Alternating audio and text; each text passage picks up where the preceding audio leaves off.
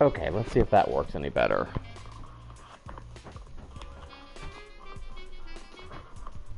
Okay, let's see if that works any better. Yeah, we have actual audio that I can hear. Okay, sorry about that, everybody. My old headset has died on me. I have this spare, and we're gonna try this with this. So, hello, it's Secution. Hope everyone's having a nice day. This is Henchman Story. It is a new game. It is a story-based supervillain henchman game. It looked really neat, and I saw it, and it was like $15, and I wanted to play it, and I figured I'd stream it. It is not spooky, but it does have people in costumes, which is kind of Halloween-y, so I'm gonna give it a shot. And we're going to see how this goes. I jumped in just to see kind of what the game was a little bit. Like, I played for like 5 minutes, so I know kind of what happens in the immediate, like, minute or two. But yeah, so we're going to play this. And we're going to do new game.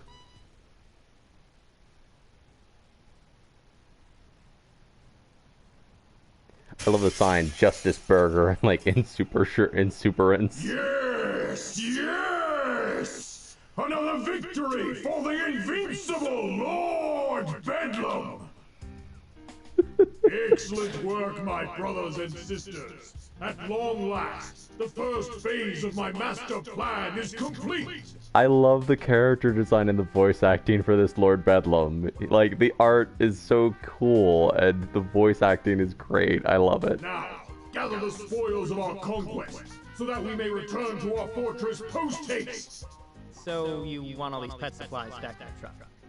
Yes, stack the pet supplies in the truck.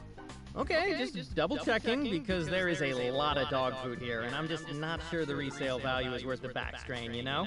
Oh, and do you care about organization? Like, should we sort it by animal, or...?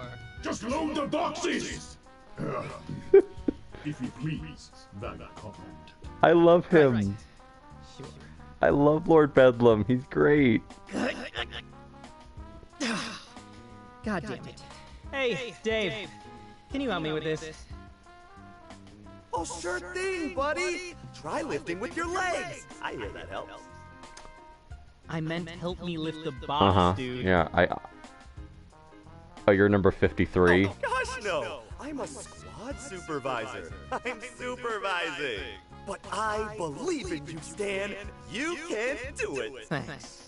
I'm Stan. Great work on that box, buddy. Way to go. Let's see. Nah, let's go with, the leg thing Thanks. helped. You know, the whole lift with your legs thing actually worked. I mean, you hear it all the time, so I just figured it was bullshit, but it really... Oh! Hey, fellas. Doing some late-night shopping for Fido, huh? That's cute. This is a superhero lady.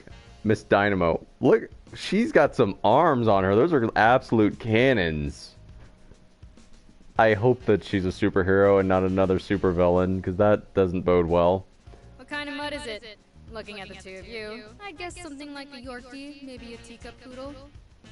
But that's way too much food for a dog that you could carry around in your purse. The other one carrying around my dog around in a purse. I got a nice purse. Oh, he's a super Saint Bernard? So yeah, he's huge, massively big, eats a ton, shits are just, you know, gargantuan. Are you a dog person? Let me guess. Frenchie? Corgi? Corgis, yay! Pitbull. But seriously, step away from the truck and keep your hands off the kibble. This puppy chow heist is over. Oh, gosh. Oh, this is going to ruin Lord Bedlam's whole plan. I've got to warn him. His plan? What about my plan? Hey, get back here! Thanks for your commitment to the team, buddy. You got this. Wait, don't, please. Yeah. Oh, no. Oh, really? Why don't you show me exactly what you've got, pal?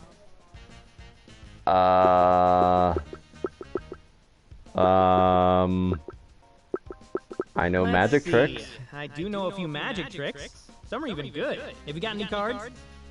No? That's okay. I can work with change too. Just no dimes. I've got fat fingers, so sometimes I drop those. Hey, what a coincidence! I know a magic trick too. Oh, cool. Oh, really? You know, it's always great to meet a fellow enthusiast. A lot of people make fun of it, but it takes real talent. What trick do you know? It's called Stop Stalling and Surrender Already. Heard of it? Doesn't ring a bell. Well, it just may ring yours in a second. Oh, Miss Dynamo, please. So what's it gonna be, Sunshine? Are you gonna come quietly or not? You know I'm not paid to take option A. Well, here goes nothing. Okay, attack from the left, attack from the right. Attack from the right! Some of this!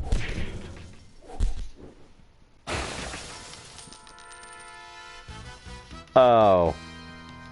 Oh. Oh. I love the art and the music is good. This is a nice track. Yeah, I like it. I'm sorry I'm not talking as much as I usually do. I don't want to talk over the actual voice acting because, like, I love when they have good voice acting in these kinds of games, and the voice acting in this so far has been really, really good. I've liked it. And there's good music too, so hey. Nowadays, everyone wants to be a superhero. You see them posing gallantly on your newsfeed, and you think, sure, they're cool, but I bet I could be that cool too. I'll just do some sit-ups, start drinking diet soda, and add a little extra radiation to my coffee. Done deal. The thing is, not to crush your dreams or anything, but most people really can't. Even if you catch that 1 in a million break and land some superpowers instead of cancer, it's a long shot at best. And if you're some powerless schlub like the rest of us, no chance. Do a billion sit-ups, change your diet, whatever. When a bug hits a windshield, it doesn't matter if the bug's been hitting the gym. It goes splat all the same. What if I do 100 sit-ups, 100 push-ups, and run One Punch Man? I don't remember what but how many push-ups do I have to do to be a superhero? How many sit-ups? What kind of juice do I need to drink? Trust me, I know better than anyone. This is me. No, not the big muscly dude. That's Captain Commander. Or was that Captain Commodore? One of the captains. Anyway, see the guy flying off the page there in the purple? That's me. My name is Stan, and I'm a henchman. Captain whatever wasn't the first person to punch me in the face, and he probably won't be the last. He's just like completely ignoring him as he's punching him. At least this time I got a free 6-pack out of the deal when the guys found out I made the cover of Hero Weekly. Hard to drink with a broken jaw, but it's the thought that counts. That guy in the creepy-looking mask is my boss, Lord Bedlam. No one's really sure what he's the lord of exactly, but he's usually polite and he pays us, so we don't ask. Supervillains don't always socialize with their henchmen, but Lord Bedlam likes to every once in a while. Says that's because we're a smaller operation, we have a family mentality. Not sure I'd go that far. Being a small-time supervillain outfit means that we steal from pet supply warehouses, and that if some animal-themed boomerang breaks your elbow, you have to wash the blood out of the uniform yourself. It does not mean that my co-workers are my brothers and sisters. I don't care how many times Lord Bedlam says it. Mostly, I think he just wants to show up for game night and pretend it's not weird. It doesn't help that the mask kind of gives him an unfair advantage at poker. Not that anyone's ever had the guts to bring it up. Honestly though, it could be worse. We've got food, 4 walls, salaries, and healthcare. I mean, not good healthcare, but you take what you can get when you get your ass kicked for a living. After spending a few years drowning in debt, a job like this seemed pretty damn appealing. You know, moral quandaries aside. Also, the frequent pain. Like I said though, not every day ends in superpowered beatdown. Most of the time my life is pretty normal. Well, from a certain perspective. Issue 1. Clock in, clock out. This is my room. It's a little cozy, but it's as nice as anything I had in college. Plus I get it all to myself. This isn't a bad room. I mean, he got a TV, got a game thing. I like the dresser. Got a decent bed. This isn't bad. I mean, you know, the posters on the wall being kind of crooked or a little, okay. Lord Bedlam did some research, and I guess henchmen that live in private quarters perform 15% better than henchmen that live in a barracks. He's all about the psychological stuff. I guess private bathrooms don't affect performance or something because we don't get those. So after I wake up, I grab my towel and toiletries and head to the locker room. The locker room isn't bad. I mean, it definitely smells a little funky, Though part of that is my fault. I did get tossed into the garbage a few weeks ago after all. Also, sometimes the hot water in the shower cuts out for a second, so you end up yelping like a small dog and hopping around naked. That's super fun. Anyway, the line for the showers is always pretty long, so I start by heading for the sinks to brush my teeth. Morning, Stan! You're looking chipper as usual.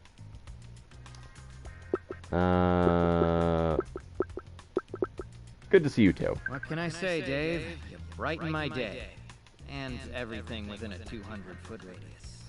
Well, gee, buddy, you know me. Just trying to make the world a better place, one smile at a time. I must have missed that in our mission statement. I kind of like Dave. I mean, you know, he's a positive little bubble of energy. I'd never discovered how someone as disgustingly cheerful as Dave ended up being a henchman for Lord Bedlam. I'm not sure any explanation would suffice, honestly. He's just this smiling, corn-fed, small-town doofus who happens to work for a supervillain. Go figure. Whatever his deal is, I'm stuck with him since he's my supervisor, which as far as I can tell means that it's his job to just kind of exist, but with more enthusiasm. So, pop quiz for you, buddy. What's your assignment for the day? Well, we don't have an operation, and today is Tuesday, so that means I'm guarding a door. Correct! You're assigned to guard the classified Level 4 research chamber. I'm glad that I could count on an experienced guy like you for something so important. Ooh, a research chamber? Well, I've guarded it every Tuesday for years, so yeah, I guess you could call me experienced. I'm a regular veteran of standing next to a door. I have stood next to many doors. I always have to guard the doors here in the tower, so yeah. Not just any door, a Level 4 door, and Lord Bedlam has entrusted its protection to our team. It's a big responsibility. By keeping that door safe, you keep Lord Bedlam's plan safe, and Lord Bedlam's plans are going to help all of us. Doesn't it feel great, you know, to be a part of something bigger than yourself? Most of the time, henchmen fall into one of two categories. Either they think of it as a job, like me, or they've genuinely bought into their supervillain's cause or cult of personality. Dave is definitely the latter. I'm almost certain he has Lord Bedlam tattooed somewhere, I don't mean some wrist or ankle thing. I'm talking lower back. Yeah, it's fantastic. Well, can't do such an important job smelling like this, so I'm gonna go take a shower. See you after assembly. Looking forward to it, buddy. Bam, bam. After showering and shaving and putting on my snazzy purple uniform, I head to the main hall for the morning assembly, where we'll all be addressed by Lord Bedlam in person. The hall itself is pretty massive. Of course it has to be, since it doubles as our hangar, as anyone could tell by the grounded jet helicopter hybrids that sit parked on the hall's east side. It's definitely more than enough room to fit all of us comfortably. After all, we only number about 200 or so, which is a lot less than some of the bigger supervillain outfits. You have 200 people? Wow. At the far end of the hall, there's a small stage with a podium set up. A massive screen with a live feed of the stage sits above it, along with the full lighting rig, like you'd see at a concert. There's also some kind of ominous computer, but I've only ever seen it used for DJing at company functions. Good morning, my loyal compatriots. Lord Bedlam.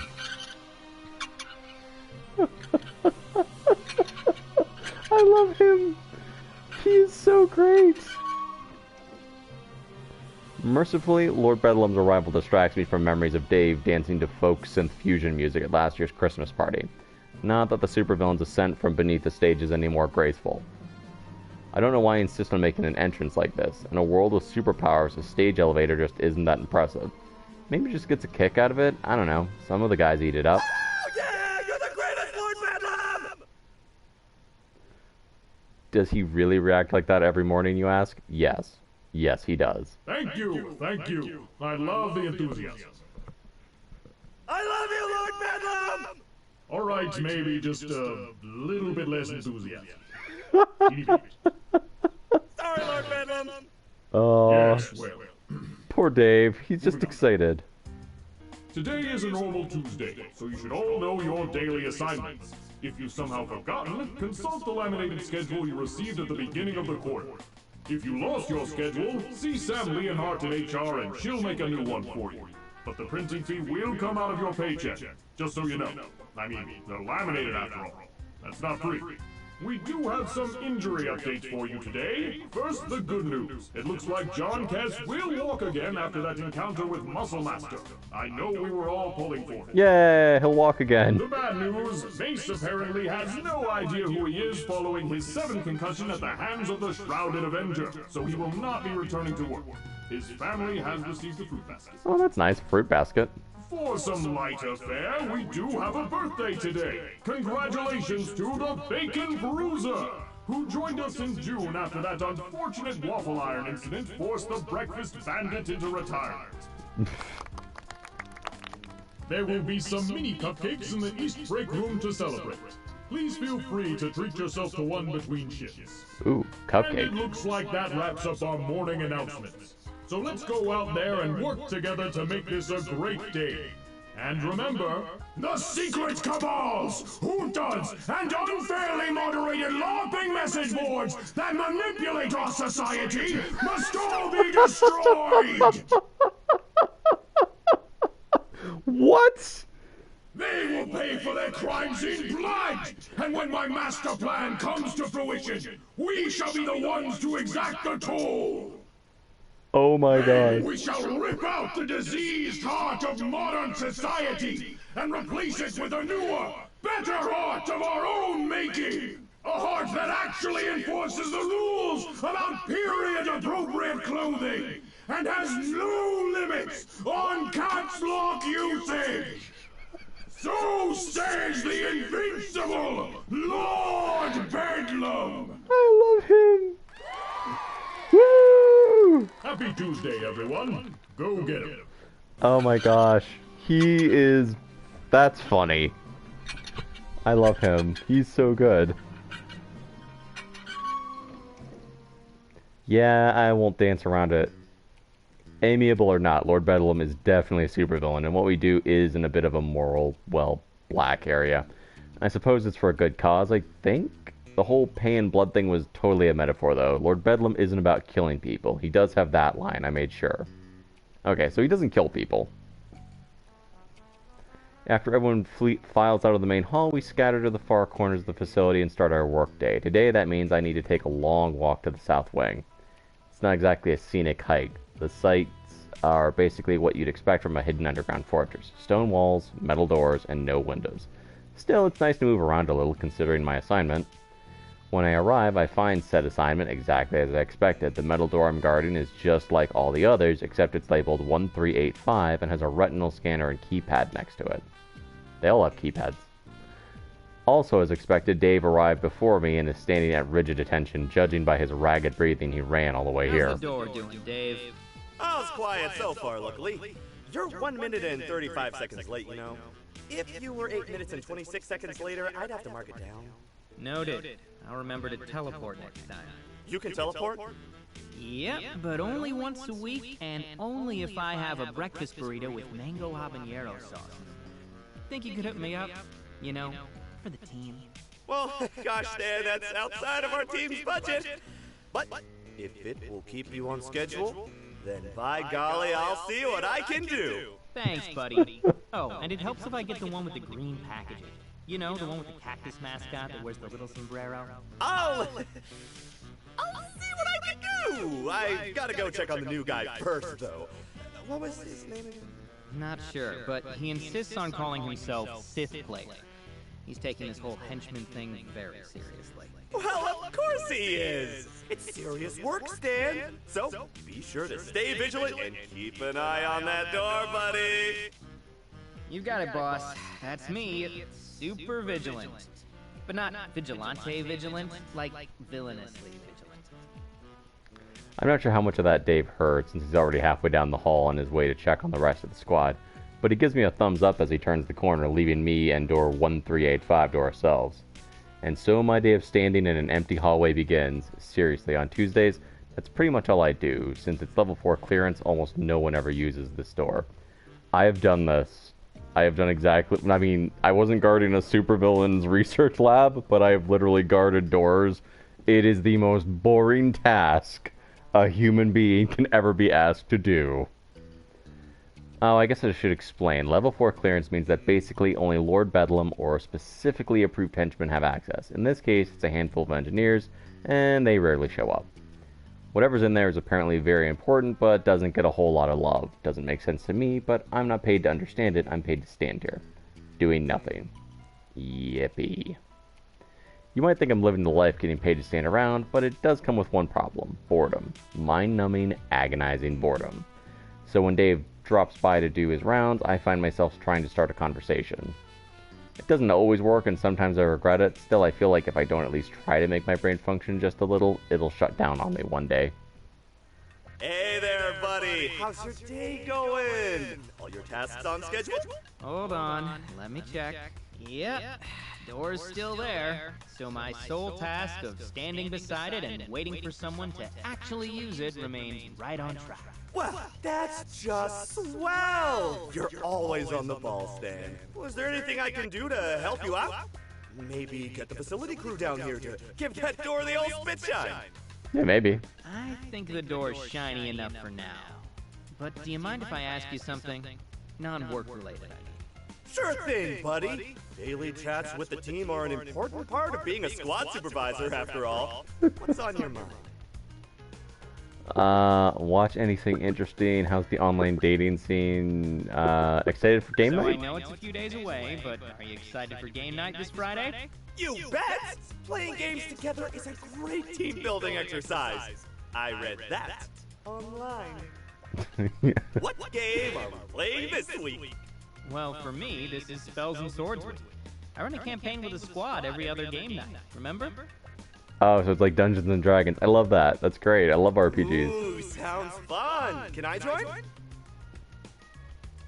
Ah, crap. Why'd I tell him that? Of course he was going to invite himself. Sure, technically he's asking, but he's also technically my superior. It's not like I can say no. Sure. I thought Lord Bedlam and the squad supervisors were playing poker again. Yeah, but I didn't do so well last time. I don't think poker's my game. Poker's confusing. Don't feel too bad. Poker isn't anyone's thing when Lord Bedlam's playing. What do you mean by that? My cat just went running by, sorry. Just that Lord Bedlam is very, very good at poker. As you'd expect from our brilliant leader. Yeah, he is pretty good at things. But that's okay. I'll be playing Spells and Swords with you guys instead. Damn, it was worth a shot. Oh well, I'll have to warn everyone else so they can be ready. Dave doesn't exactly grasp the whole in-characters thing, so it takes special preparation. After the last session he played in, he ended up buying a gallon of chicken's blood to cure a curse that had a witch had put on his half-elf bard. Still not sure if he was planning to drink it or bathe in it. What kind of character should I be this time? Oh, how about a squad supervisor? Is that a class? Okay, bard, no, because you were a bard last time and that resulted in blood. A cleric, we'll go with How about ranger. a ranger? You grew up on a farm, right? That seems right up your alley. So rangers are farmers in this game? This seems a little strange. Why wouldn't rangers be rangers? No, I just figured they were kind of related. You know, rangers are out there in the wild, raising animals, that sort of thing. Okay, that makes sense. You like animals? My gramps always said I had to Aw, keep them. so he likes animals, that's cool. That's kind of sweet. Did you have many pets? Not pets exactly, but we had a lot of chickens. I was real good at butchering them. Best you ever saw. Oh Gramps. my god, no. No. How does Game Night always loop back to chicken carnage with this guy? How? On the plus side, I think I'm starting to understand how Dave ended up working for a supervillain. Great. Well, just don't try to butcher your animals in the game, okay? They're useful. Gotcha. Thanks for the tip, buddy. Anything else I need to know about ranging? Not really. Usually you use a bow and just, I don't know, range. Range your heart out, man. Roger that. Ooh, I can't wait. I better start practicing my animal calls. Animal calls. Animal calls?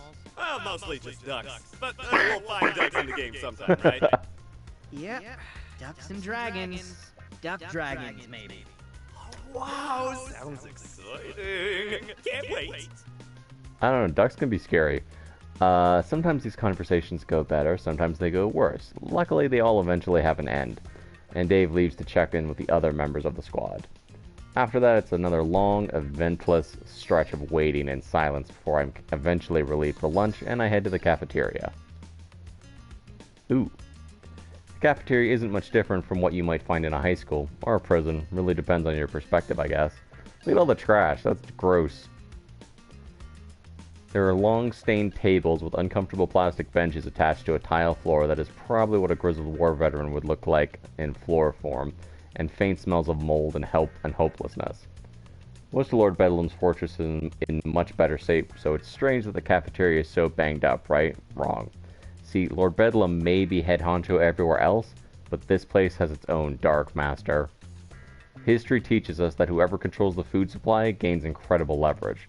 The lord of this terrible domain learned that lesson well, so as long as Lord Bedlam gets his tuna melt, this despot has absolute autonomy. Janitors, maintenance, engineering, none can defy his will. Not here in the heart of his kingdom. So Rose Antonio Giamatti, master of the cafeteria and my stomach's personal tormentor. Next! Hey, talking to you, pal! Oh, sorry. What's on the menu today, Chef Antonio? We got bologna casserole, bologna hot dish, and bologna surprise. Bologna. For a month. Bologna. That train we hijacked last month must have had 5 cars of this stuff, because we haven't seen any other meat since. I don't want to eat that. I glanced down at my options. I only see 2. Though they are each labeled as a hot dish and casserole, they look exactly the same. Cheeky bastard. Maybe the surprise is different. I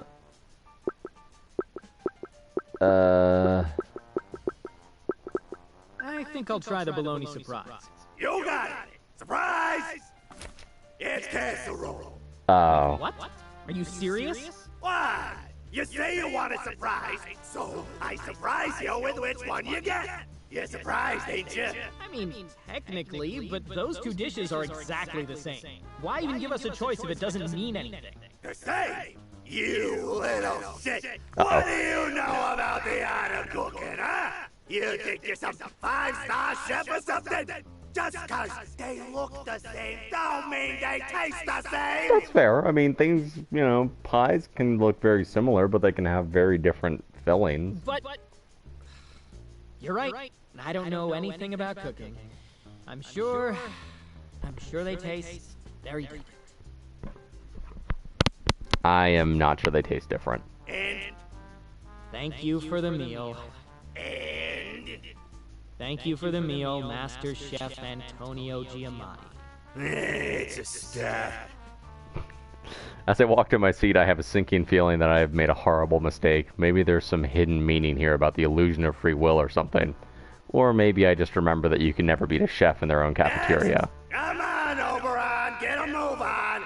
I know they got lines in England. Don't you pretend you don't know how it works because you call it a tubery-doo or something. Come on. Tubery-doo. They call them a Q. I tell you what my days was. I tell you what my day was like after lunch, but honestly, it wasn't any more exciting than the first half of it. I stood by a door some more, had a few more awkward conversations with Dave, and clocked out. The only thing I did differently today was take advantage of my personal food stash for dinner. It's running low. Only a few protein bars and ramen packets left. But better to tap into that than face Antonio again. So yeah, it's like I said. Other than my apparent rivalry with our lunch man, I have a pretty normal life most days. Sleep, eat, work, and repeat. Thrilling stuff. Of course, not every day is the same. We have different assignments each day of the week, for one thing. And every now and then we have what Lord Bedlam calls an operation. In other words, supervillainy. As it happens, this Wednesday is an operation day. Alright, issue 2, Operation Day. Operation days begin the same as any other day. I mean, they kind of have to. Can't do much when I'm asleep, and I don't want to smell like shit, so that means heading to the locker room like usual. Okay. There is an intangible difference between when we're ready for an operation instead of a normal workday. I'll say that. The locker room has an air of tension to it, in addition to the usual odor. People are giving each other nervous glances or cracking bad jokes to calm their nerves. I mean, it's not like anyone expects to die or anything. Superheroes don't kill. One of the perks of being on this side of it. Still, getting hit in the head enough times has its consequences, as Mace found out, or the legs, if you ask John Kess. I mean, we have every right to be nervous. Shit, I know I am. Not Dave, though. He's actually excited about the whole thing. I know, a big shock. Just blew your mind. Morning, buddy. You know what today is? Yeah, it's, Operation Day! Oh boy! I'm so excited. I've got that tingly feeling in my bones. A tingly feeling in your bones? That's more than I needed to know. Aren't you excited too? I hear this is a big one. What are we gonna do? Sometimes I wonder if Dave makes these little slips on purpose just to screw with me. I'm not sure if that's better than being... I'm not sure if that's better than them being Freudian. Oh yeah, you know me. My excitement levels are like that full friggin' capacity. I live to get powerbombed by masked millionaires with messiah complexes. Oh, I don't think any superheroes will be there this time. I heard this is something totally different. They'll never expect it. I'm pretty sure he said that something like that every time. If Dave was a weatherman, every day would be sunny. Just in case they do expect it, I'd better make sure I have time to stretch. See you in the main hall. As an aside, if you're thinking of starting a career as a henchman for some insane reason, never forget to stretch. You'd think this would be obvious, but tons of people totally skip it. Trust me, the last thing you want to do is pull a hammy while you're running from some caped Adonis type, because they will not miss the opportunity to look cool. They'll uppercut you into orbit and strike a pose regardless. That happened to one of my buddies, Mordecai. Fun enough guy to watch a basketball game with, but not quite as funny as he thought he was. He kept trying to call himself Mordecai the Menschman, but it never took. And, you know, in hindsight, he was a bit of a schmuck. Of course, this stretching stuff goes both ways. We once got away from Red Phantom totally unscathed because his calf cramped during the big entrance. Bonus lesson, don't jump through the window if you don't have to.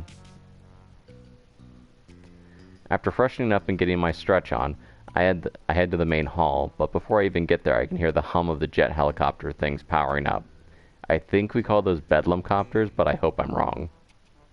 Shit, I think I'm actually a little late because Lord Bedlam's already arrived at his podium. Not that I've missed much. Lord Bedlam gives a motivational speech before operations, and well... The shadowing masters who control our society are growing nervous, my comrades! With their hold on the artisanal baloney industry shattered, they see the writing on the wall! Artisanal baloney? And that writing says they are the ones who are ruining the weekend for everyone! Not the righteous masses who just want the orc barbarians to stop wearing jeans! Yeah, you get the picture. We don't actually get briefed on the details of these things. Only Lord Bedlam and a handful of his top ass-kissers know what's going on. Need-to-know basis, I guess. I know that each and every one of you are dedicated to our noble cause, and that you will follow both my own orders as well as your captain's without question.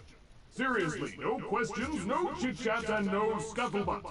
If you're all What about being a Hollow bunch of Blow? chatty-cathy gossip queens, then it makes us look bad, and we need to look our best today. What? Who are we impressing? The rent-a-cops at whatever place we're sticking up certainly won't care. Besides, how professional can we look in purple spandex? Now go forth, my comrades, and let loose the hounds of our endless parade of glory! I don't think Lord Bedlam writes these speeches down. If he does, he certainly doesn't have an editor. Anyone who shares my feelings on Lord Bedlam's eloquence certainly isn't letting it show, though, and I follow suit.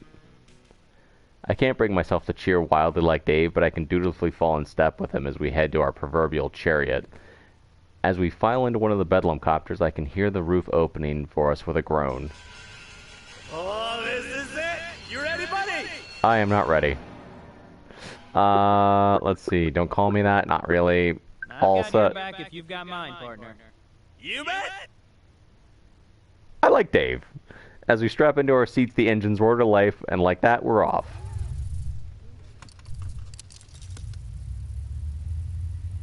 I like Dave. He's a little, you know, he's very, like, middle management-y, but that's okay. Wherever we're going, it's further away than usual. This flight is getting kind of long. I'm not the only one that realizes it either. Some of the guys have been exchanging confused looks. Eventually, though, the pilot makes an announcement. Alright, Meat Shield, put on your makeup and hold on to your eyeballs because we're in the pipe and going in hot! What? What pipe? Actually, we're third in line in, so we're in a holding pattern for a bit. Then we're balls to the wall with foils locked and guns blazing! Woo! Wait, what? I'm pretty sure these things don't have any guns. I'm also pretty sure that we train most of our pilots with video games and film clips, since we don't have any actual flight simulators. Yet, through some miracle, we don't crash during our descent and move to join the henchmen that are already on the ground. Okay. Oh. Sliding down one of the Bedlam Copter's rappel cables sends me through a hole in the roof of whatever building we're hovering over and lands me in some kind of tech office. At least it was an office. Our hole in the roof isn't the only one. There are at least 3 that I can count, one for each Bedlam Copter, I guess, and a few smaller holes in the walls that are probably from weapons fire. A lot of the equipment has been wrecked, but what's left looks impressive. This is definitely fancier stuff than we usually appropriate. Can't figure it out, though. Can't figure out what it is, though. Robotics, app development, I'm not sure. Most of the henchmen seem to have moved on, but half a dozen stand guard over a few scientists that have been rounded up. Another whole squad stands in the middle of the room with Lord Bedlam at their head. Excellent! Reinforcements! You lot! He points to my squad. Damn it, I know what's next. You shall remain here as a rear guard! The rest of you, with me! No problem, Lord Bedlam. You heard him, squad! We're the rear guard, and the rest are going with him! That last part isn't really relevant to us, but I just wanted to make sure you heard. There's a cheer from the other squads as they rush to join the others as they followed Lord Bedlam through a nearby door and out of sight. The rest of us aren't cheering. We've gotta be guards.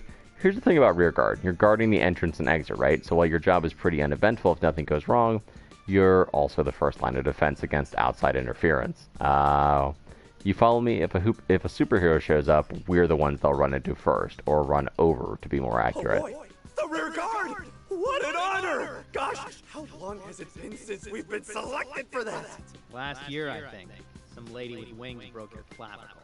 Oh. Oh, right! I sacrificed my body for the glory of Lord Bedlam. He sacrificed his body so he could rob a smartwatch factory. Not even the good ones, just some cheap knockoffs. Looked like they came with a kid's meal. Lord Bedlam's glory will come sacrifice-free this time.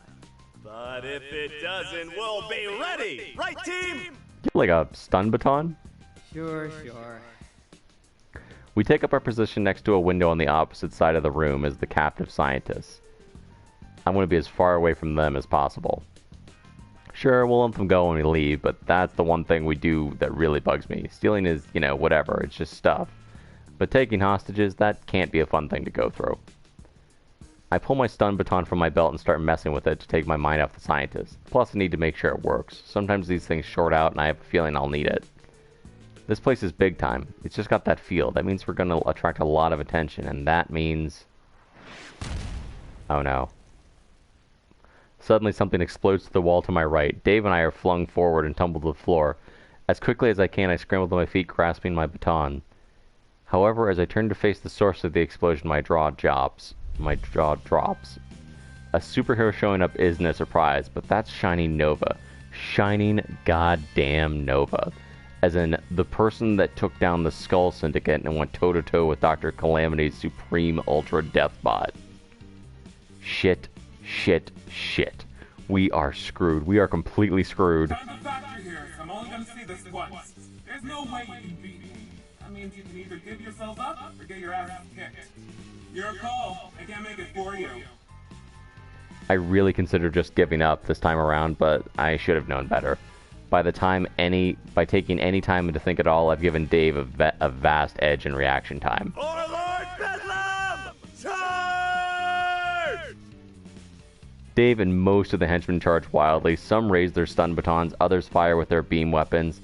It goes about as well as you'd expect. Oh. Is Dave okay? That doesn't sound like Dave's okay. What henchmen that are left seem to be fleeing. The ones that are further away than me, at least I'm maybe 5 meters from Shining Nova, and he's staring right at me. Oh god, he's staring right at me. Hey. Sup? Attack. That seems like a bad idea. Surrender. Dive for cover. Desperately, I leap to the left just as Shining Nova raises a hand and lets loose a blast of energy. I can feel it whiz by me as I come crashing down behind a desk. Unfortunately, an ordinary desk won't do me much good, and even as I try to crawl to my feet, I'm knocked down again as a second blast blows the desk to splinters. Whoops. As I peel myself off the floor, I see a pair of metal feet and stop in my tracks. Looking up, I find Shiny Nova standing directly over me within arm's length. Aw, don't go. We're just getting to know each other. Looking at Nova's armor this close, I notice something. Armor can't completely cover the wearer's joints. There are little gaps that give way to some lighter, more flexible material.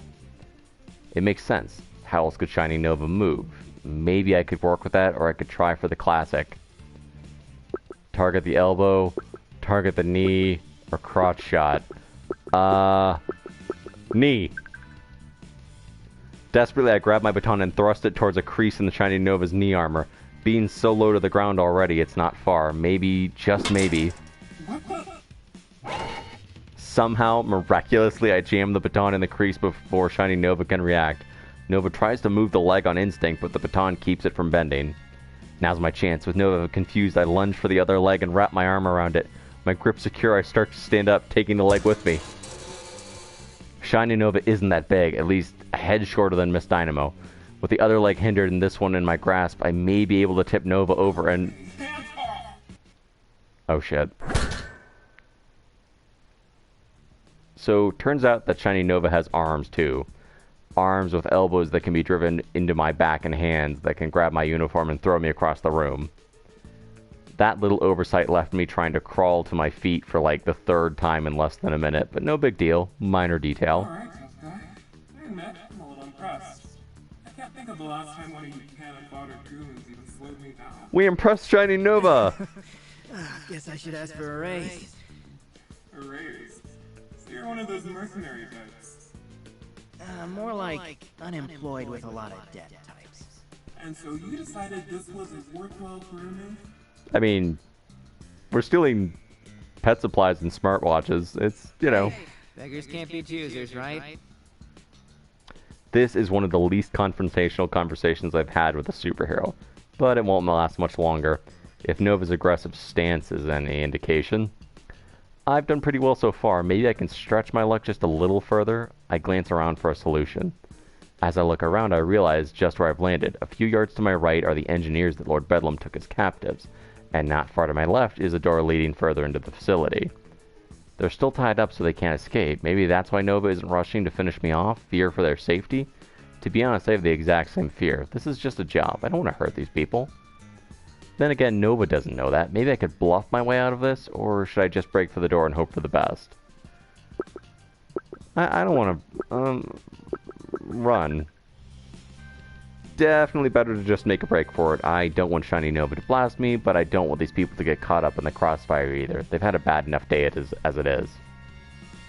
Besides, I dodged one shot, maybe I can dodge a second. As I weigh my options, Shiny Nova steps forward and a hatch opens on the mechanized hero's wrist, revealing a small dart gun. Alright, look, I don't want to injure you, but I don't exactly have you running around causing trouble either. So if you hold still. Before Nova can continue, I push aside the pain, muster what stamina I have left, and scramble towards the exit. Ignoring Nova's shout of warning, I reach for the door, almost there.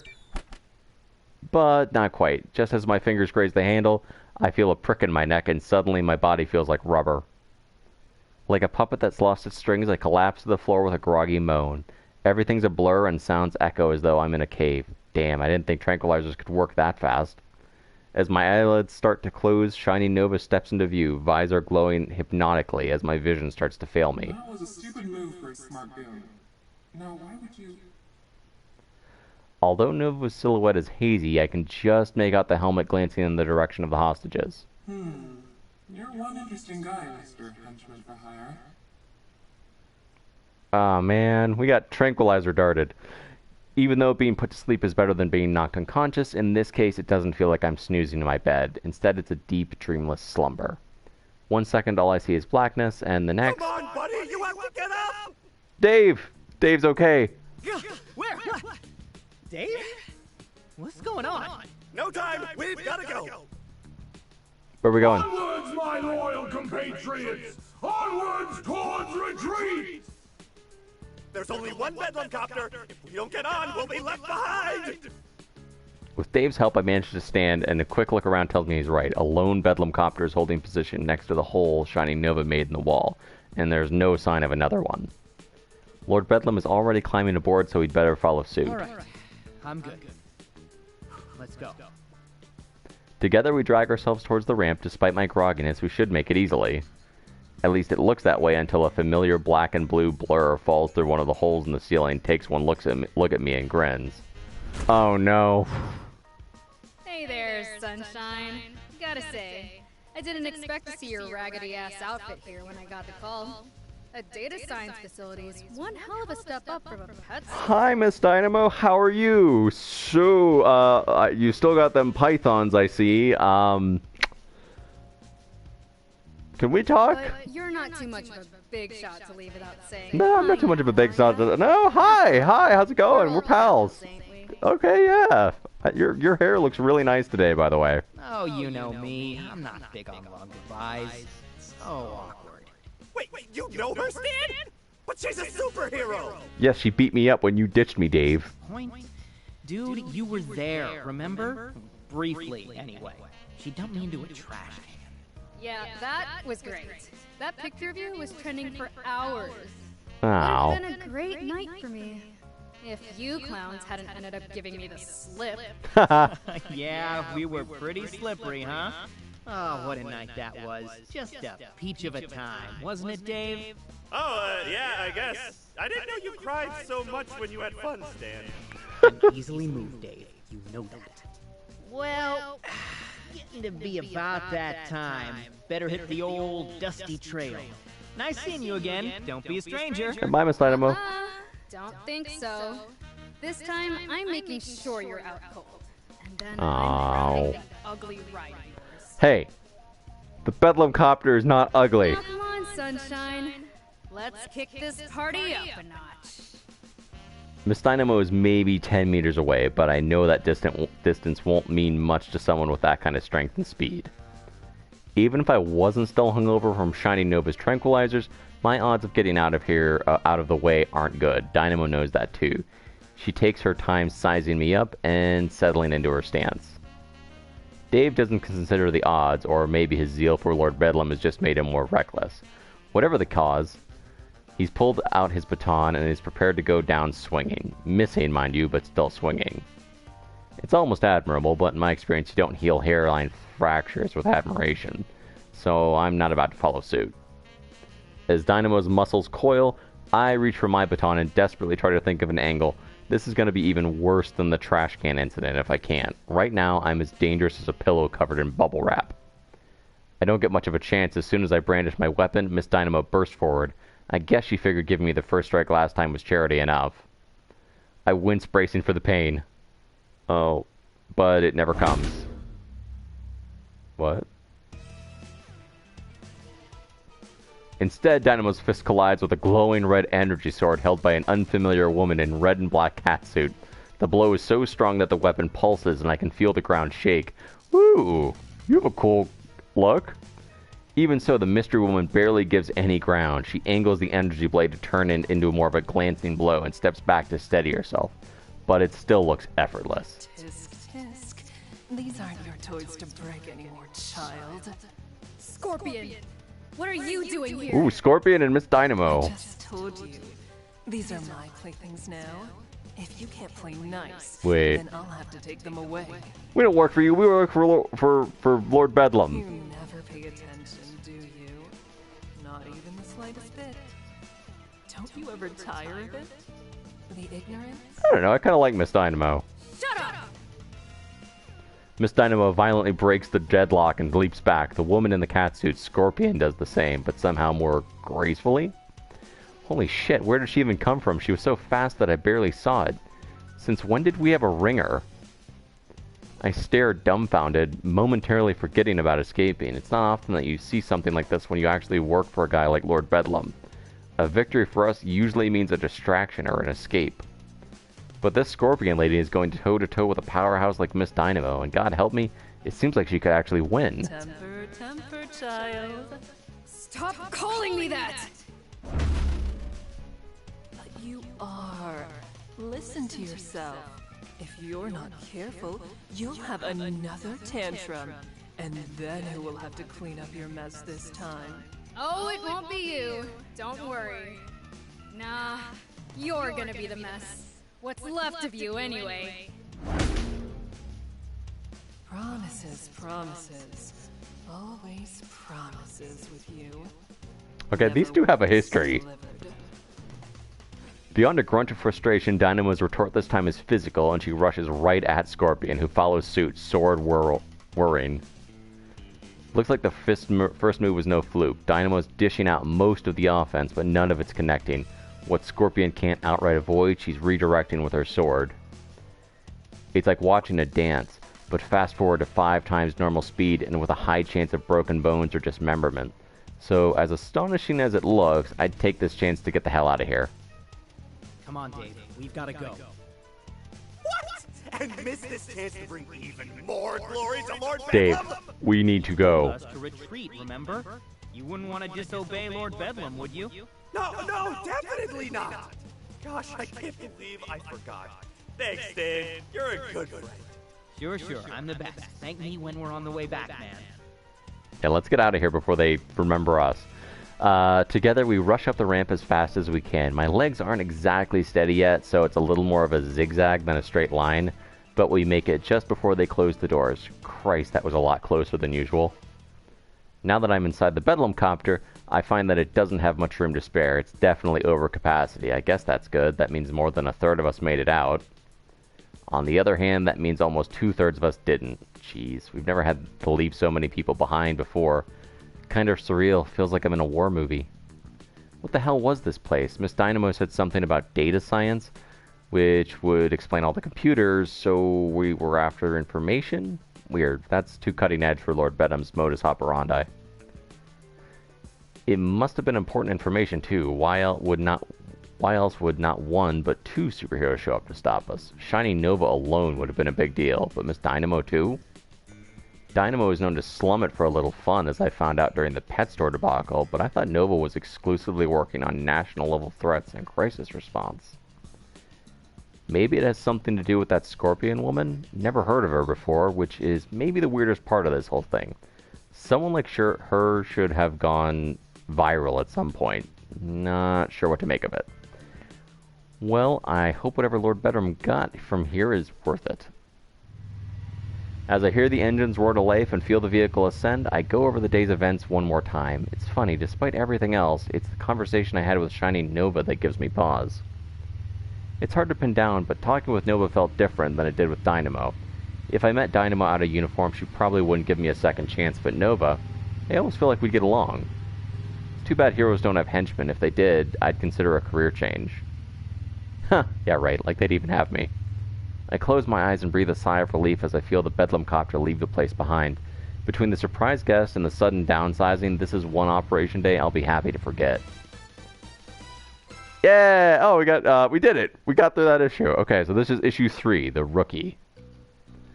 I think it's that sliver of time immediately after an operation where I'm the most grateful for our private quarters because all I want to do is sleep. Fortunately, Lord Bedlam gives us the rest of the day off, and I'm all too happy to take advantage. Within minutes of landing back at the base, I'm sleeping soundly in my bed. Well, as soundly as one can sleep given after a day like that. I didn't break anything at least, which is more than a few of my coworkers can say, I'd wager. It's the little victories, you know? Anyway, aside from a short break to munch on protein bar, I sleep through the rest of the day and straight on till morning. That dang alarm. God damn it. No, I don't want to get up. I really don't. I don't know what Shining Nova put in that tranquilizer, but I feel like I've been hit by a freaking truck. A truck that had, like, a rocket strapped to it. But hey, that's part of the job, so against my body's wishes, I drag my carcass out of bed and head to the locker room to get ready for the day. The locker room feels almost empty. There's less noise, less people, less smell. It's kind of eerie. Guess that's just what happens when you downsize overnight. The line for the showers is much shorter too, but I make for the sinks anyway. Force a habit, I guess. Morning, buddy! At least Dave's okay. Morning, Dave. How are you holding up? You took one hell of a punch. Just some heavy bruising. The doc was worried about internal bleeding, but I guess I got lucky. Yeah. You were out way longer than I was. I'm fine, just exhausted mostly. Still can't believe I got tranked like I was an escaped zoo animal or something. That's my Shining Nova story. Can you believe it? Oh yeah, the hero that took down Dr. Calamity's Ultra Death Bot? They shot me with an elephant tranquilizer. Yeah, it was fine. I just drooled a little. I shake my head and sigh. That fight against Dr. Calamity I mentioned, that's like the 8th on Hero... That's like 8th. That's like 8th on Hero Weekly's most epic showdowns of all time. Nova's big time, man. I trolled in front of a legit celebrity. Nothing's bruised, and I don't have a concussion, so I guess I can't complain. Kind of a nice change of pace from being punched or blasted into unconsciousness again when I think about it. Yeah, we just got tranquilizer darted. Well, I'm just glad to hear you're okay. We lost a lot of the squad, so I need everyone who's left to be working at peak efficiency. How many did we end up leaving behind? Feels like at least half. Sadly, about 60% of our valued teammates gave up their freedom for our cause. Oh, wow. How do you know they were arrested? Some could have gotten away. Oh no, everyone got rounded up. It was on the front page of the Cape and Cowl website. Aww. Cape and Cowl, huh? They actually covered us? That doesn't happen a lot. Cape and Cowl is the premier superhero news blog, but usually they don't cover too many actual crimes. Costume changes, relationship rumors, and controversy make way more money than crime scene reports. That confirms that Lord Bedlam is actually up to something big this time. CNC, Shining Nova, this mysterious scorpion lady, I get the feeling none of them would bother with it if this were small potatoes. Yep, it was quite the day. I bet Lord Bedlam is thrilled, and I'm sure the next phase of his master plan is right around the corner. Even with all those losses, how? Why, with some old-fashioned hard work and gumption, of course. If veteran workers like you double your task list, I'm sure we'll be able to stay right on schedule. Am I going to double my pay? On schedule for what? We don't even know what the next step in his master plan is. You know, assuming he even has one. Exactly! That's why we have to be prepared for every possible plan he prepares. That's what I mean by peak efficiency, Stan. But don't you worry about that. You just leave all the planning to me. All you have to focus on is all the new work you have to do. Thanks. Oh, Really man. appreciate I'm going to have to guard multiple doors. Sure thing, buddy. That's what being a squad supervisor is all about. If you say so. Anyway, I gotta try to scrub this ass kicking off me. I'll see you at assembly, man. After getting myself cleaned up and finding that no, you cannot just scrub away an ass kicking, I head to the main hall. Given our losses, I expected a different sight than usual, but what I actually find is even more surprising. A huge contingent of unfamiliar faces stand in front of the stage, and the strangest part, they're wearing our uniforms. To add to the surprise, Lord Bedlam seems to have forgone his usual entrance and is already waiting on the stage, and standing next to him, with a commanding posture, is yet another new face, but this one I recognize. Oh, it's Scorpion! Okay. Okay, so we couldn't really see Scorpion's design before, so I want to look, like, she kind of... That's a cool design. I like the costume. She's got, like, a sword, like an energy sword. Between the distance and the crowd, it's hard to get a look at her, but there's no mistaking that black and red catsuit. It's Scorpion, the woman who fought Miss Dynamo. That certainly removes any theories about her appearance yesterday being a fluke, so Lord Bedlam is teaming up with another supervillain, huh? Hopefully it doesn't end in a fight like the last team up. I have a feeling Lord Bedlam wouldn't stand much of a chance this time. I have faith in Lord Bedlam. I think he can hold his own. Good morning, my loyal compatriots. Well, most of my loyal compatriots. Some of them. An amount. You'll An notice amount. that we have a few new faces. An amount. After the success of yesterday's operation, Madam Scorpion and her organization have agreed to help compensate for our sudden personnel shortage. Madam? Ooh, that's fancy. Still haven't heard of her, though, which is strange in light of her ability to recruit a small army overnight. So she's Madam Scorpion. But I'll let her explain the details for herself. So let's all give a warm Lord Bedlam welcome to Madam Scorpion and all our new comrades for joining us in our unending Ferris Wheel of Triumph! Our unending Ferris wheel of triumph. Madam, take it away. Thank you. Today, your organization is making an important step forward. Today, you've joined a select group of the most elite supervillain organizations at the cutting edge of our industry. Okay. Normally, a day like yesterday would have been devastating for a small team like yours. How could you hope to replace so much manpower so quickly? In the past, it would be impossible. But today you can, because today, the Scorpion Group is proud to welcome you to the closed beta of our newest project, Henchman, the world's first gig-based henchman contracting platform. Wait, what? You are the results, a contingent of micro-earners ready to participate in our shared villainous economy. They have the freedom to choose when to hench and who to hench for. And today, they've chosen to hench with you. Okay. With Henchman, an organization like yours can operate as a small, family-like unit for day-to-day operations, but temporarily bolster its ranks through our platform at any time. Okay, that's actually a good idea. You can have it all. And let's be honest, that's why we're all in this business, isn't it? So thank you for the welcome. And in turn, I welcome you to the future. The future of your organization. The future of supervillainy. The future of the world itself. And you will be taking an active role in that future. Thanks to the data you retrieved yesterday, we at the Scorpion Group are nearly ready to take Henchman to the next level. Okay. That's why you needed it. You needed us to steal data for your app or whatever. So in the coming weeks, I will be staying on site to help manage your operations. As part of that, you will receive new equipment, your facilities will be inspected, and your individual performances. I'm not crazy about that last one. I look forward to getting to know each and every one of you. I do not want to get to know you. You are scary, and I think that you will beat me up. Oh great, performance reviews. So wait, we're going to be using some fancy new henchman hiring app now? That doesn't sound like Lord Bedlam. Then again, how well do I really know him? Maybe buddying up to the big-time cutting-edge supervillain is what he's always wanted. Well, whatever the case, it doesn't affect me. If I'm still getting paid, then I could care less about micro-earners, or the future of the supervillain industry, or whatever.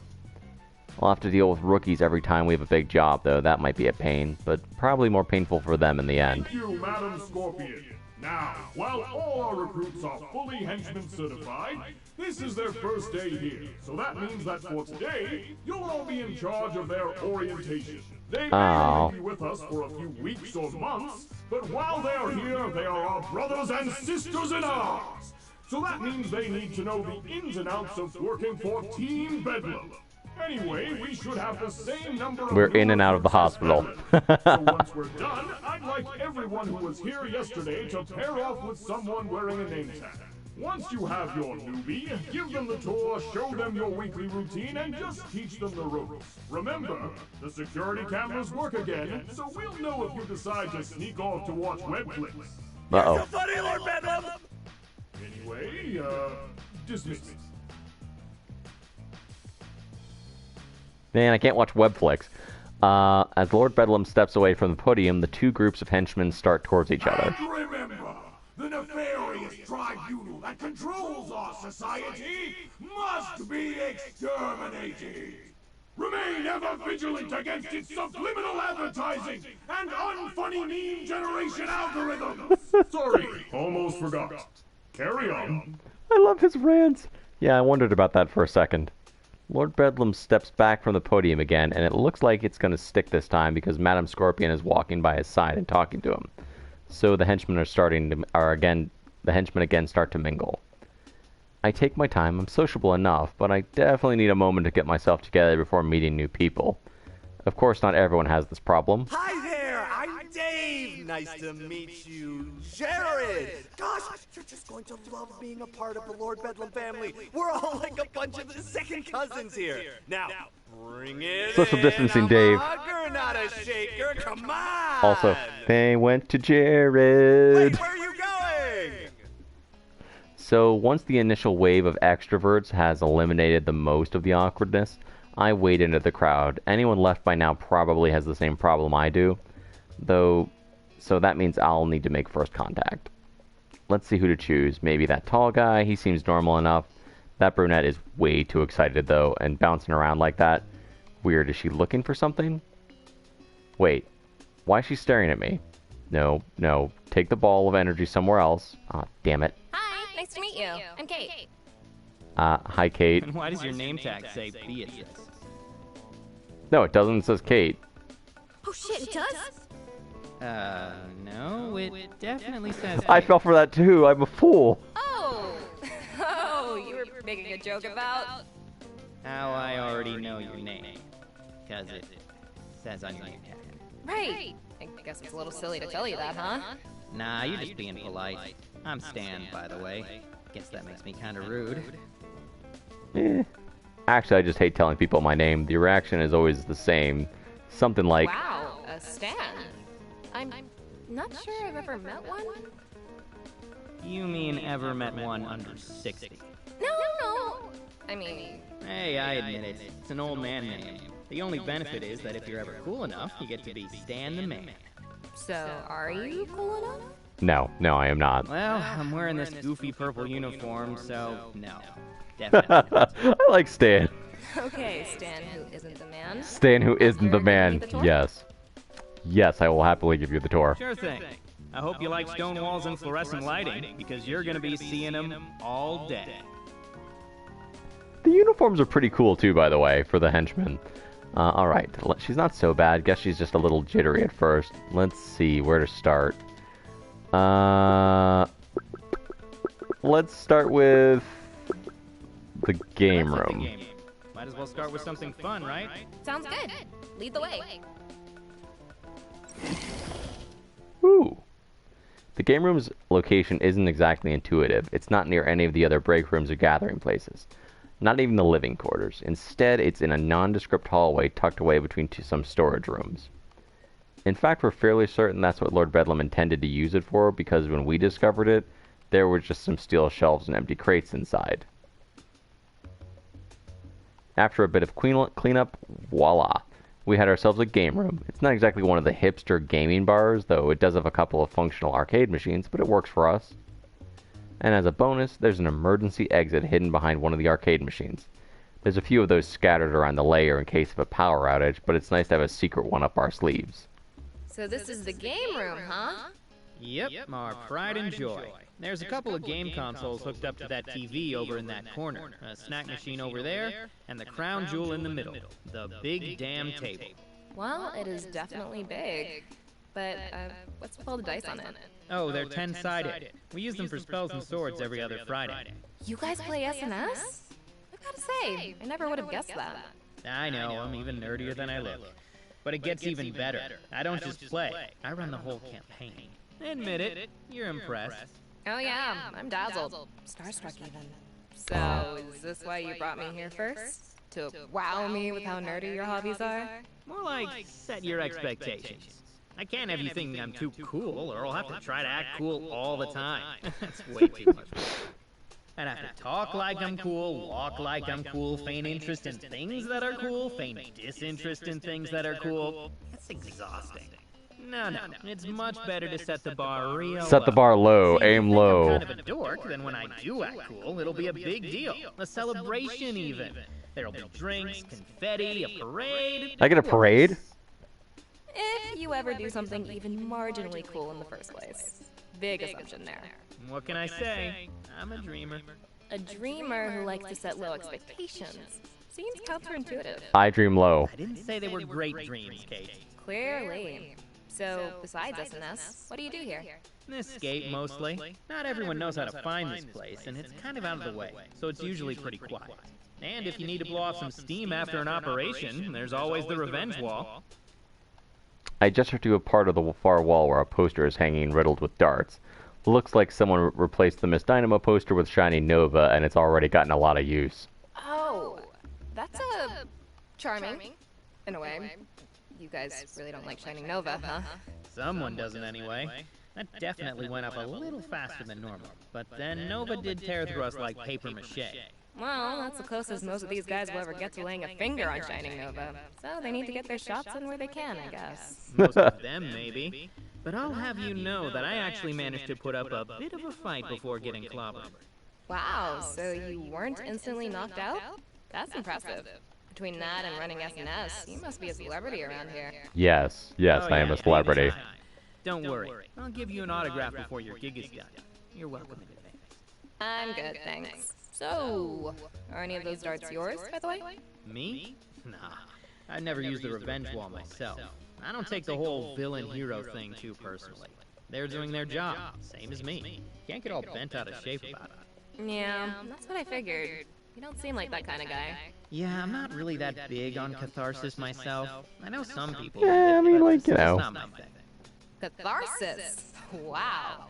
Can't say I expected to hear that word from someone wearing one of these uniforms. I have a thesaurus. I know words. Yeah, well, I took a poetry elective back in college, so I have a few fancy words up my sleeve. I got some $10 words.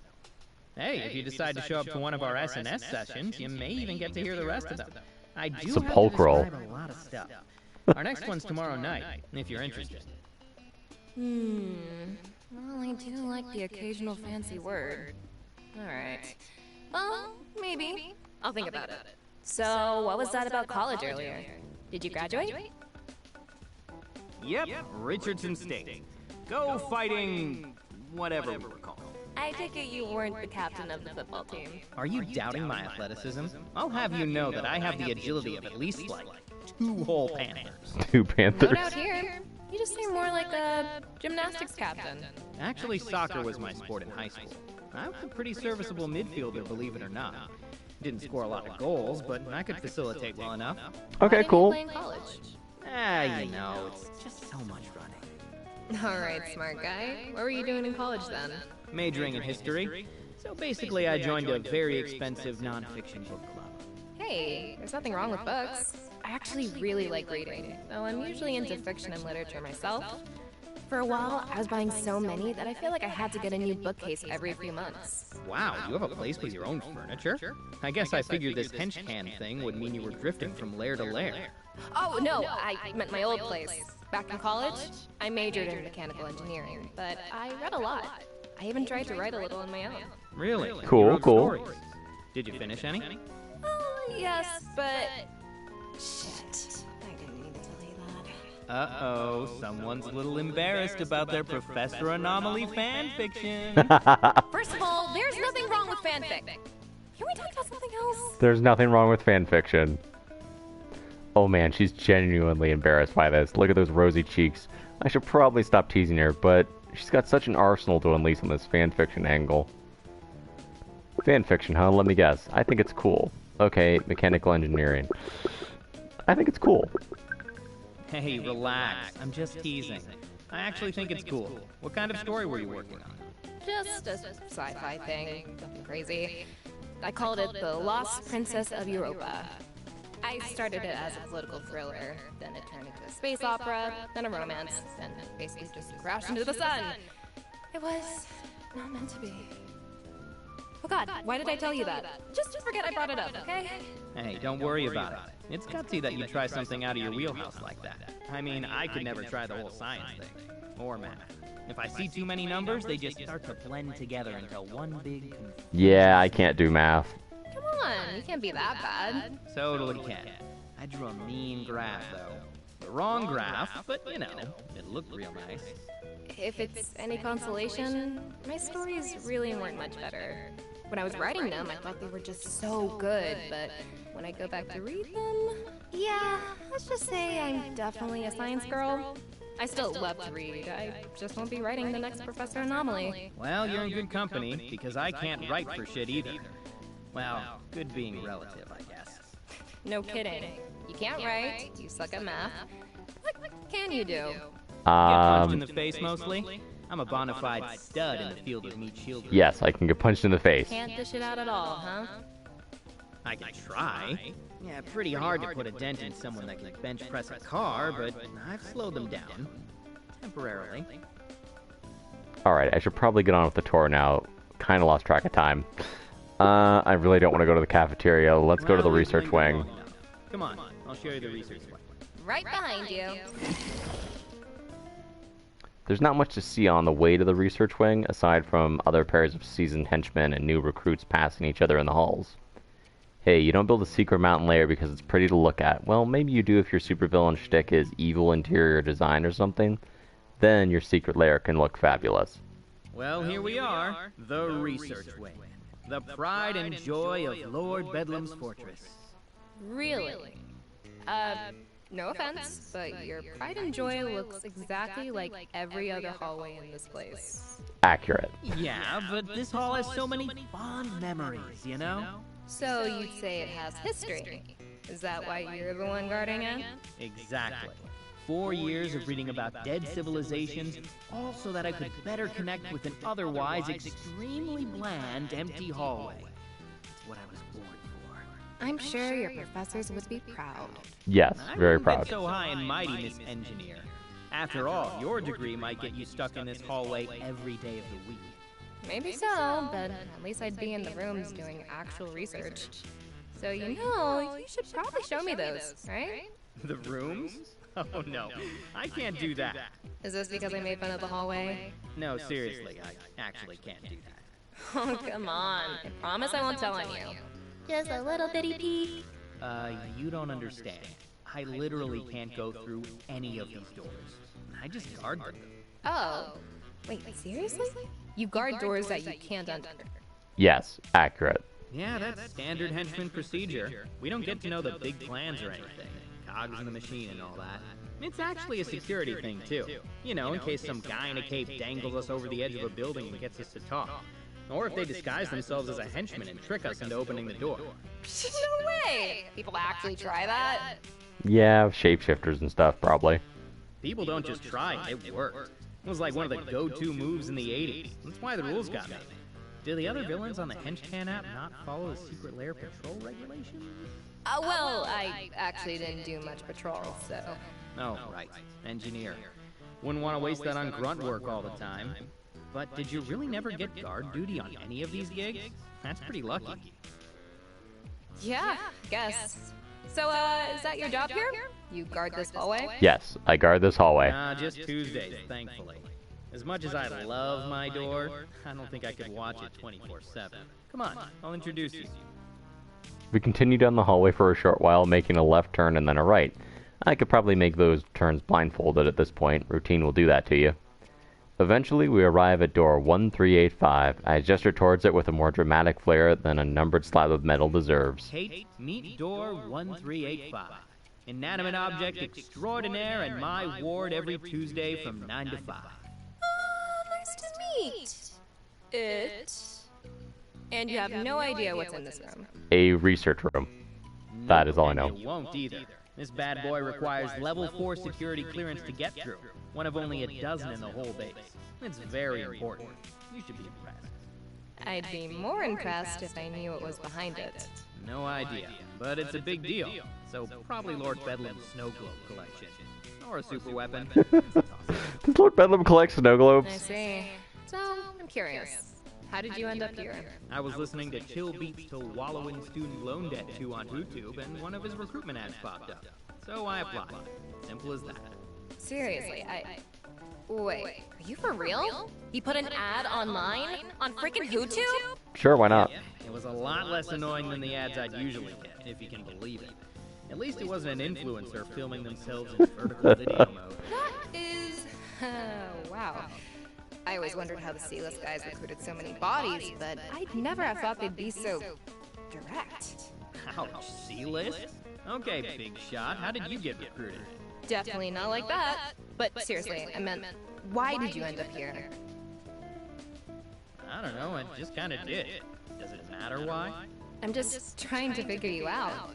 You're just doing this to make a living, but there are lots of ways to do that. Why this, specifically? Hey, I never said that. Well, you implied it. I mean, you're clearly not the conductor of the Lord Bedlam hype train. That is accurate, although I do like Lord Bedlam. Fair enough, I guess.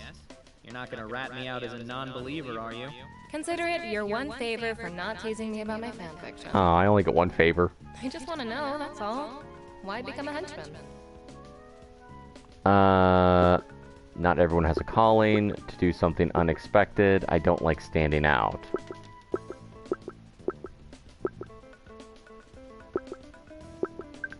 Instead of, what?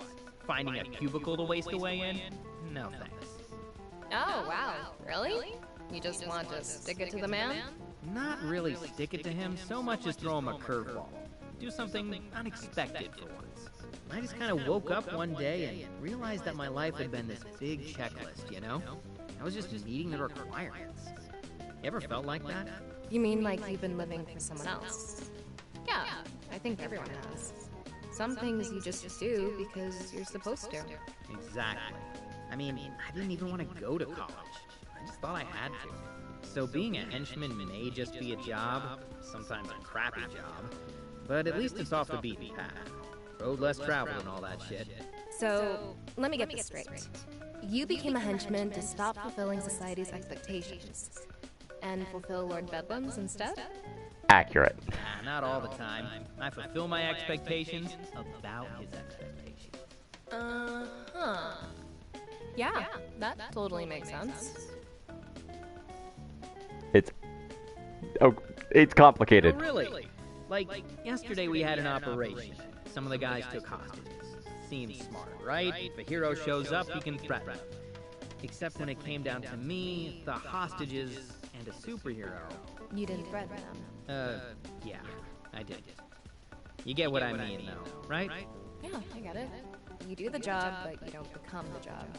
You're still you. Right, exactly. Don't let your job make you do things that you don't want to do in life. I think a lot of people get wrapped up in their jobs. That's a good way of saying it.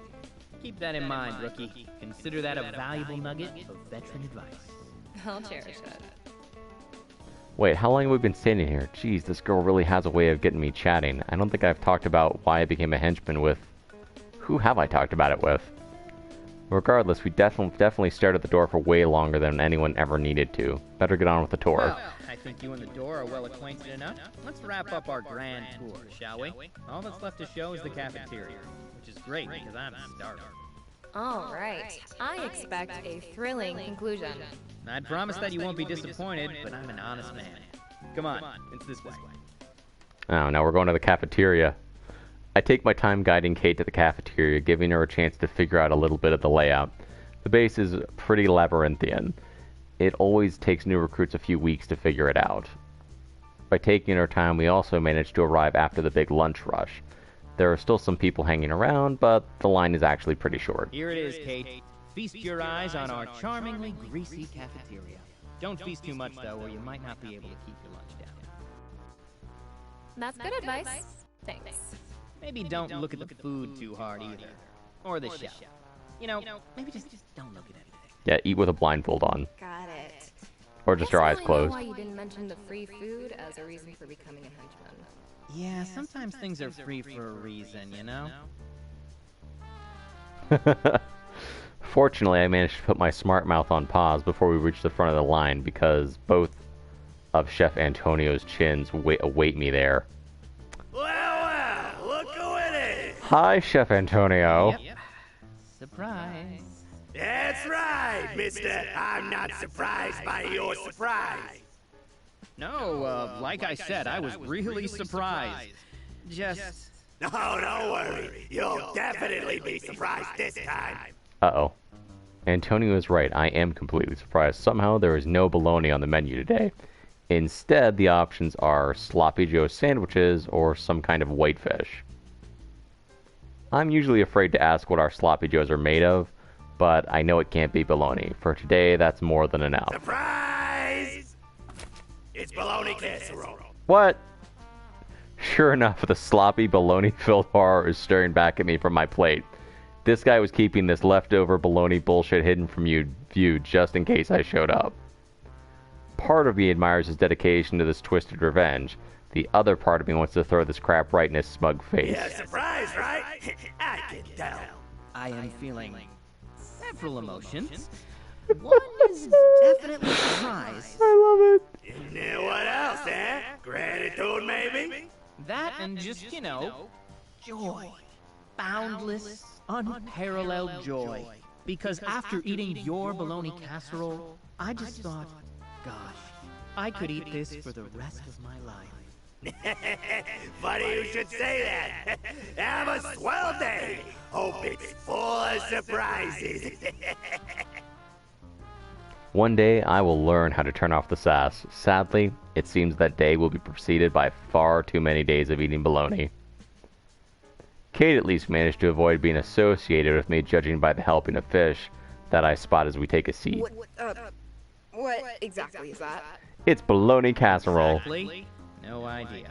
Officially, it's called bologna casserole, or bologna hot dish, depending on what tray it's in. Bologna. Seriously? Oh, this is very serious, Kate. The chef and I appear to be in some sort of blood feud. Even if I survive, my taste buds won't. You have my sympathies. You can also have some of my food, if you want. I appreciate it, but I don't want to bring this curse down on anyone else. Chef Antonio has a good memory when it comes to faces. Ah, I see. Guess I'll have to remember to not get in line with you after this, huh? Yes, that would be for the best. Probably for the best. So anyway, I was... Nope. You've had all day to ask questions. It's my turn now. Yeah, questions. What? Since when did this tour come with a rulebook? Since I made it up, basically. Kate takes a moment to think it over. At first I think she's messing with me, but I soon realize that she's serious. Geez, it's not like I'm asking for nuclear launch codes here. Alright. One question, but I have the right to pass on anything that I don't want to answer. Got it?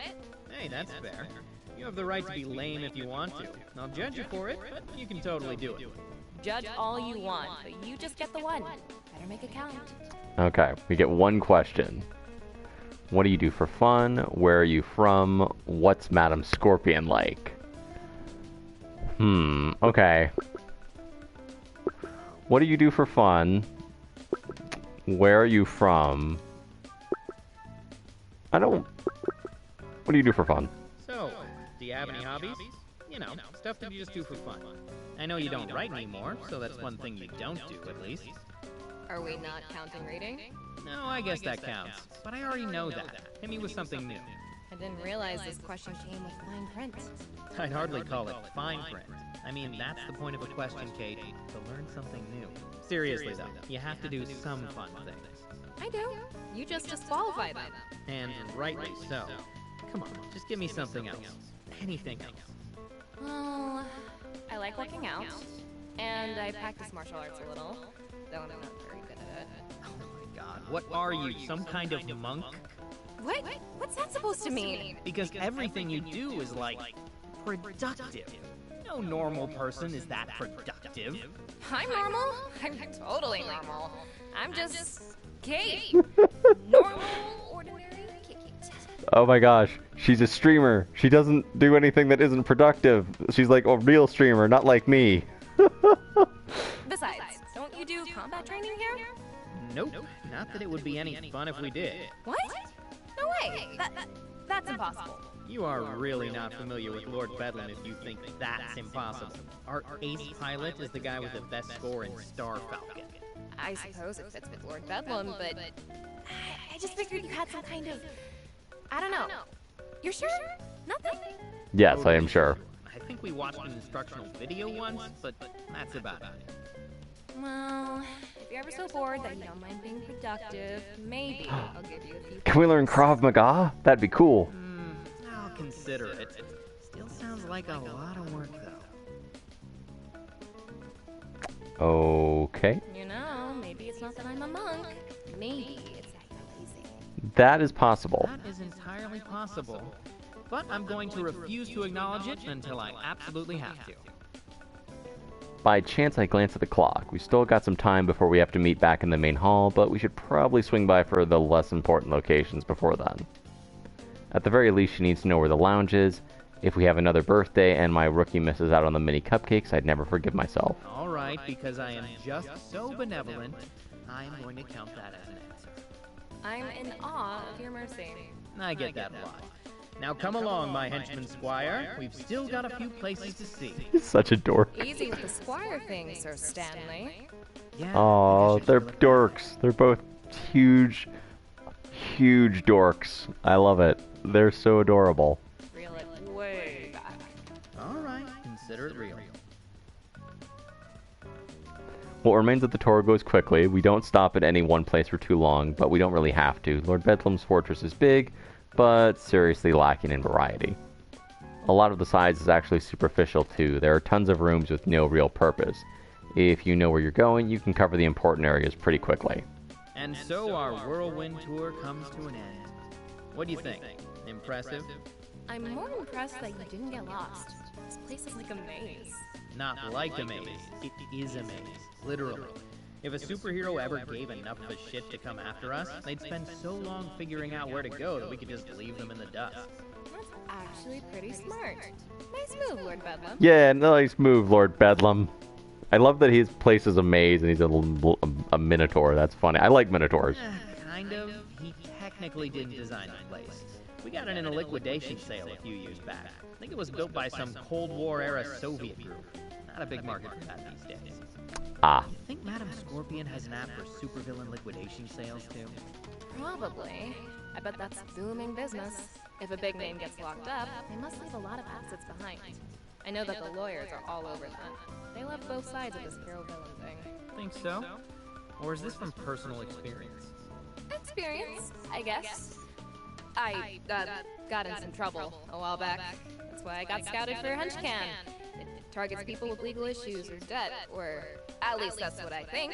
Can't really say for sure how it works. I'm just a recruit after all. No, she got in trouble for something. By now, most of the others have started to file into the main hall. The rookies and veterans are splitting back into their separate groups, and Kate seems to have noticed as well. So, I guess I'll see you around? Yeah, I'll see you around, Kate. Yeah, for sure. That'd be nice. Kate was surprisingly good company. It was good to play a few rounds of verbal ping pong where the other player doesn't just stare slack-jawed at the ball as it bounces past them. Bless Dave's heart. I know he tries, but some wit does a man... But some wit does a man good every now and then. Hey, in fact... Do you know your lunch period yet? I think so. Let me check. She pulls a pamphlet out of one of her belt pouches. It's perfectly folded, of course. Second shift. Crazy. That's mine too. Want to eat together? I promise I won't get you involved in my holy war with the chef. Good. You seem like a decent guy, Stan, but I don't think I'm ready to start for you. Can't blame you for that. I'm not going to share my secret power bars and ramen. You'll know if you can stand my company long enough to join that SNS session, and if you want. Invitation's still open. That's all I'm saying. Still thinking about it, but sure. I'll let you know by then. Sound good? Sure. Sounds good. Great. So, guess I'll see you then. Kate offers a wave and a smile before turning to leave. I follow suit, though my own smile can't really match up against hers.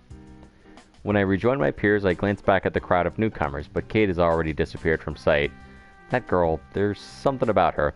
It's not just that she's cute, or that we got along so well, it's not even that she's a total newbie. There's just something to her that I can't quite place. It's bugging the hell out of me. Whatever it is, I'm not going to figure it out right now. Lord Bedlam's going to show up any minute, and... Welcome back, my loyal compatriots! And compatriots who aren't yet as loyal, but will be soon! I trust your glorious orientation went smoothly, and that our new recruits can now aid us in our even more glorious quest for still greater amounts of glory! But, if you have any questions, feel free to contact Samantha and HR. A new workplace can take time to get used to. We're very understanding of that here. But when you do get used to it, I know that you all shall become invincible soldiers in our infinitely wonderful marathon of splendor! I love him. Yep, like death and taxes, Lord Bedlam's daily ranting is a certainty. It's almost comforting. Almost. Hey, we got through... We're going on to issue 4, The Magnate. I managed to open my eyes just enough to see my clock. It's an hour before my alarm is set to go off, and some asshole is knocking on my door. A whole hour of my precious, sacred sleep gone. Taken before it's time. Oh no, my sleep. If I had the energy, I'd go rip whoever it is a new one, but since I don't, I just roll out of bed and waddle wearily towards the door. Yeah, just a second. I throw a t-shirt on my way there, and when I arrive at the doorway, I slam my fist on the control panel with a contempt. I should have expected the beaming smile that greets me, but that doesn't stop me from grimacing at the sight. Morning, Stan! Gosh, it sure took you a while to get up. Took a while. Dave, we don't have assembly for like 1,000 years. Why are you even here? Actually, Stan, that's the thing. You don't have assembly today. Here, this was at your door. Dave hands me a small note. I rub sleep from my eyes as I read it aloud. Number 065. In light of our administrative changes and our integration of the Henchman program, you are scheduled to receive an in-depth review of your recent performance today. Arrive in room 243B no later than 8:30 a.m. Failure to comply will have dire consequences. Yikes. That seems a little over the top. Wait, if this was just posted here this morning, how did you know to come wake me up? Oh, I didn't. Mine's not until tomorrow. But I figured there was a slight chance you might have an early review, so I just wanted to make sure you were ready anyway. Better safe than sorry, right? Aw, Dave. That's really sweet, dude. Thank you.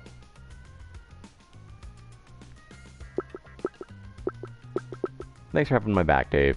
Yeah, for sure. Very, super thorough of you. Thanks for the heads up, man. Hey, what else are supervisors / best buddies for?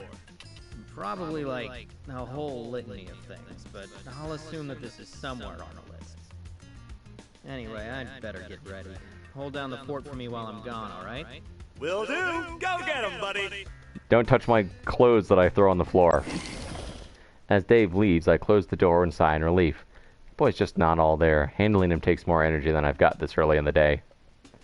I look longingly at my bed. I probably have time to squeeze in a little more sleep, but since I'm up already, it's not worth the risk. May as well just go ahead and hit the showers. After showering, changing, and spending several long minutes trying to stave off the general sense of impending doom, I make my way to room 243B. While I've never been to that room specifically, the meetings... While I've never been to that room specifically, the meetings in...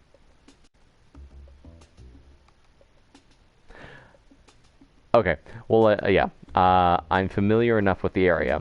It's the layers administrative section, so unless you work for HR, you don't generally want to be there too often. As I round the corner, I spot my destination just down the hallway with the door wide open. You got this. No sass, no back talk, just get it over with. We can do this, we got this. Well, this is fancier than I expected. Not that the bar is all that high. I mean, our break room couches hail from curbsides across America. So clearly this isn't Lord Bedlam's doing. I guess the giant scorpion on the wall makes that pretty obvious, not to mention the room's sole occupant. Henchman number 065. You're 3 minutes early. How unusually... Hi, Madam Scorpion. Please don't disembowel me or poison me or stab me or beat me up or hit me with an energy sword or anything like that. Unusual? No, I'm Mr. Punctual. That's me. I just love being on time. Not according to our records. Or your late departure from the scene of Wednesday's operation. Oh, right. That thing. Thanks for the save, by the way. I wasn't looking forward to another beating from Miss Dynamo. I have a feeling she was gonna break something this time. Think nothing of it. That child is like a barking dog. Loud, but stupid. Dealing with her was no trouble at all. So if you'd like to thank me, be on time from now on. Will you? Sure, I can do that. Wait, by from now on, do you mean at other meetings with you? Because I sort of thought this was going to be a one-time thing. I mean, why would you want to meet with me? I'm just... Have a seat, Stanley. Yes, ma'am.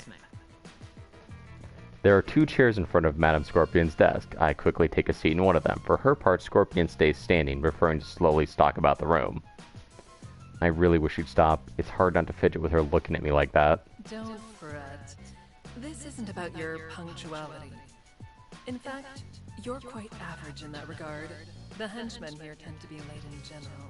But you know that, don't you, Stanley? After all, you've been here for years, haven't you? Yes, that is accurate. Yeah, that's right. I'm a, what you might call a seasoned veteran. An experienced, loyal henchman or henchman-y. Henchmanist? So you are. And how many promotions have you earned in your long and illustrious career? I'm gonna guess 0. Technically, about, 0-ish? 0-ish. Just 0. You have had 0 promotions. Well, I mean, I've received some pretty good compliments every now and then. That's kind of the same thing, right? No. No, it is not. Ugh. This would be going a lot better if she asked questions she didn't already know the answer to. I can't prevent the fidgeting at this point, and Scorpion seems to notice. She stops pacing and leans back against the desk in front of me. Oh, Stanley, don't be so nervous. You're not in trouble. That's why we're having this meeting in my office. And where would we be having it if I were in trouble? Somewhere where I could be more persuasive. I need an adult? Oh, well, that sounds less fun. I think. Certainly for you, Stanley. But then again, I have a feeling that you have Yes, I do. I have been beaten by many people.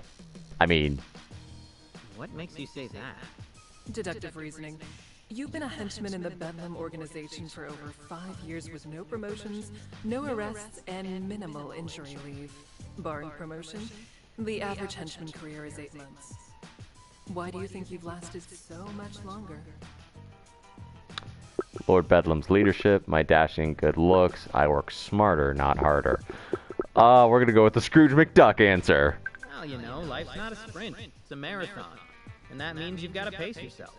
I have no use for vague metaphors, Stanley. Be specific. Damn, there goes my best bullshitting tactic. Okay, what I mean is, the thing about being a henchman is, we're not really supposed to beat the superheroes, right? It happens every now and then. Yeah, but not often. And when it does, usually we've got some crazy advantage. You can kind of see it coming. A lot of guys don't get that, though. They're always trying to win. Me, I know my role. I know what I'm up against. So maybe sometimes when I'm lying on the ground, seeing stars, and I know that getting back up isn't going to do any good, I just stay down. Some might call that laziness. Even weakness. Possibly, yes. By some, do you mean you? That depends on your reasoning. I'd call it knowing my limits. I do what I can, and that's all I can do. I squirm in my seat and avert my eyes. Shit, was that really the best I could come up with? Interesting. That's more astute than you realize. It is? Only a fool fights a battle they cannot win. Yet that's what people are told to do. As if grinding yourself to dust trying to do the impossible is some noble and sacred pursuit. Some call it fighting spirit, others might call it grit. Whatever the name, though, it's a fantasy. Turning a defeat into a total loss for honor's sake is the height of folly. Yeah, that's what I was going for. Just less eloquent. Geez, she really slips into the all hope is dead thing real quick. I bet her monologues are off the charts. Whether you were going for it or stumbled into it face first doesn't matter. You've grasped the concept. I guess. Stumbling just doesn't sound as cool. That's true. Keeping up appearances is important too. But that's an advanced concept. One that I have already mastered, as you can see. Not that she's wrong, but sometimes I wonder, does a supervillain get a huge ego after becoming a supervillain, or do people with huge egos just become supervillains more frequently than others? A bit of column A, bit of column B. As I ponder that chicken or egg paradox, Scorpion stands and once again begins stalking about the room. She didn't seem upset with my answer, so I guess the whole predator-prey vibe just comes to her naturally. Here's the point, Stanley, and do keep this in mind. The Scorpion Group has been observing this organization for months now. We know everything about it, including you. Uh-huh. And with that knowledge, You are the first henchman I chose to speak to. Not your supervisor or Bedlam's other acolytes. You. And you kept me from getting flattened at that data center. Thanks again, by the way. Yes, I did. As I said, I was protecting my investment, which includes you, Stanley. However small your contribution. You see, Henchcan is still in a closed beta, and that goes both ways. Not only are we selective with the organizations that can utilize the program, but the henchmen who can join it. Right. To succeed on Henchcan, contractors need a certain mindset, a set of patterns and behaviors that will let them thrive and solidify the program's ecosystem. Based on the data, you may have that mindset, Stanley. But I can't know for sure without reviewing your performance in person.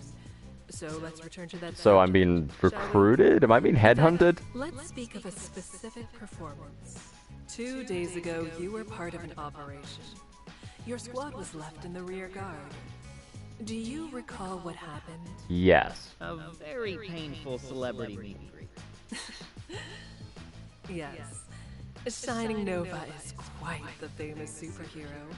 And you two met face to face. More like face to helmet, but yeah, we got acquainted. Kind of. It's not very satisfying, is it?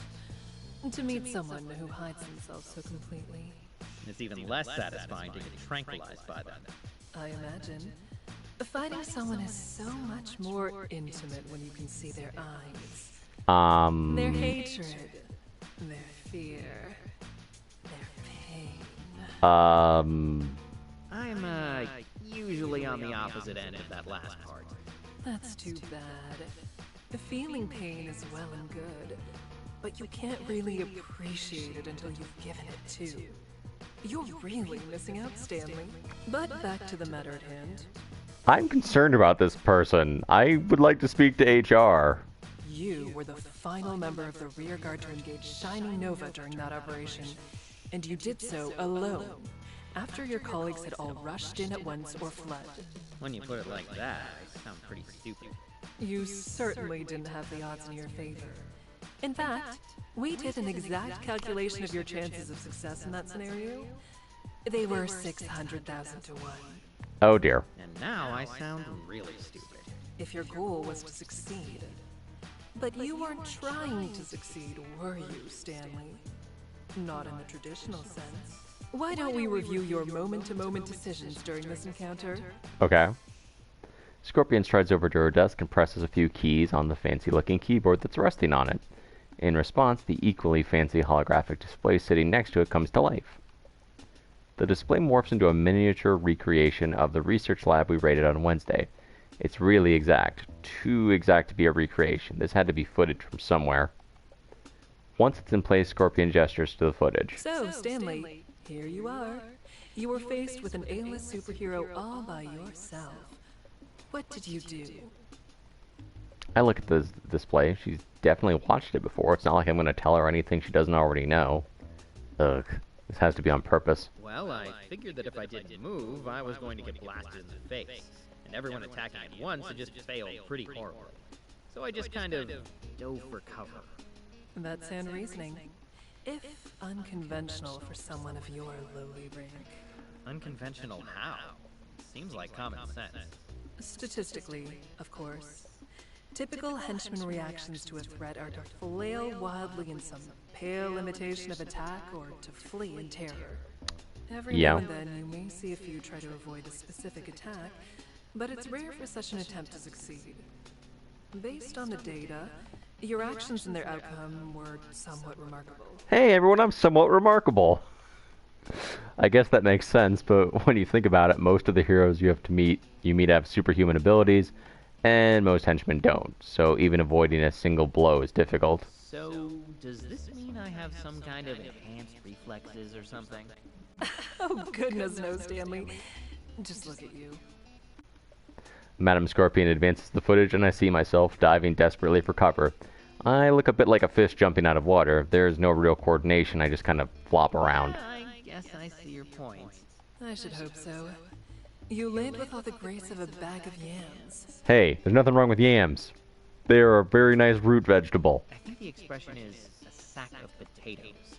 Does it matter?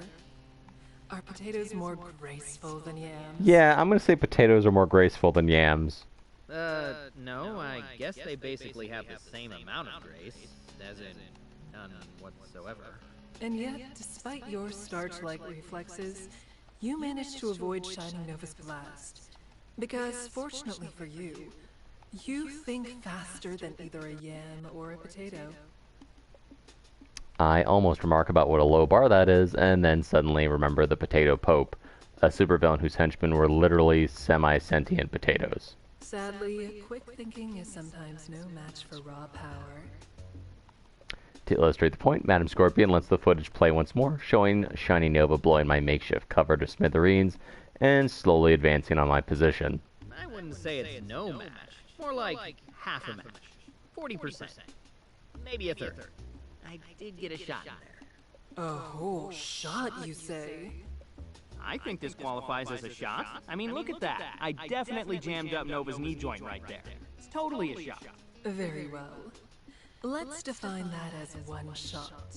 Now, with that in mind, what would you call this? She gestures to the hologram where I witness my failed attempt to take Shiny Nova to the ground, and the brutally efficient counterattack that follows it. That's also a shot. You truly think those are equivalent? Well, yeah. Like you said, my goal wasn't to succeed, but Nova's was. For me, a shot is just slowing Nova down. But for Nova, a shot was an attempt to put me down. You, know what I'm saying? Perfectly. And you're exactly right. For you, getting brushed aside by a superhero is normal.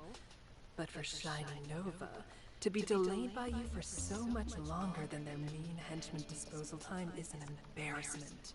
Why, if I'd been in Shining Nova's position, I'd have no choice but to cut you into little pieces just I'm taking notes for HR. This is not appropriate. Not that I'd let you live long enough to let you delay me in the first place, of course.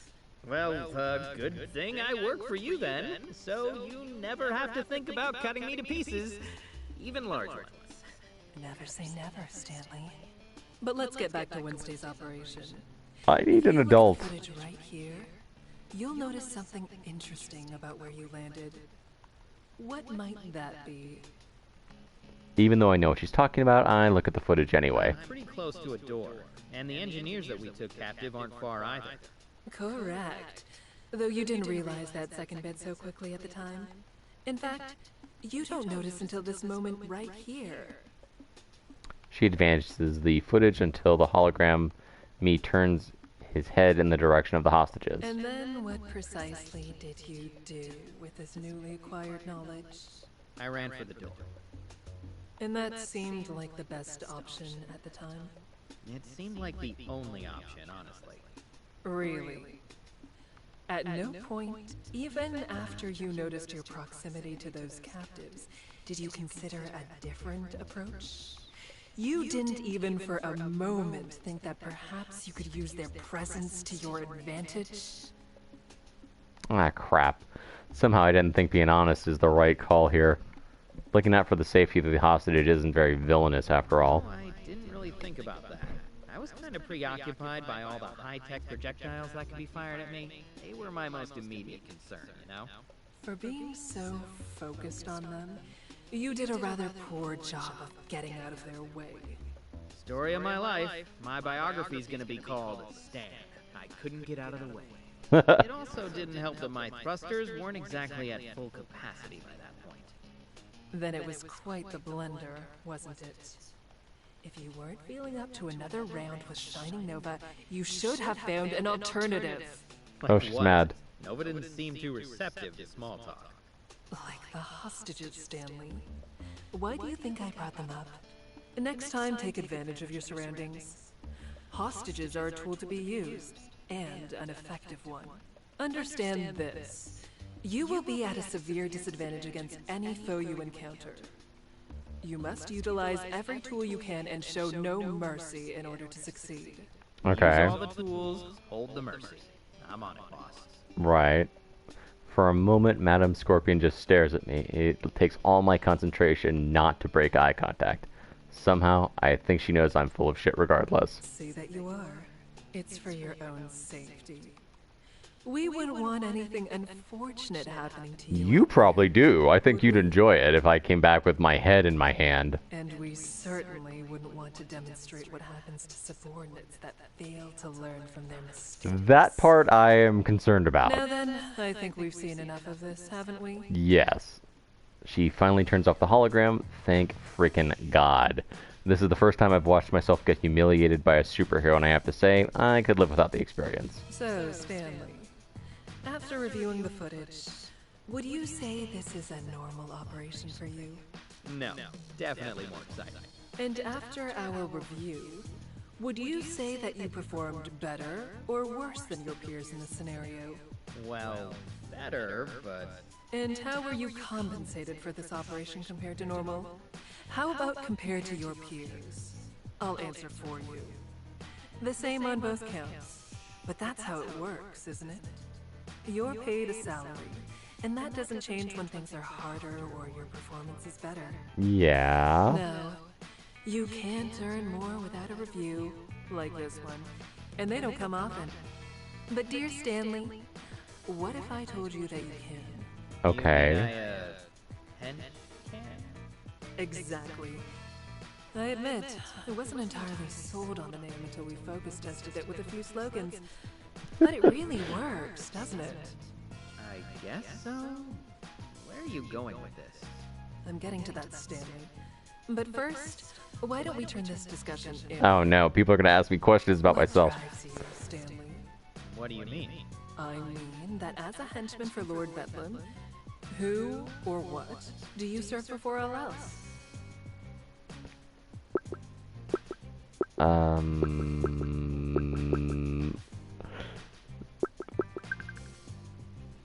Madame Scorpion's already proven that she's not particularly susceptible to bullshit, so I guess I may as well just be honest. To tell the truth, I'm looking out for myself. Not that I won't do my job or anything, but at the end of the day, I've got to take care of things for me. That's just how it is. I don't get an immediate response. Instead, Scorpion takes a moment to study me, as if looking me over for the first time. Jeez, her so unnerving. Correct. Well said, Stanley. I wasn't aware this was a question you could get right or wrong. Of course it is. It's simply a matter of being honest with yourself. No matter what you had said, your actions would already have spoken for you. During your everyday tasks, you trend right inside the average by every available metric. You do not perform better or worse than any of your fellow henchmen. You are perfectly commonplace. Right on the average. But when you are personally at risk during operations, you are suddenly head and shoulders above the pack. Hey, I played soccer. Despite having no powers or exceptional athletic background. I mean, I was a mid-guard. I played soccer. In other words, Stanley, you are performing at the optimal level for your own self-interests. You have found exactly how to do your job and collect your paycheck with as little pain and effort as possible. Yeah, I can't really deny it, but that's just how you treat a job, isn't it? You clock in, you do what you have to do, and you clock out. I suppose many do. But this is something that extends well beyond one's occupation. Why should you try to perform any better when you have no incentive to do so? Should you throw yourself at superheroes based on the distant dream of a promotion? Of course not. No. You have learned that the optimal path forward within this system is to intentionally perform below your potential. So that's what you do. And make no mistake, you have potential, Stanley. Hey, I have potential, everybody. Madame Scorpion pauses to examine me once again. This time she leans closer. I try and fail not to flinch. All you need to bring it out is a system that rewards you appropriately. And this, Stanley, is what I have been getting at. Henchman is that system. With Henchman, you would be rewarded based on the work you do. If you accept more gigs or more difficult ones, then you earn more. If you perform better on a gig, you earn more. It's simple. Take Wednesday's operation, for example. You would have been paid better than your peers for that, and certainly better than your supervisor. She's uncomfortably close now. I can't lean further back without tipping over my chair, and for whatever reason, I can't bring myself to break eye contact. You ever looked over the edge of a cliff and just had this weird urge to jump even though you know it would kill you? Looking into Madame Scorpion's eyes is like looking down that cliff. How would that make you feel? Good, I guess. But, I work for Lord Bedlam. And? He employs you, but should he own you? Your days could be his, and your nights. She leans closer and places a hand on my shoulder. I feel myself go rigid. Could be mine. I don't know if I should be, like, working a side supervillain gig. This sounds like a bad idea. You mean Henchman, right? Your program? Why, of course, Stanley. That's what we've been talking about this whole time. You're exactly the kind of candidate we need. You'd be just perfect for it. Before my brain can reboot and offer a response, Scorpion removes her hand and turns back to her desk. Only now that she's let go do I realize how sore my shoulder feels. She probably broke your, like, clavicle or something. I know of a gig tonight that would be an excellent trial run. You should sign up.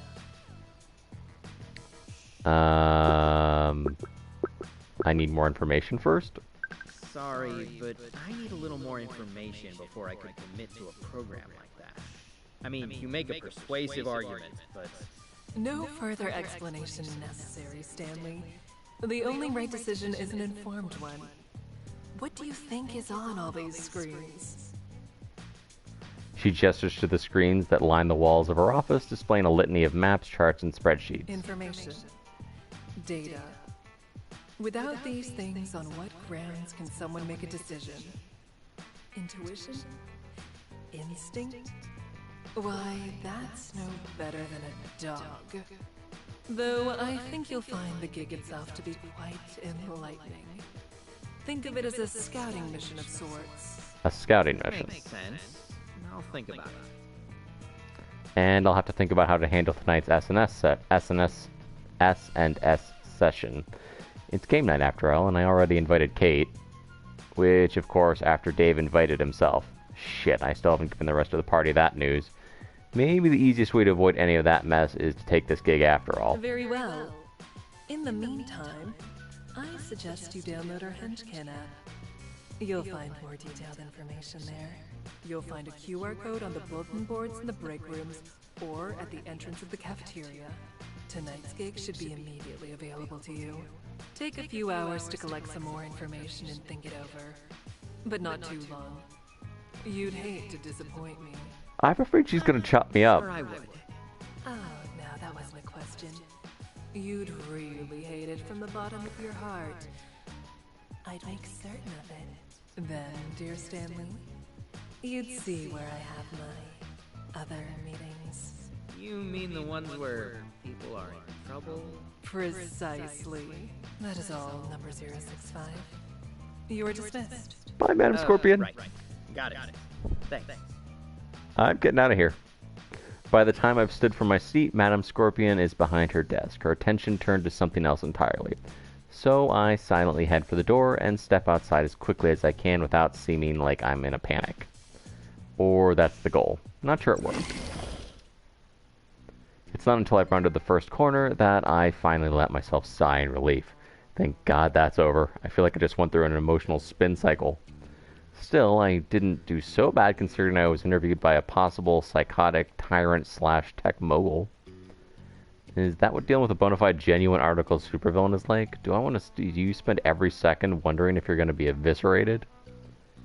I take my time heading to my post for the day, and it's only when I get halfway there that I realize the craziest thing about that woman. Despite my fears of being dismembered, weirdly enough, it seemed like we were speaking candidly towards the end there. I feel like that should mean something. I'm just not sure what. My first shift passes quickly. Today my squad is working in the warehouse, which is like the opposite of guard duty. I'm less likely to be bored out of my mind, but my body can't stand putting in actual effort. Luckily, I don't think Dave knows how to read our inventory system, so I just need to look like I'm working hard. The key is to let him see me lift a few things early and then stay out of sight as much as possible. All that time and energy I've put into avoiding work has given me quite the appetite, and by the time we head to the cafeteria, I'm absolutely starved. Shit. Oh, what's wrong, buddy? I forgot that Chef Antonio and I are at war. Metaphorically, I mean. Don't worry, it's not actual war. Oh, good. I was about to say. I know you were, Dave. Anyway, I think I'm just going to skip the lining at the table. So, would that be a metaphorical retreat? Yes. I prefer to think of it as guerrilla tactics. If he asks where I am, tell him I'm in medical. Doing my best to avoid the all-seeing eye of Chef Antonio, I find an empty table and have a seat. I draw my fingers on the table and try to think of anything but food everyone else is eating. Sadly, my stomach has other plans and it lets out a loud growl. You filthy traitor. That'll learn it. Show that organ who's boss. Yeah. I look up to see Kate take a seat across from me, tray in hand. Damn right. You've got to keep them in line. Sometimes instead of doing cardio, I just berate my heart for an hour. What do you mean sometimes? Wouldn't that imply that you do cardio in the first place? For your information, routinely fleeing colorfully attired walls of muscle is a wonderful fitness routine. It's like Pilates for masochists. I feel like you don't know what Pilates are. All I know I is do that not. they usually involve a gym and yoga pants, and I can't see myself inside either of those things. Technically, you're not wrong, and yet you're definitely not right. Kate eyes the empty space in front of me. Still haven't made peace with the chef, huh? Nope. This is grade A, eternal nemesis level conflict. We're destined to battle until the end of time.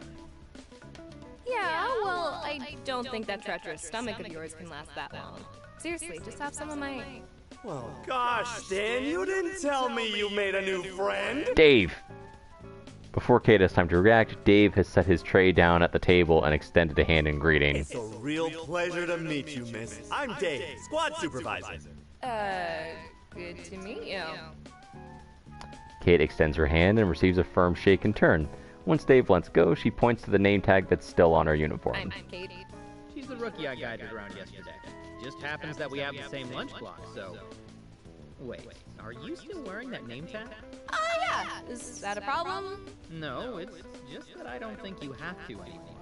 That was a one-day thing. I guess not, but I'm still new, so it's easier for people to learn my name this way. Yeah, she's just being considerate, Stan. Gosh, you millennials have no manners. Dude, you're a millennial, and I'm pretty sure I'm older than you. Oh god, I'm older than you. It's this social media. That's what my papa said. Everyone has to clap back, or back clap, or post little emojis of clapping. Yeah, I mean, if you're gonna clap, do it to my face, you cowards. Am I right? How dare you encourage this? Kate, you traitor. Encourage what? A blossoming friendship? More like an unholy alliance. I think I was safer with Scorpion. You met Madam Scorpion? When? This morning, Stan had his big review. I made sure he was up extra early to prepare, though, so I'm sure he aced it. Right, buddy? Let's not get carried away. I survived. Well, don't sell yourself short, because that's not always the case. Believe me. So, now that you've seen her face to face, what do you think? That I might be murdered soon. She's still a mystery. She's impressive. That I better finish off that will I've been putting off writing? Any interest in a TV stand that's actually a cardboard box? Mine might be free soon. You know, after Scorpion murders me. Why? You didn't piss her off, did you? No, she just gives off this sense of impending dread is all. Even when she's talking about something completely normal, I feel like some horrible act of violence could happen any second. Yeah, that sounds like Madam Scorpion. Well, if something like that were to happen, surely you'd have done something to instigate it, Stan. She's our superior now, after all. What does that have to do with it? Just because she's your pseudo-boss now doesn't mean everything she does is deserved. Sure it does. If I ever have to punish a member of my squad, it's only because they deserve it. That's just how it is. But that's assuming... You're right, Dave. No supervillain would ever punish or execute their subordinates without them really deserving it. That's why they're supervillains. Exactly. Great explanation, Stan. Gosh, I might have to mark that down in your report. Yes, mark it in my report. Kate opens her mouth to argue further, but thinks better of it. Instead, she furrows her brow and stares off into space for a moment, lost in thought.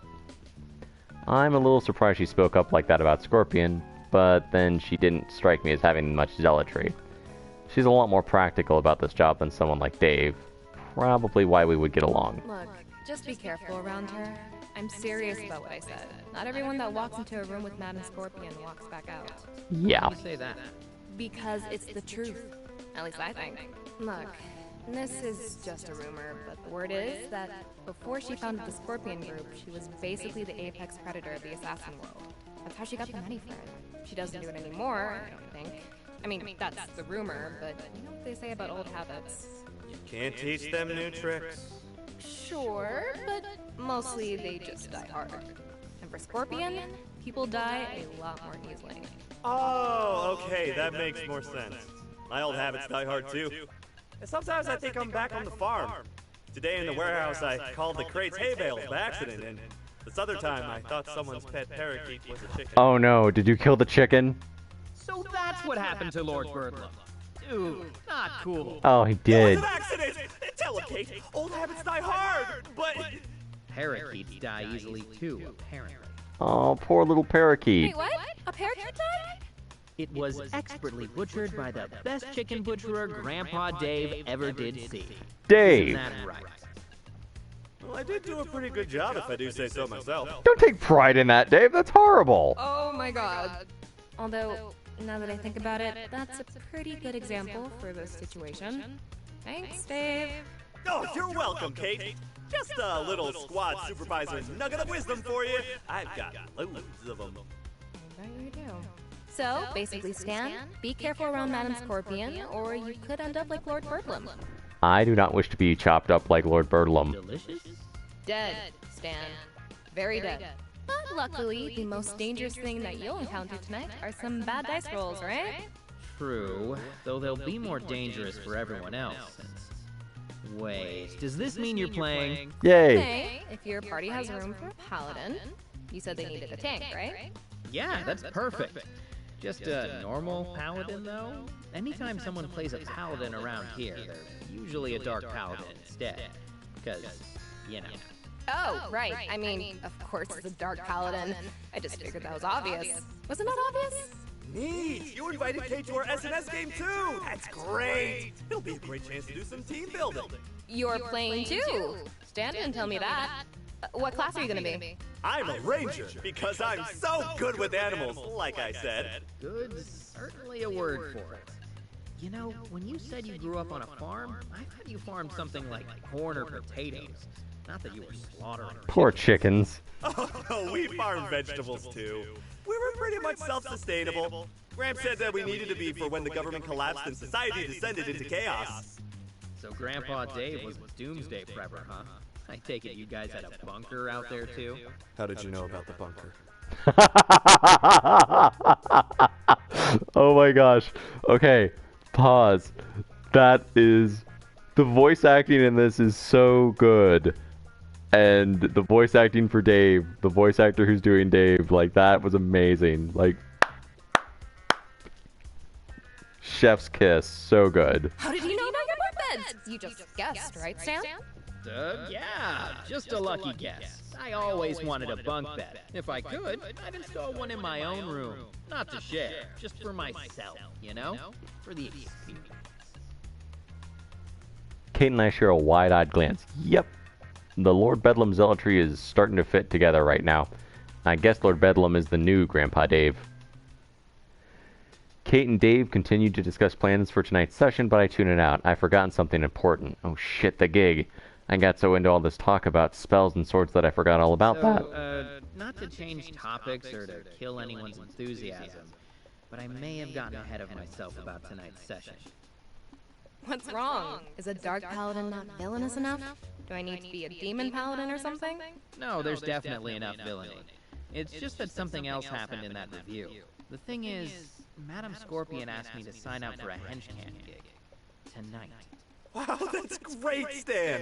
As your squad supervisor, I'm proud of the recognition you're getting for your hard work, and the recognition your squad and squad leadership will also get for helping you work so hard. Sure. Thanks, man.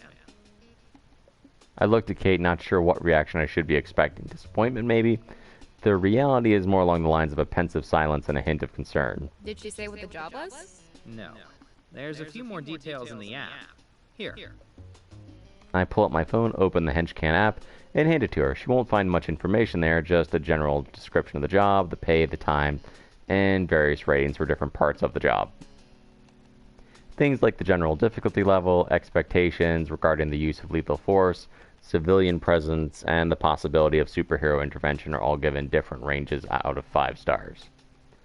No location is given. Meeting coordinates are sent through a separate encrypted message shortly before the job, if you decide to accept. More information would be nice, but I can't say I expected much more. Kate frowns as she scrolls through the date and hands me back my phone. Seems like a good payday. Could be risky, though. This is an entry level from the looks of it. That's the idea, I think. It's meant to be some kind of test. That's a tough call. On the one hand, this is Madame Scorpion, and she's not used to being refused. On the other hand, if it's meant to be a test, then it will definitely be dangerous. Plus, you'd totally be missing out on our awesome Spells and Swords adventure. So, if I were you, I'd take some time to think about it. I won't blame you either way, but if you had to decide right now, which one would you pick? That's hard. Because I really wanted to have a game night with my friends, but I'm pretty sure that Madame Scorpion will murder me. Oh.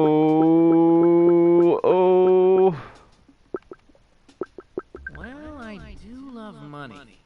So right now, I guess I'm leaning towards the side. Really? I didn't realize things were that tight for you.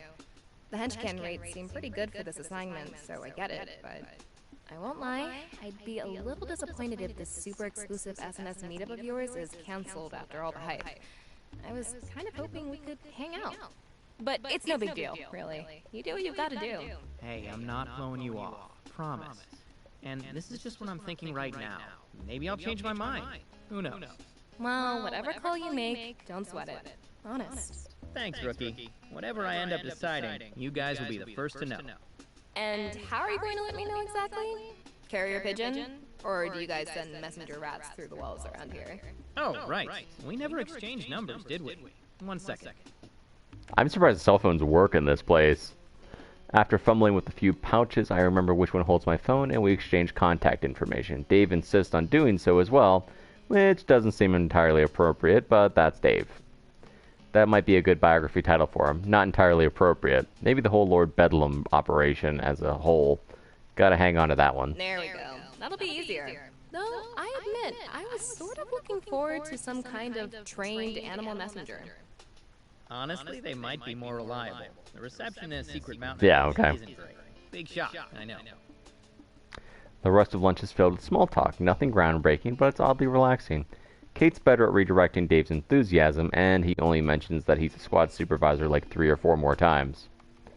My worries about his addition to the Spells and Swords session are nullified. With Kate around to tame him, it could actually turn out, well, or dare I say it, fun. That is, if I decide to go, I'll see where my head's at in a few hours. Regardless of my current feelings, Kate's right. This is a decision that I need to think very carefully. As the day drags into late afternoon, I return to my room to change into a spare uniform and freshen up. Neither game night nor the side gig feel like the right venue for that sweaty warehouse day aroma. Maybe I should invest in some cologne between the sweat and getting thrown into a dumpster. I've had a lot of smells to cover up lately.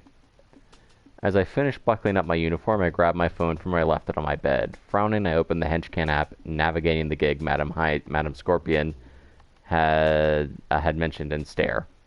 This is it. I've given myself all day to think about this. What should I do? Unwind with some spells and swords at game night, or take the Henchcan gig and go earn some extra money? I want to do the game night, like, I really do, but I'm worried that we're going to be murdered. Game night! We're doing game night. I closed the app and opened my contacts. Extra money would be nice, but Scorpion said it herself. I've gotten this far by just taking the right amount of risk. Maybe this henchman thing here is hers of the future, but right now I get my check from Lord Bedlam for whether I take that risk or not. Besides, Kate seemed pretty disappointed when I told her I was thinking about canceling game night. Hard to blame her. Trying to make new friends in a place like this and then getting left holding the bag wouldn't feel great, regardless of the reasoning. Not to mention Dave's reaction. I'd have been hearing about it for months. He's pretty rigid when it comes to chain of command and hierarchy, but he's also big on keeping promises. It's kind of old-fashioned farm boy morality. You'd expect that of a guy like that. Look, if you're running a session, you don't bow out at the last minute without a good reason. It's not cool. So while he'd say that I was right to defer to Scorpion's suggestion as my superior, his passive-aggressive vengeance would be unending. I open Kate's message page on my phone and tell her that game night is on. By the time I text Dave, she's already replied. Who knew there were so many gifts involving confetti? I smile and send a celebratory gif of my own. We exchange a few more as I text the rest of the group and do my best to navigate Dave's jumbled, punctuation-free expressions of enthusiasm. Well, better get ready. Let's see. My SNS bag somewhere in my closet. Issue 5. Spells and Supervillains. A short while later, I step out into the hallway, bag in tow. While the halls aren't jam-packed, there are definitely more people than normal, all heading off to take part in one game or another. The main hall will have the most people playing on cheap card tables surrounded by a sea of plastic folding chairs. It's where we hold any tournaments or contests, and it's also where Lord Bedlam's usually found. It's way too loud for something like SNS, though, so our private little game room is definitely preferable. As I make my way through the halls that lead in that direction, the crowd starts to thin out. The sound of footsteps is distilled down from an indistinct cacophony The sound of footsteps is distilled from an indistinct cacophony into individual patterns, each with their own cadence. Weirdly, one of these patterns matches my own, almost exactly. Hey, wait up! I turn around and find the footsteps are coming from Kate, who was a short ways down the hall.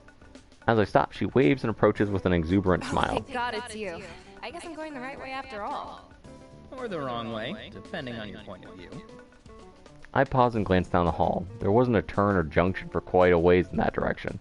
How long was she silently trailing behind me? Were you following me? What? No. Okay, maybe a little.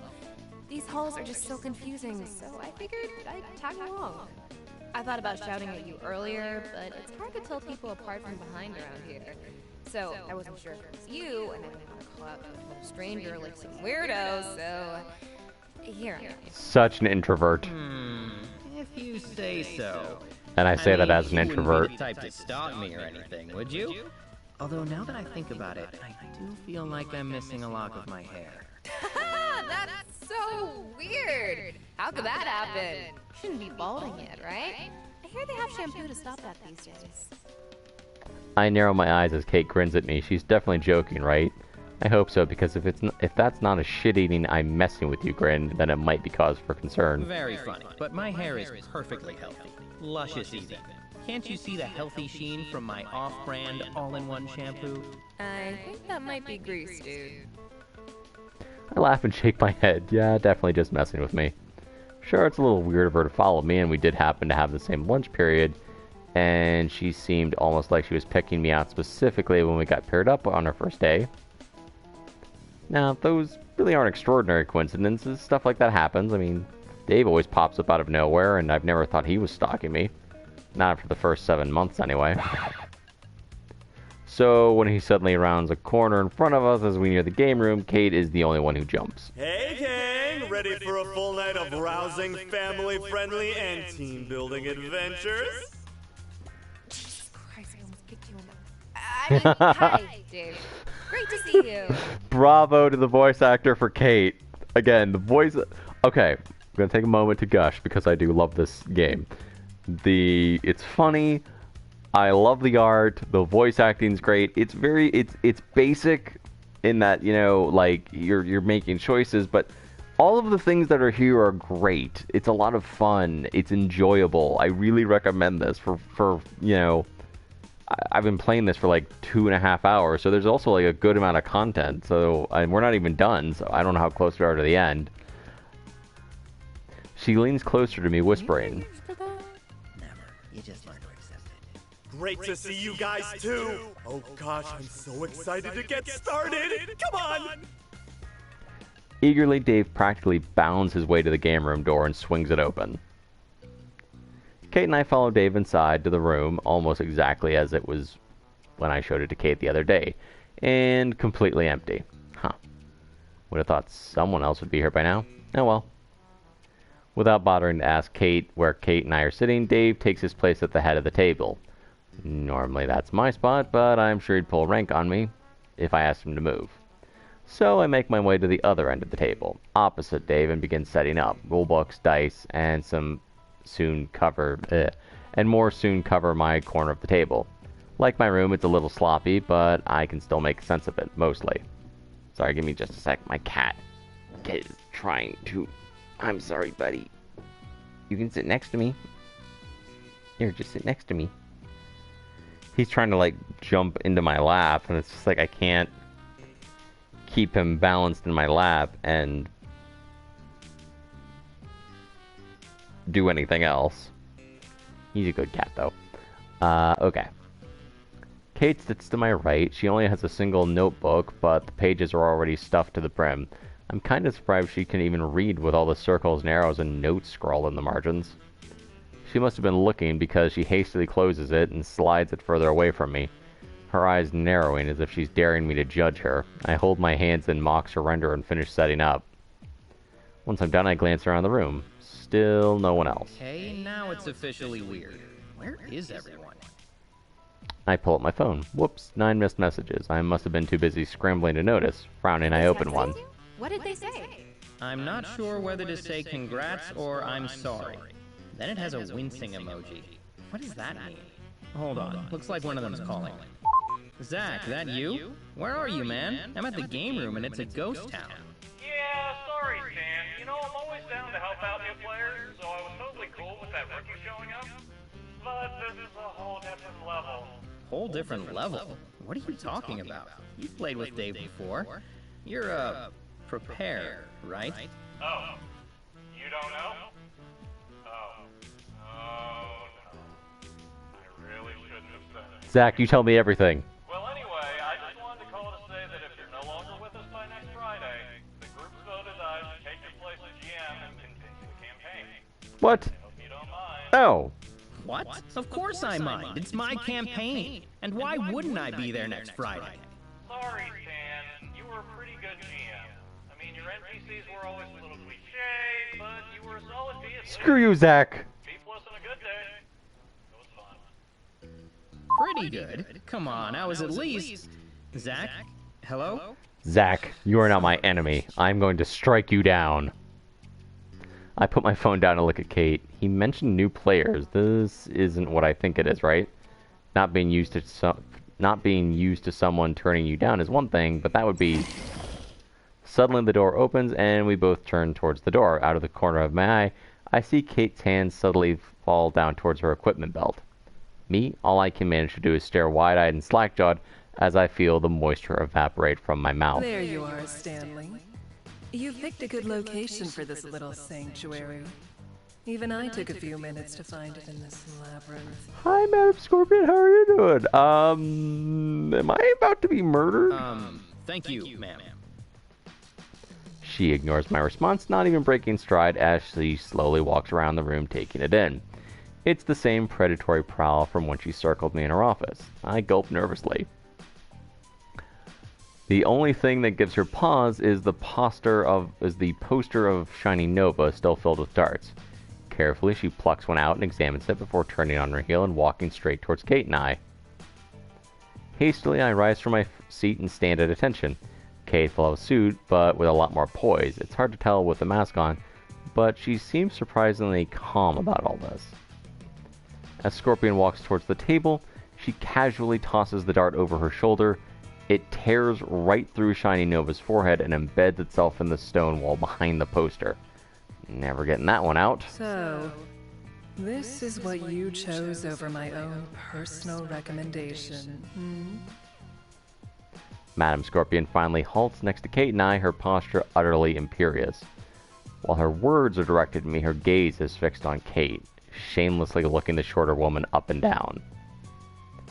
Impressively, Kate doesn't flinch, staring right back up at Madam Scorpion without a sign of nervousness or fear.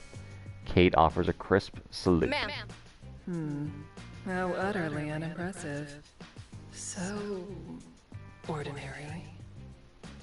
She turns her gaze on me now, and I feel my blood start to freeze in my veins. This ritual, I mean, your precious game night. When you said that you needed to gather more information before deciding, I had thought you prudent, not lazy. Now, Stanley, I am not so certain. But disappointment is an unbecoming emotion. Dwelling upon the fact that you have chosen poorly is fruitless. Gathering data on why you made that decision, however, is quite useful. So, where shall I sit? Wait, what? What? Excuse me? What? At the table, Stanley? If I am to take part, I need to be seated, correct? I open my mouth to speak, but find myself at a loss for words. She wants to play? Is this for real, or is it another test? Knowing that I can't afford to fail if it is, my eyes flick over to Kate, hoping for some kind of advice. Unfortunately, none is to be found. Kate is far too focused, standing rigidly with her jaw set, and her eyes locked on Madam Scorpion. Smart. Guess it's up to me then. Sit next to me, sit next to Dave. I gesture to the open seat next to me, opposite Kate. Here, you can sit next to me. My, how generous. And to what do I owe the honor?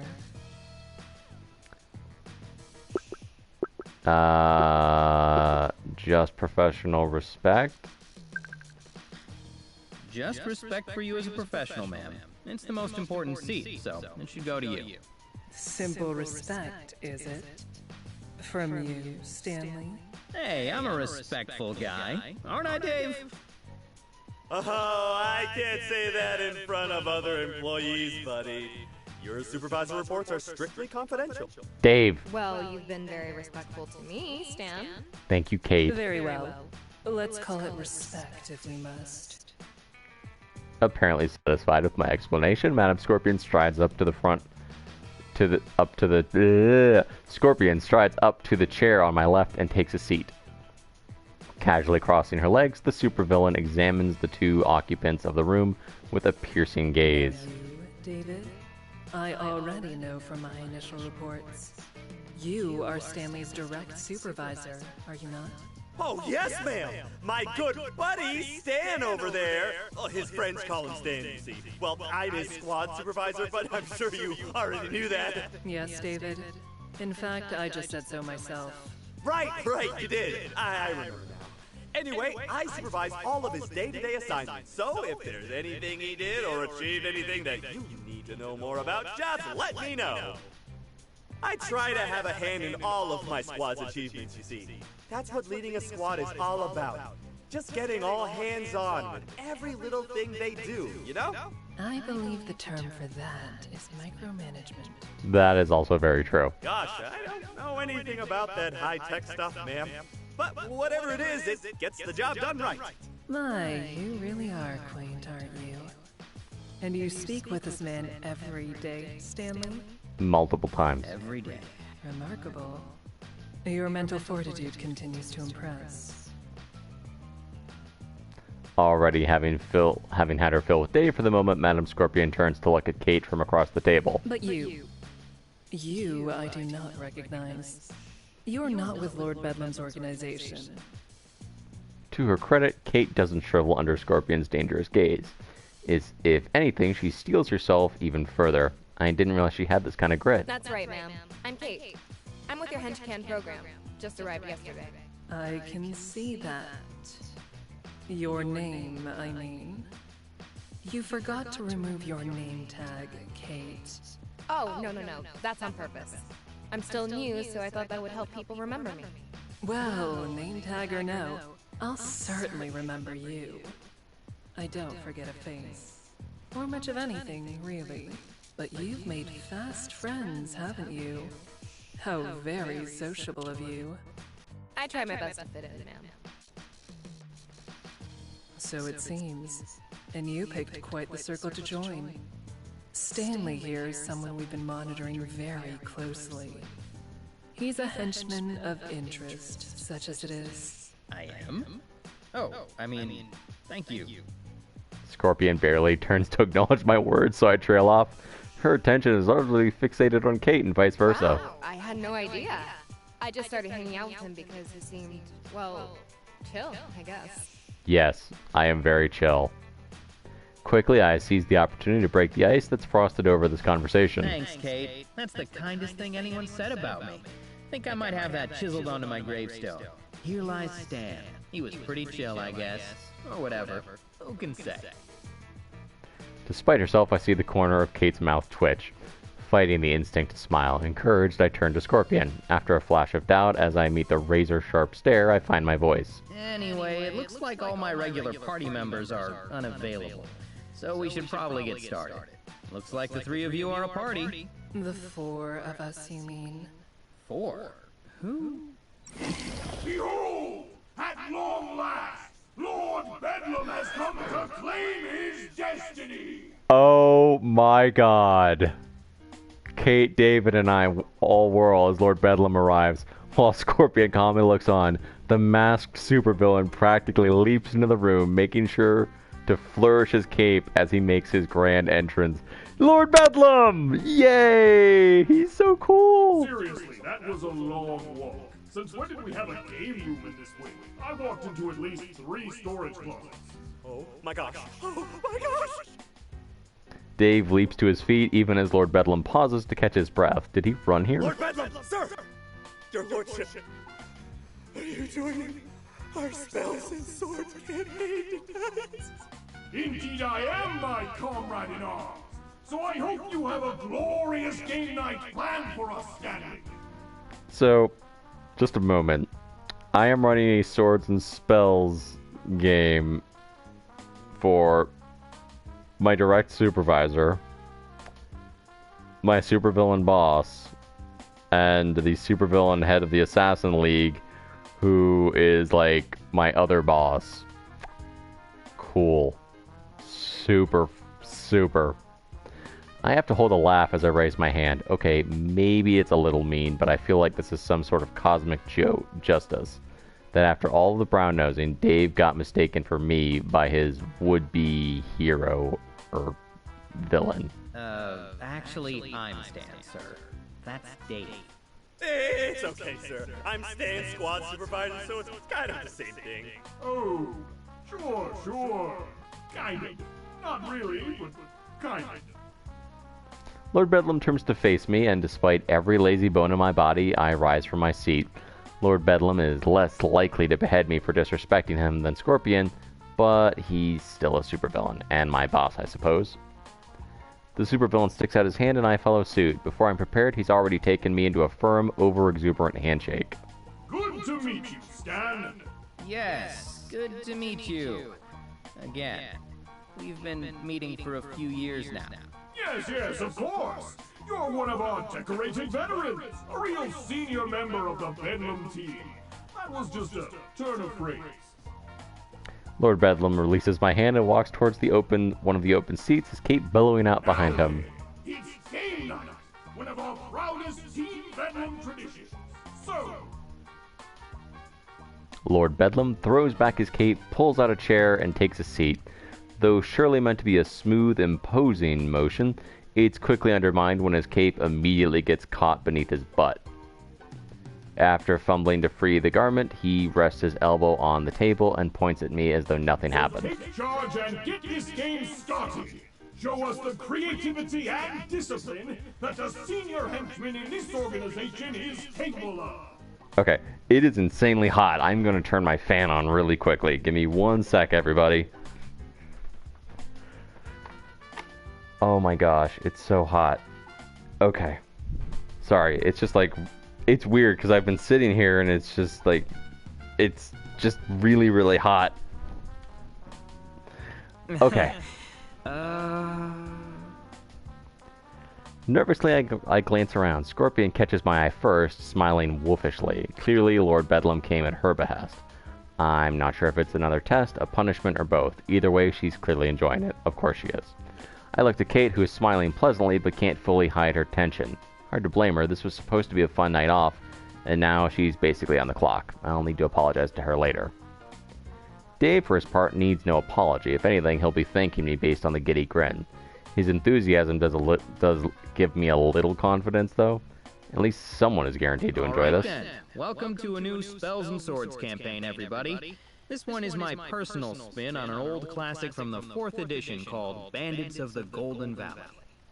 Ooh, we're fighting bandits? Cool. No, you are the bandits. Oh, right.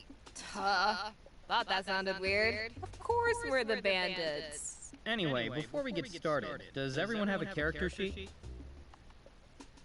Dave's hand shoots up and Lord Bedlam follows shortly afterwards. Yes, I'll be playing Lord Archibald Lifebane, a half-demon wizard.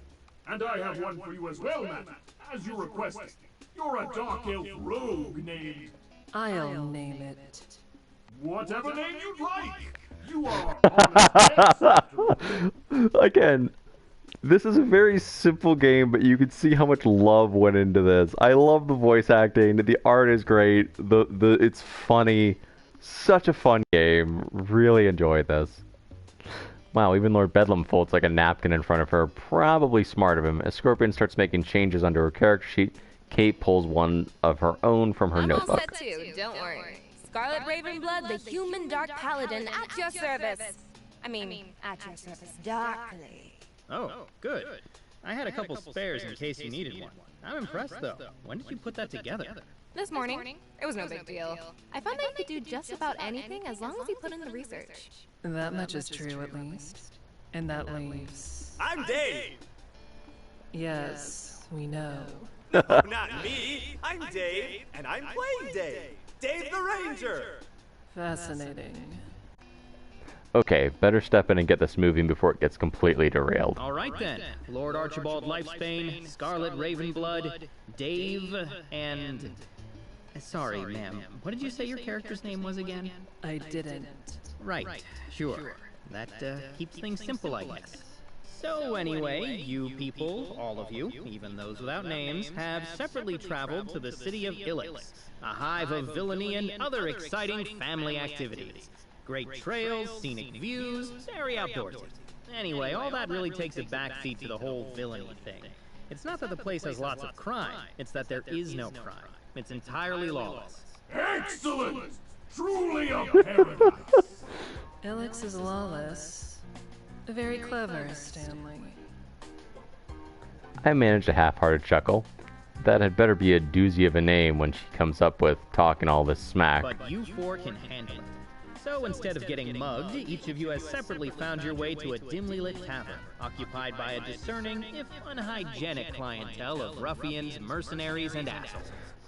A den of scum and villainy. Sounds wonderful. Reminds me of the old Independent Supervillain Association's monthly mixer. They were a real hoot. Until Arsonist Man had a few too many IPAs. In hindsight, we probably shouldn't have let him join. Well, luckily for you, Arsonist Man isn't here. In fact, you, Lord Archibald, are the first of the party to enter. So, what would you like to do? Excellent! I, Archibald Lifebane, gallantly enter the tavern, my cape flowing behind me like a majestic cape. This sounds familiar. I march to the bar, ignoring the stares of admiration that surely follow me, and order a glass of rosé. The barkeep doesn't know what that is. Oh, right. Then I order an IPA. He doesn't know what that is either. What? Preposterous! Everywhere has IPAs! Surely they could scrounge one up for the famous Lord Archibald Lifebane, firstborn son of Duke Alfred Lifebane, steward of Lifebane County. You're right. Sorry, Lord Bedlam. My mistake. The barkeep brings you an IPA. This is gonna be tricky. You better move on to someone who can't threaten my life or a career. Anyway, Scarlet Ravenblood, you enter the tavern next. What do you do? Oh, already? Okay, hold on. A lone warrior strides through the door, armor clanking as they move. It glints in the dim light of the tavern, but darkly, for it is as black as the deepest pit. And so is their soul. The warrior's name, Scarlet Ravenblood.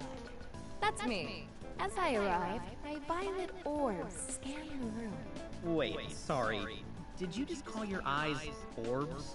Yes, shut up! You can't just use eyes all the time, that's boring. Anyway, my orbs eventually find a secluded table in the most shadowy part of the tavern. And I walk over, armor clanking. I take a seat and call for... I love this. This is so great. A dwarven woman approaches. What will you have, moody-looking stranger? An ale. The darkest ale you've got. Like, really super dark. The waiter leaves and soon returns with your ale. It's definitely dark, and it tastes kinda grimy. Perfect. I sip my ale and brew. Okay, roll to brew. Really? Oh, okay. I suppress a laugh as Kate actually rolls her dice. Wow, 18. Very successful brew. You look incredibly imposing as you drink your dark, questionable ale from the shadows. Thank you. And the next person to enter the tavern is... Me, I assume. I enter the tavern and sit exactly 6 feet away from the door, as close to the wall as I can.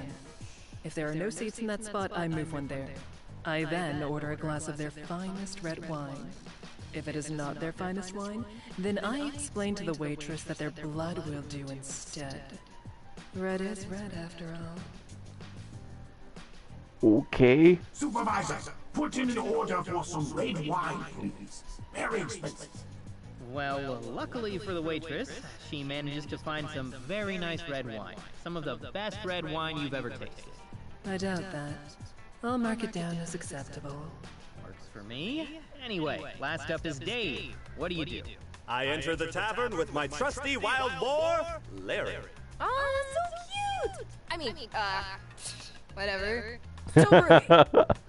Now, is there anything nearby that he could use to play fetch? The barkeep says that drinks are on the house if you quietly and calmly take a seat. Oh, great! I'll have a cherry cola, please, and a spare flask of it for the road. And Larry will have a root beer. The tavern doesn't have cola. Oh! Bartender, may I please speak to your manager? I sigh, but I let him have his cola without further protest. I have a feeling I'm gonna have to let a lot of things slide tonight. Alright, now that you're all gathered here, do any of you want to interact with each other a little before we move on? To what end? Stan, I had to work for this cola. I've got to enjoy it. Bah! Lord Archibald Lightsbane doesn't go to other people. People go to him. Well, I would, but that would be kind of out of character, wouldn't it? I think I just need to keep up this brooding thing. The pain here is so palpable and real. Okay, I can see this group is gonna need some extra nudging, maybe even outright hand-holding. Should have expected that, I guess. Kate and Scorpion definitely haven't played before, Bedlam is too wrapped up in their own character to notice much else, and Dave is... he's Dave. Alright, well, some time passes and everything seems normal.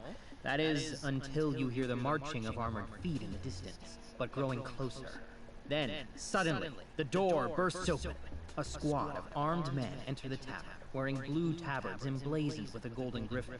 It's clear that they are guards or soldiers, which is weird, because Ilix has no guards or soldiers. Their leader, a stern man with a wide, flat face that looks like it's been pounded out with a meat tenderizer, steps forward and points towards Lord Archibald. Lord Archibald Lifespan, you have been found guilty of crimes against the Kingdom of Stoltorum. In the King's name, come with us to the palace so that you may receive a punishment befitting of your family's station. Ooh, I get to be the star of the plot? I mean, how dare you make such baseless accusations? I may have committed many crimes, but never against my own kingdom. How dare you sully the Lifespan family name with such slander? The king will be the judge of that. Now come with us. Nonsense! Lord Archibald Lifespan surrenders to no man, or woman, or 63% of the world's known monsters. If you dare to seize me, then you shall have to contend with the might of the greatest wizard the Lifespan line has ever seen! Well, not yet. You're only level The third or fourth greatest wizard the Lifespan family has ever seen! And the aid of any soul who cannot stand the sight of such imperialism in this free city. Oh, I'll help you, Lord Lord Archibald. Larry, get him! I roll some dice for the guards and Larry. Ooh, yikes. Bad roll for Larry. Okay, so Larry gets up, squeals with fury, and farts. Then he sits back down. Come on, Larry, we trained for this! How are you gonna win Best in Show back home if you can't even attack people right? Well, if it helps, these guys are really annoyed by the smell. So much so that their leader orders one of his men to get rid of you. And your flatulent So, the soldier walks up to you and... I roll another punches dice. you in the face for 3 points of damage. Oh, man. Reminds me of Wednesday. Well, it is a little different. The city is lawless, and that means the people here aren't big fans of armored assholes showing up and laying down the law. So, by punching you in the face, the guard has created quite the commotion, which means it would be the perfect time for someone else to step in. I look to Kate and Madam Scorpion. Okay, so this scenario is a little obvious, but they're both new, so I figured it would be good to start with something that gives them a lot of freedom to try stuff. But they both remain silent. Anyone? Why? It would be much more advantageous to bide my time. Yeah, just biding my time. I'm all about biding my time. Plus, I'm way too busy staring into the abyssal depths of this ale and contemplating the horror of my existence. Okay, well, as you sit there brooding, one of the soldiers shoves a patron into your table, spilling your ale. You scum! How could you do this? It was one of the few truly pure things left in this world, and you destroyed it, murdered it in cold blood. I sheathed my sword. No. Don't rush into things, dear. All that bravado won't be necessary. Just leave this to me, Besides, I believe you used too many actions for one turn. What? No, I haven't done any actions. I just started. And I, as I always do, shall finish it. Finish? But, meaning no offense, madam, I had a big plan and... Game Master! I'm pretty sure I didn't finish my turn earlier. Shouldn't I have the chance to go? I'm the star of this whole scenario, aren't I? Yeah, Lord Bedlam's the star! We're all just moons in his orbit. Well, I never said that, and technically that wasn't a turn per se, since combat hadn't really... Guys! I mean, ma'am, sir, with respect. I was kind of on a roll here, wasn't I, Stan? Ah, crap, a pile up already. Now, technically, there are statistics and dice rolls that determine who goes when, but the first thing you learn when you run a game is that those are malleable. The reality is that the person running the game can always choose to bend the rules. Sometimes when things are going off the rails, or players are new, that stops the game from devolving into chaos like right now. It's an easy encounter, so whoever goes next is likely to dictate the plan and outcome of the battle.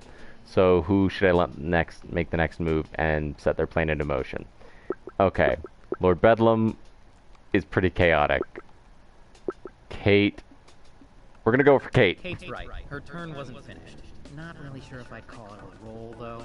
Oh, it was a roll. A dark, brooding roll with excellent fashion sense and mesmerizing violet orbs. Alright, don't push it. Just tell us what you plan to do with that sword, Scarlet.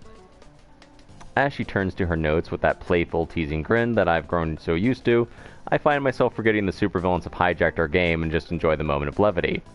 She has that effect. From the word go, we've had an easy rapport, and I just feel relaxed around her. Even now, despite the circumstances, we can easily slide into casual banter. That's not gone unnoticed either if the eyebrow I'm getting from Madame Scorpion is any indication. Hastily, I clear my throat and straighten my posture, but it does little to dull the razor-sharp glare. I raise my blade and imbue it with the essence of fear. Pure black flames come to life across its steel surface. With my burning blade, I swing it in a mighty arc towards one of the soldiers. But my target isn't his head or his heart, it's his armor! So, you're using shatter armor? Yeah, I just didn't want to say it. It ruins the poetry of the moment to call out some technical-sounding attack name. Right. The thing is, Essence of Fear triggers on your next attack, and its impact depends on how much damage you do. Oh, sorry, I didn't want to start out with anything deadly. Did I use it wrong? No, just unconventionally. I wouldn't have thought of it. Let me look it up. No need, Stanley. I can't understand why you'd avoid a more lethal attack, but it can work in theory. The fear effect is amplified based on a killing blow. So if you successfully shatter the armor, it should work in the same way. However, if the armor isn't shattered, nothing happens. Oh, well, that makes sense. How did you know that? Why, it's just as our dear Kate said. You can learn anything if you put in the research. I shrug, but I don't press further. Seems like something that would take a lot more work to remember than casually searching about spells and swords on the internet. But if Scorpion doesn't want to explain it beyond that, no one can tell her otherwise. Certainly not me. Regardless of how Scorpion knows about it, Kate's move is clever and creative. It's one of those things that you might only see from someone new who doesn't know the right way to use their abilities. And miraculously, after the final dice comes to a stop, it works. The soldier's armor is ripped to shreds from your attack, and the flames around your sword engulf the area. Though they don't actually seem to burn much, by the time they disappear, the soldiers are in a state of panic, including the one who is scrambling around in his underwear. Yes! Alright guys, they're all yours! All that ceremony and not a drop of blood. Well, I suppose I ought to fix that. Let's begin the slaughter, shall we?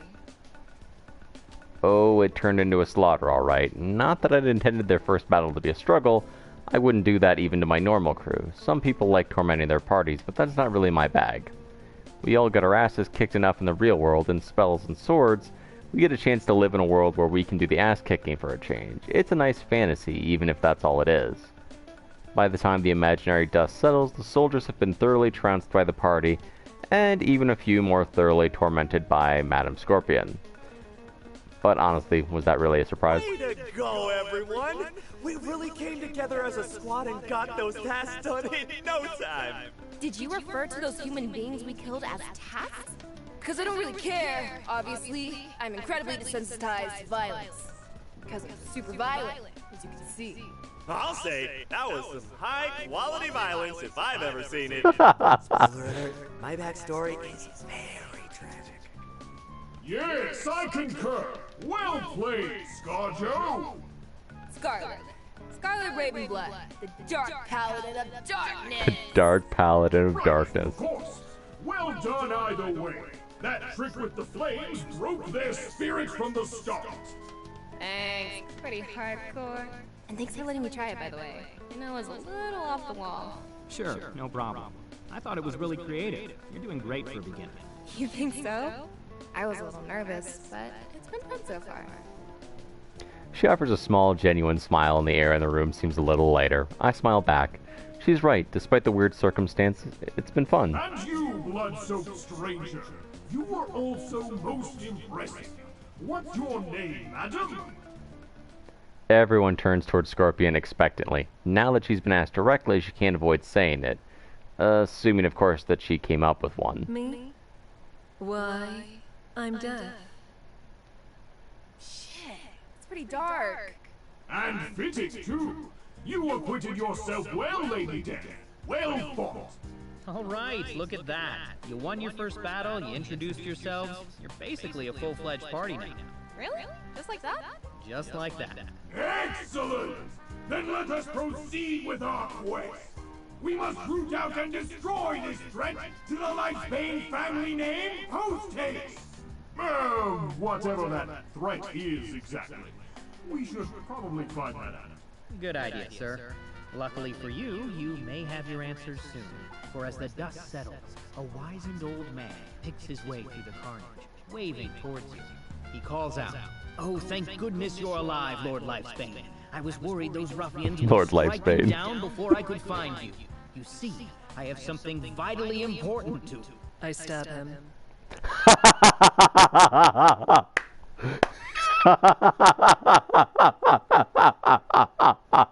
Oh no, that's amazing. Oh my gosh. Okay. I have played so many like tabletop games and I have had all these players and they're doing such a good job. Like these are all real players and these are all things you have actual players do and it's so fun. I was playing with a game. Never mind. Let's go. You what? I mean, sure. Life's pointless anyway. But he was about to tell me vital information about...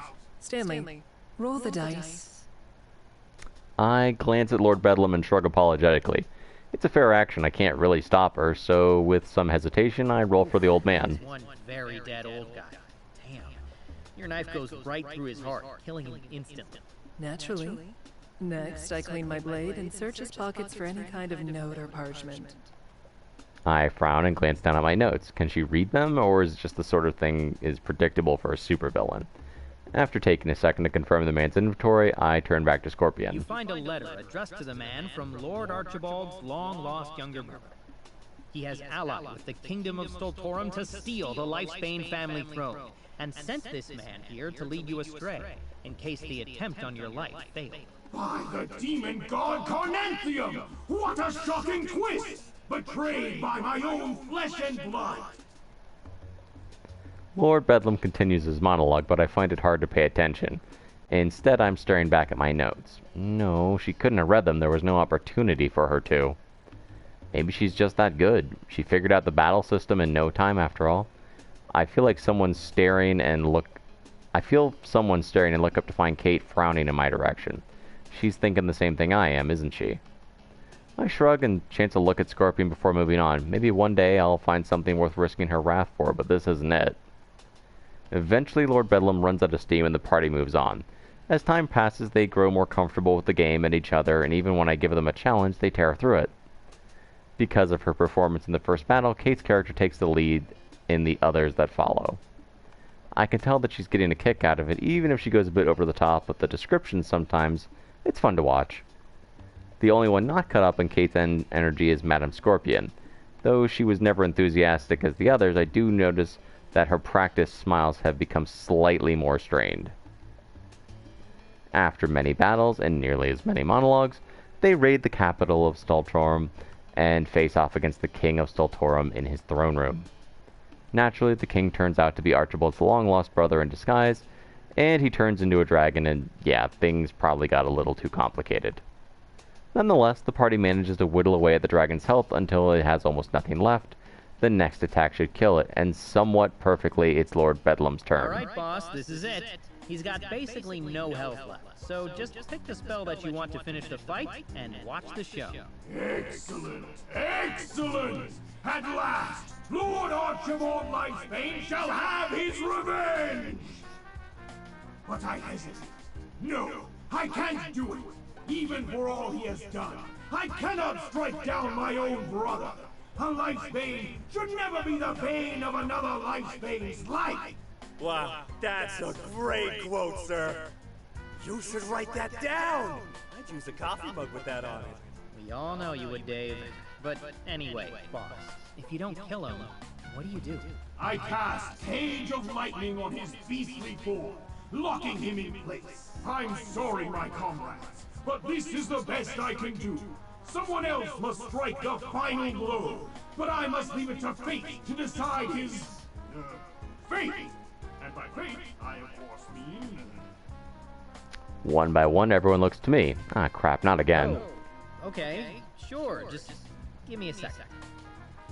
I frown and flip to the rulebook. That was surprisingly humble of Lord Bedlam, but I don't know who should go next. Deciding by turn wouldn't be fair, and a roll feels wrong under these circumstances.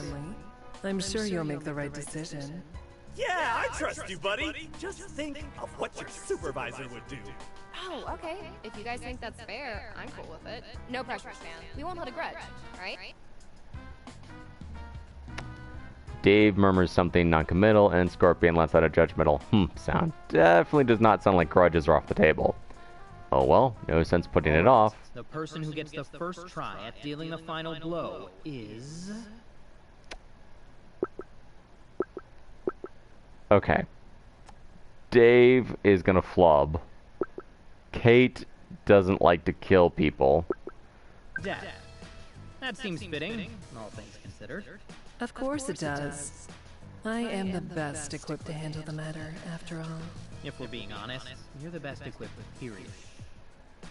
I notice a small grunt from Kate's direction and catch her grimacing. I try to offer a look of sympathy, but what does she expect me to say? It's true in the most literal sense. Madame Scorpion character's death, or D, as only Lord Bedlam has dared to call her, is as maxed out as any character could be after a single session of spells and swords. After the brawl in the tavern, she wasted no time in cracking the safe behind the bar, where she found a magic ring and an enchanted gauntlet, and she never slowed down from there.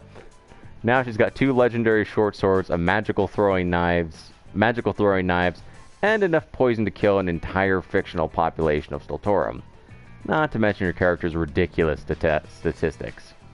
She could probably spit on the dragon and kill it at this point, but nevertheless, I pull out my pen and heavily marked up piece of paper in preparation. First, I imbibe my greater potion of lethality and coat my blades in the poison of everlasting torment. Next, I use focus energy to increase my damage and spend a meditation point to reset my transactions. I furiously jot down my notes as Scorpion continues to prepare, spending every item and skill she saved up until this moment. Even though I know there's no chance whatsoever that the dragon survives even half of this, I'm sure I'd be in for much worse if I didn't accurately calculate just how much damage she does in the process. And shifting to dragon stance will boost my attack even more since we're facing a dragon, and give me one more action. And what do you do with that action? I stab him, of course. Of course. Rolling to stab. Several rolls and a lot of math later. Well, you dealt 7,267 more damage than you needed. So as you stab your poisoned, enchanted, focused, and generally murder-ready short sword into the dragon's skull, it basically disintegrates on the spot. Well, that reminds me of an ancient dark paladin saying, "There's no kill like overkill." Aptly put. Well struck, Dan. You certainly lived up to your name, and then some. I think his very soul must have been shattered.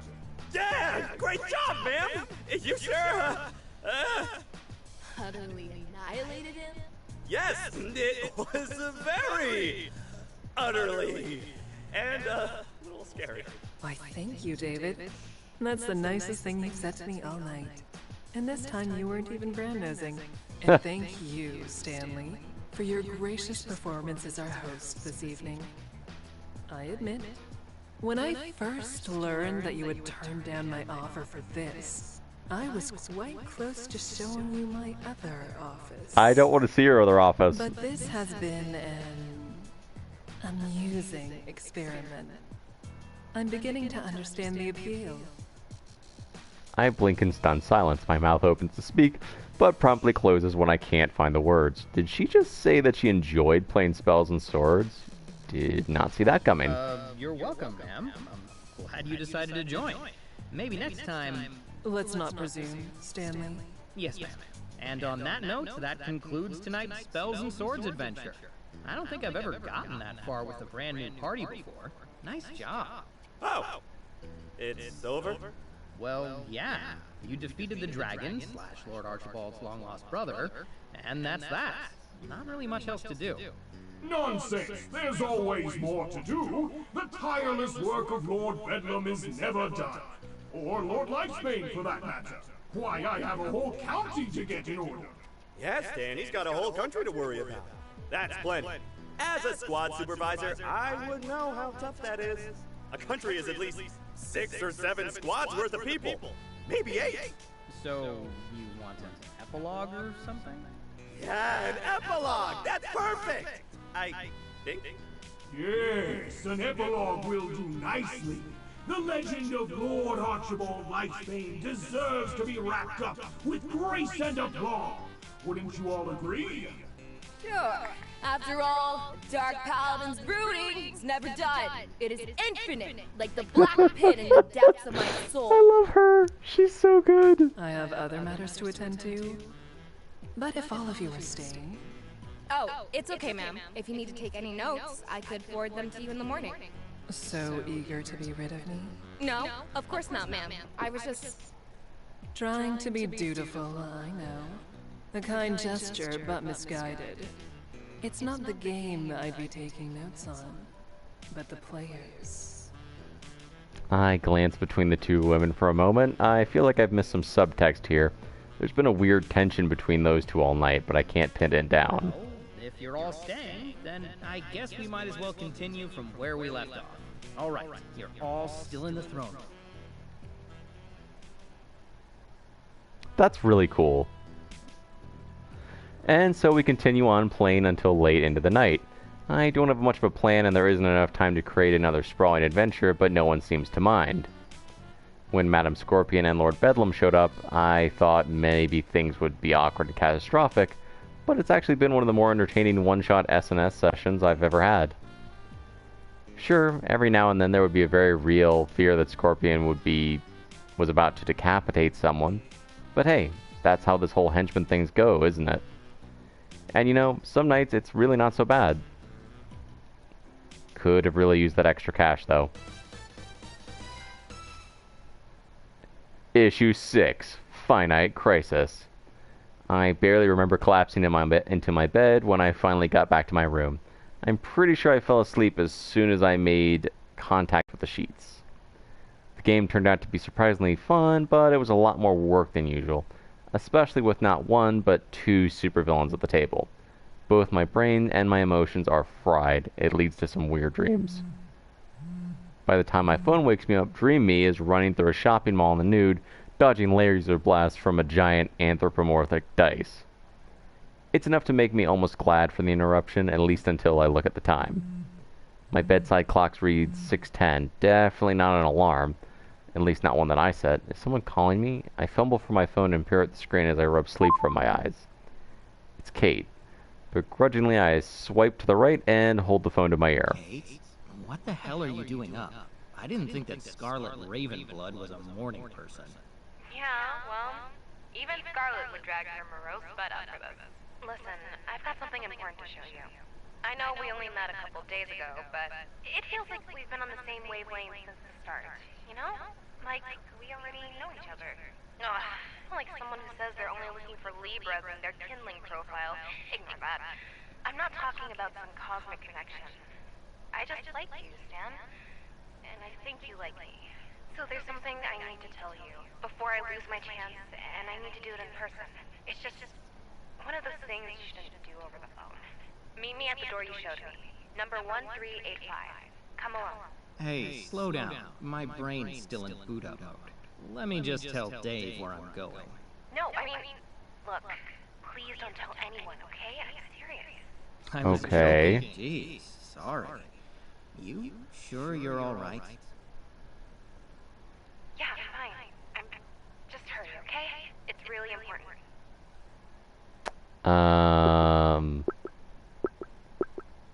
What is this, a drug deal? What is this, a drug deal? Look, Kate, we work for supervillains. No one's gonna get mad if you smoke a little. Just don't do it next to the vents. Then it gets into circulation, and the whole place stinks for a week. Stan, you know I love to play banter badminton with you, but this is serious. Just please, trust me right now. That's all I'm asking. All right, but can I get a dash of context? A pinch, even? A skosh. Kate? Hello? She hung up. Normally I'd blame the cave walls for messing with the Wi-Fi, but with all the talk of hearing, I have a feeling that she just hung up. Where did that come from? Yeah, we've been getting along well, but that was a weird vibe for a 6 a.m. phone call. Not even a text like a sane person. She had to call and wake me up.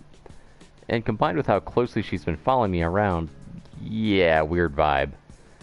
If it were in the middle of the night, this would feel like the perfect stage for some heartfelt confession or a heart-rending murder of if my life... Ugh. Or a heart-rending murder if my life feels like changing genres. But at 6 a.m., could be anything. Still, if Kate says it's important, that's good enough for me.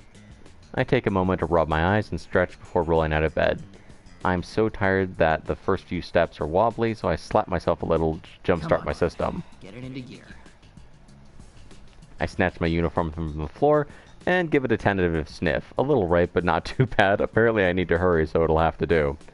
No time for my usual morning routine either, so in lieu of my toothbrush, I rummage through my nightstand for an old tin of mints, expired 8 months ago. Probably still fine. Chewing on a vague mint-flavored chalk and still zipping up my uniform, I hurry to the door. I walk through the halls at a brisk pace, completely unimpeded by traffic. This place is practically empty at this time of day, though I'd at least have expected to find 1 or 2 diehards patrolling the halls with gusto. The research wing is the same. I don't encounter a single guard on my way here. Surely someone was meant to have this shift. This couldn't have anything to do with why Kate called me, right? Finally, I reach the hall. My familiar, lonely hall, home to my equally lonely door, number 1385, right where I left it. Except this morning my door isn't so lonely. Kate is keeping it company, leaning against the adjacent wall. She quickly spots my approach and gives me a wave. Though it lacks some of her usual enthusiasm, I return the gesture. Hey, thanks for coming. No problem. After all, you said it was important. Several times. Sorry, I had to be sure. I know I might have sounded like a crazy person, but I'm not. You know that, right? Yeah, definitely. I'm here, aren't I? So what did you need to tell me? Have you decided to quit the henchman business and start brooding full-time? If so, I completely support you. Clearly you brood like a pro. No, bigger than that. Way bigger. I'm actually not sure you'll believe me. So first, I want to show you something. You know this door that you've never opened? Well, we're going to open it. You're gonna stab me in there, aren't you? What? No! Why would you think that? Well, you have been following me around a lot. You definitely went out of your way to meet me when we were headed to game night. Don't think I didn't notice. Okay, yeah, that's a little suspect. Fine, I admit it. I've been following you around a little, but not to stab you. What the hell, man? When it comes to potential stabbings, it never hurts to double check. That another official piece of veteran wisdom? Yes, it is. As official as it gets. Right. Well, we're not getting through this door all that officially, so you may want to stand back. Wait, what? I hesitantly take a few steps back from the door. She's not going to blow it, is she? No, Kate's not touching the door at all. Instead, her attention is on the keypad, which she's already cracking open. Kate reaches into her belt and pulls out a small white and blue device, which she plugs into the keypad. After a few moments of fidgeting, it lets out a friendly beep and the door slides open with a groan. Figure you should see it first, considering how many hours of your life you've spent standing right next to it. Wow, polite and pessimistic. This is why we get along. All right, let's see what Lord Bedlam's been hiding. Maybe this is where he stashed all that dog food. I take a deep breath and step inside. Well, holy shit. This was a lot bigger than I expected. And what the hell is that? That monolith of a machine can't possibly be a computer, can it? But I don't see what else it could be. There are no visible pipes or mechanisms, just wires, and it looks like it houses circuitry. Getting some serious "I can't let you do that" vibes from this thing. This has been here the whole time? I come in peace, hopefully not evil AI person. Please don't sick any robots on me. I'm sorry, it is too late, Stan. Now I must turn you into a cyborg and enslave your mind. No! Don't worry. Damn it. We're still about 3 decades away from any serious threat of an uprising, and there's a good chance the robots get too distracted by social media to actually overthrow the government. So this huge housing and all the circuitry inside it are going to be dedicated to posting GIFs? At that size, I bet it could just make a few thousand of them as easily as searching for one. Oh no, by then we'll be living in a post-gift society. It'll be holograms or astral projections or whatever. It'd be cool to be able to do astral projections like Doctor Strange and like send someone a dancing cat. Right, but will we still have statements punctuated by clapping emojis? I feel like all those full stops would be super appealing to a robot. Humans are an inferior life form, period. But tragically, I could never make any 15-second dancing videos. Alas, I have no legs, and I must meme. Oh god, we need more sleep. So much more sleep. But seriously, robot uprising aside, is this why you were so curious about the door on our tour? Did you know this was in here? Sort of. I knew something like this was in here, but not this exactly. I didn't think they had enough time to set a unit like this up, but Scorpion and Bedlam must have been working together for longer than anyone thought. So this machine is Scorpion's? I guess that makes sense. Lord Bedlam isn't exactly at the cutting edge when it comes to technology. But what did she put it here for? And that's where things get complicated. Think, what do you know about Madame Scorpion? Outside of the whole assassin thing, what are her skills? Her interests? She was Bedlam's partner on that job Wednesday, right? She showed up personally for it, even intervened. And what was she after? Data. Not really sure what kind, but it was a private tech company. No weapons, no financials. I never really figured out anything more specific than that. And her business, the Scorpion Group. They've got this new Henchman app, right? Others too. And how do apps identify, recruit, and monetize users? Data. The private kind companies aren't technically supposed to keep, but always do. Okay, I follow you. But is that really all this is about? An app for hiring meat shields? No, not just that. They've got a lot of things in development. But more than that, think about her for a second. Remember last night? She'd never played SNS before, right? She barely seemed to understand what it was at first, but within minutes she was playing like she knew every rulebook by heart. Yeah, it even seemed like she could predict the campaign I was running. How could she have known to stab that guy in the first town? Exactly, she couldn't have, unless she was gathering and analyzing data about it in real time. Oh my god, Madame Scorpion's a robot. I thought you said we had 3 decades. What? No, she's human. She just has powers that let her brain work like a robot's. Sort of. It doesn't officially have a name, because she's the only known case, and she's not exactly forthcoming on the details. I like to call it cerebral super processing. So she's like a genius. On a basic level, she appears to absorb and process data subconsciously, way beyond the rate of a normal human. However, it's expanded to a variety of physical and mental abilities. Right, so that's how she was able to learn everything there is to know about SNS while sitting at the game table. She must have some kind of superhuman Wi-Fi, too. Sure, if that helps you understand it better. That Wi-Fi and her enhanced physique could come from nanotech that rides off of her power's coattails, or a completely organic evolution of her baseline abilities. Okay. Like I've been telling you, she's uniquely dangerous, and since you've been caught in her gravity, well, I figured you ought to know. Appreciate it. I don't know if I'll be able to put it to use, but at least I know a little more about what all this has been for. No problem. Like I said, you deserve to know at least that much. You might work for a supervillain, but the difference between someone like Lord Bedlam and Madame Scorpion is vast. You're way out of your league. Accurate. Kate, I'm always out of my league. It's part of the job. But why the steroidal server over there? Isn't all that information in her head? I'm not sure. Maybe it's meant to augment her power, or cycle new sets of data in and out. Whatever it's for, she must think it's important. She's invested a ton in it. Her and Bedlam both, it looks like. Or at least he paid for the paint job. If that. As far as I can tell, your boss has basically turned into a supervillain shell company for the Scorpion Group. So he might have picked the paint, but paid for it? Doubt it. Good point. I don't think that dog food heist paid enough for a liter of soda, much less 20 gallons of paint. But hey, why don't we go find ourselves some index cards and string so we can set up a conspiracy board somewhere other than the secret supercomputer room, okay? Not that I don't appreciate the glimpse behind the curtain, but something tells me that if Scorpion finds us here, then it'll be the last thing we glimpse. Come on.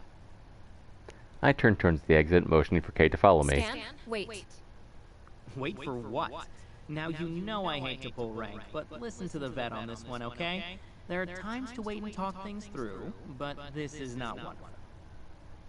I keep moving and Kate still doesn't follow. I mean it. Stop. There's something else.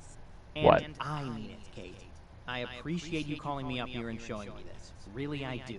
But I can't get caught in here, alright? You told me the big important thing you wanted to tell me, so now let's go. Yeah, let's go before we get caught, Kate. We're gonna get in trouble. Once more, I turn to leave. That's the thing, Stan. There was one more thing that I needed to tell you. Smoke rises from the scorch mark in front of my feet, stopping me dead in my tracks. Mouth agape, I turn towards Kate to find her training a weapon at me. Kate? That's not my name. I blink dumbfounded and glance at the weapon, blue and white.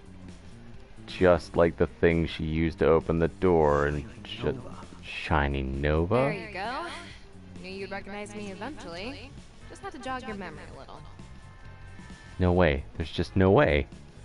The whole time I thought I'd been making friends with some cool new coworker, not a world-famous superhero. No, not just making friends. I've been flirting with a world-famous superhero. How did I miss it? Were there signs, maybe? Elephant tranquilizers tend to make things a little hazy.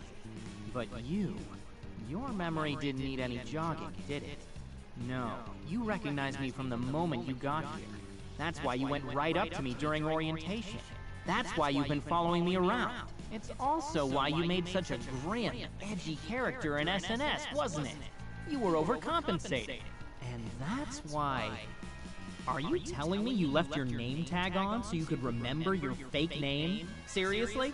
Hey, it's tough to keep everything straight when you're going undercover. There's nothing wrong with a cheat sheet. It's one syllable. You work at the absolute cutting edge of robotics, and you can't remember Kate? It's just, I have a lot of names to keep straight, okay?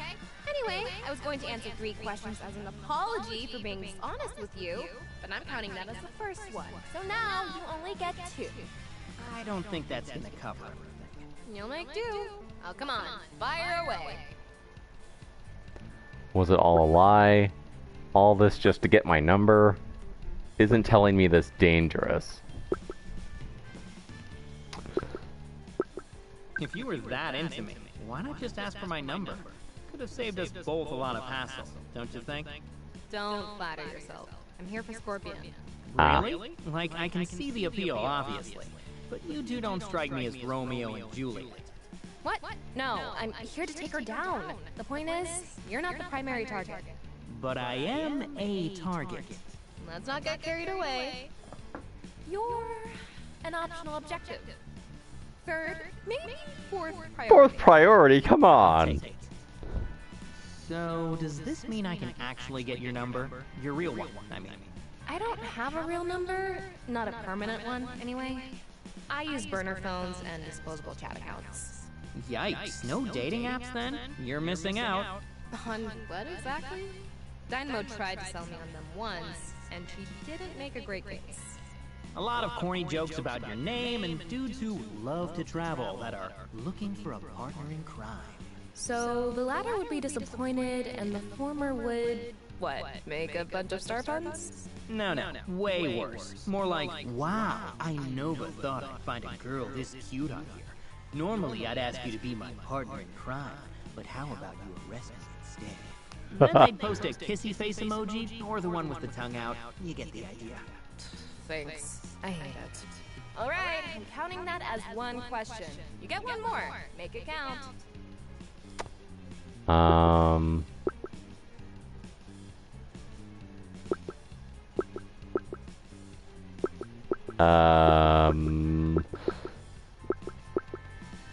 So how are you planning to escape? Even if I don't tell anyone, and I might still have to, you're not going to be able to stick around after this. I know. I'm a professional, man. More than you. Hey. Sorry, I came out wrong. I appreciate the concern. It's really... Wait. Suddenly alarms blare.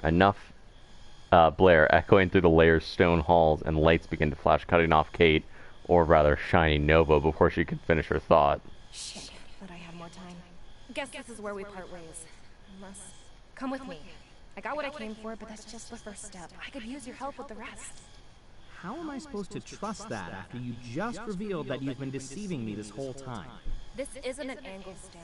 I'm honestly making an offer. This is a once-in-a-lifetime chance.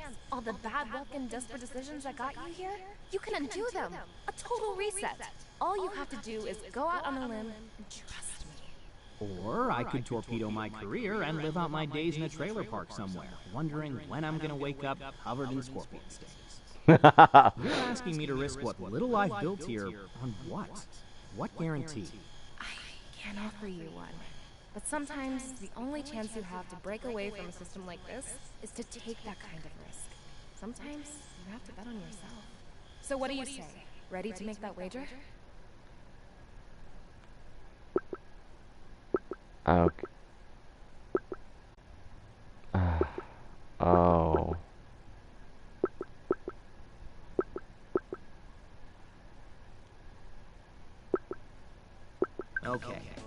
Okay, you convinced me. I'll go with you. No idea where it'll take me, but screw it. Chips on the table. Hell yeah, that's what I'm talking about. I'm taken aback by how quickly Nova lets her guard down. Without hesitation, she's lowered her weapon and starts casually walking up to me with so much spring in her step that she's practically skipping. Still beaming, she playfully punches me on the shoulder. Though she's so excited, it actually hurts a little. That's the exciting part of forging your own path. The possibility of it all. The world's laid out in front of you, Stan. Not if we don't get out of here. Oh, right, of course. Escape first, celebration later. She motions to the door with her Let's head. get moving. Main entrance is a ways off, but I think I figured out a way to get there that should avoid attention. Main entrance? No way. Scorpion will be there for sure. Cafeteria's our best bet. The cafeteria? Really? Trust me. I'll explain when we get there. Now come on. Okay. You take point then, Mr. Ex-Henchman. You won't regret this. I promise. We'll see. I still have my doubts, but at this point it doesn't matter. If I'm doing this, I've got to be all in on it, or the odds are good that it ends with me getting carved up with an energy sword. So with Kate right behind me, I start jogging for the exit. She could probably go a bit faster on her own, but I know if I push myself too hard, I'm just a liability if we run into trouble. No, not Kate. Shining Nova. Christ, this is going to be hard to get over. Superheroes just aren't like the rest of us. They're hardly even people, more like monuments, big statues with shiny plaques telling you that if you uphold our good old-fashioned values, work hard, and get a little lucky, you can be larger than life. So, to have to spend this much time with one without even realizing it, well, it's a little jarring to say the least. Hell, I played Spell and Swords with one. Not to mention all the flirting. I really can't stress that part enough, but I've got to put all that aside for now and focus on what's in front of me. We need to get out of here, and we need to do it fast. Even with the alarms blaring, the halls are mostly empty. Only a skeleton crew is up this early, and the research wing was always light on staff anyway. I glance at Nova, who is expected is having no trouble keeping up. If we maintain this pace, we should be alright. The cafeteria is a lot closer than the main entrance, and I haven't heard an announcement that specifies us as the intruders. In our uniforms, it's unlikely that anyone but Scorpion herself is going to stop us. Hey there, buddy! There you are! I heard there was an alarm at your door, so I went to your room to assign you the task of investigating it, but you weren't there. Oop. Wait a sec. Shut that off. Sorry, that was my alarm. I heard there was an alarm at your... Yeah. So then, I thought to myself, you know, Dave, a true squad supervisor, is always thorough when it comes to his team. And that's when I decided to check on your door myself to make sure everything was A-okay. How is good old door 1385? Oh, you know, it opens and closes, like doors do.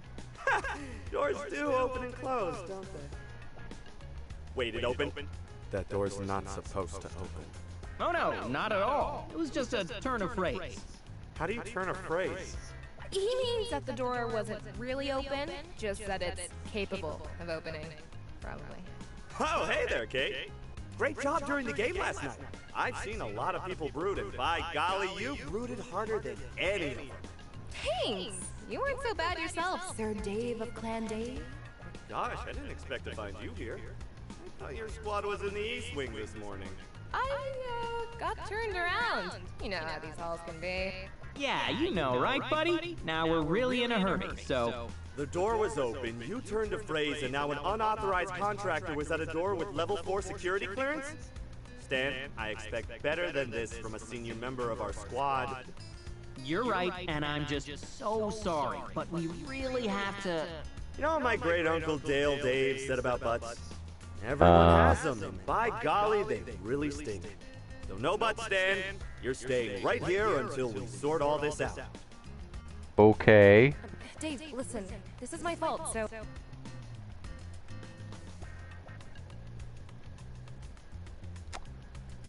No, I'm the senior henchman here. You're right, Dave. It's my responsibility. What are you doing? I can be held up. You can't. Keep going. I'll deal with this. Sorry, can you speak up? All the excitement from game night really messed with my hearing. I look down at Nova. I can't see her eyes through the mask, but her jaw is set and her brow is furrowed in concern. I offer a weak smile and she sighs. She lightly brushes her hand against my shoulder and then turns to go. Like a squad thing. And speaking of squads, I totally need to find my own. So. Well, Thanks, Dave. See you at lunch. Before Dave's brain can finish forming whatever thought he'd been working on, Nova is jogging down the hall safely on her way to the cafeteria. Now I just have to find a way to weasel out on my own way out. Jeez, I totally forgot. Madam Scorpion wanted to see me after I checked on the door. Super top secret stuff, but I'll tell you everything you need to know about the door after that, okay? Sorry, but I need to check our protocol on this. Dave reaches into one of his pouches and pulls out a small paperback book with Lord Bedlam's visage printed on the front. Let's see. Yeah, it says I need to hold you here until you can be properly questioned. Gosh, I'm sorry, buddy, but it looks like you're going to be late. Late? Dude, did I not tell you who I was meeting? Don't worry, I'm sure she'll understand. It's protocol. Everyone loves protocol. It's Lord Bedlam's protocol. Do you think Madam Scorpion is gonna give two shits what that little book has to say? You met her last night. Think about it. She did seem pretty quick to behead things. Gosh, buddy, I don't know. You might be right about her. But if we just start ignoring protocol, what happens next? It's like a slippery domino. Once it starts, it just keeps on slipping. I rub my eyes and sigh, trying my best to keep it together. Even if I had an hour, I'm not sure I could convince him to drop this, at least not through any conventional sort of reasoning. I might have to force my way past him, and that's a gamble. Dave doesn't have much, let's call it tactical instinct, but physically he could give me a hard time. Better to avoid it if I can. Maybe just need to try a different diplomatic approach, something more personal. You know, with all this talk about door 1385, I'm getting a little nostalgic. You remember the conversation we had there this week? It was a simpler time. It sure was, wasn't it? That was when you invited me to game night, right? Well, of course I did. I couldn't leave my buddy out, now could I? Are you glad you went? Damn, I ever! I was a little nervous after the whole witch's curse thing from the first time I played Spells and Swords with you, but it turned out to be the best game night we've had all year. I wish I'd gotten to do a little more, though.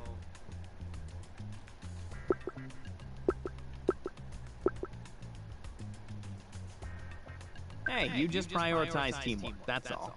Players like you are what makes SNS work. Games where everyone is trying to be the star fall apart pretty quick, but you were the glue holding it together. Yeah, I guess I was, wasn't I? That's what being a squad supervisor is all about. Anyway, it's been nice reminiscing, but why don't we catch up more at lunch, okay? See you then. I start to walk forward, but Dave holds up a hand to stop me. Damn it, I thought that might distract him enough to let me slip by, but his memory is better than I thought. Hold on there, buddy. Sorry, I'd love to let you go, but you have to wait here. It's protocol. Protocol is protocol.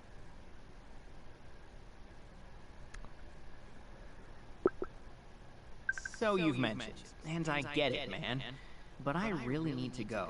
So what do you say? Will you let me pass? I'm asking you as my supervisor, and more than that, as my, well, my best buddy. Help me out here. We are best buddies, aren't we? Gosh, I'm sorry, Stan. Sometimes I get so caught up in my responsibilities as a supervisor that I forget. But talking about the good times we had this week really jogged the old memory. In my opinion, we've always gotten along just well. So thanks, best buddy. Easy, don't wear that out. But thanks, man. Honestly, you're saving my ass here. Oh, sure thing. I'm always happy to help. That's what fantastic friends are for. Fantastic friends. Yeah, I guess so. But honestly, I won't forget it.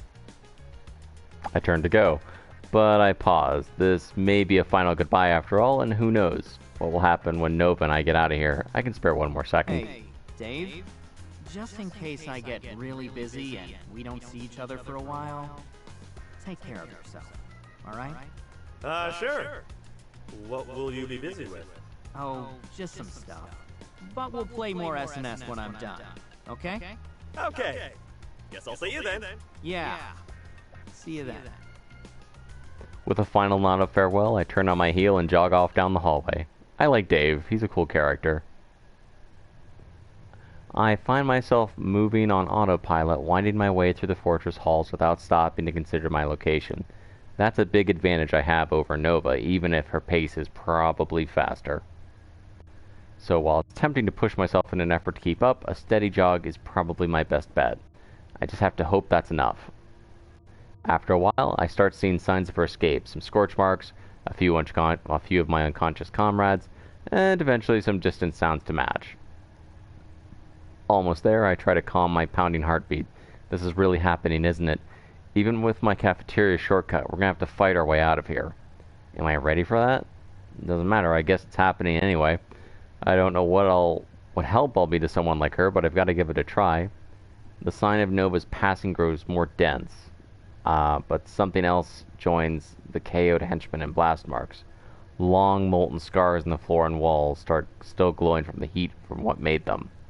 I know what that means, but I'm still not ready for the sight that awaits me when I round the next corner and skid to a stop. Uh-oh. Madame Scorpion looms over shining Nova, sword leveled and eyes gleaming in its flickering red light. Nova's mask flutters in the air between them, sliced cleanly in half, leaving her defiant glare unobscured. There it is. That's the look I was hoping for. Such a selfish girl, hiding that behind flimsy masks and gaudy helmets. I could feel it last night, you know. Even as you so futilely tried to subdue it. But resolve like that, it has a heat to it that can't be contained. I can't wait to watch it flicker and die.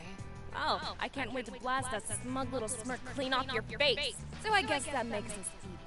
Oh, I wouldn't say that. Whether or not you're adorned in your full armored ensemble, we're hardly even.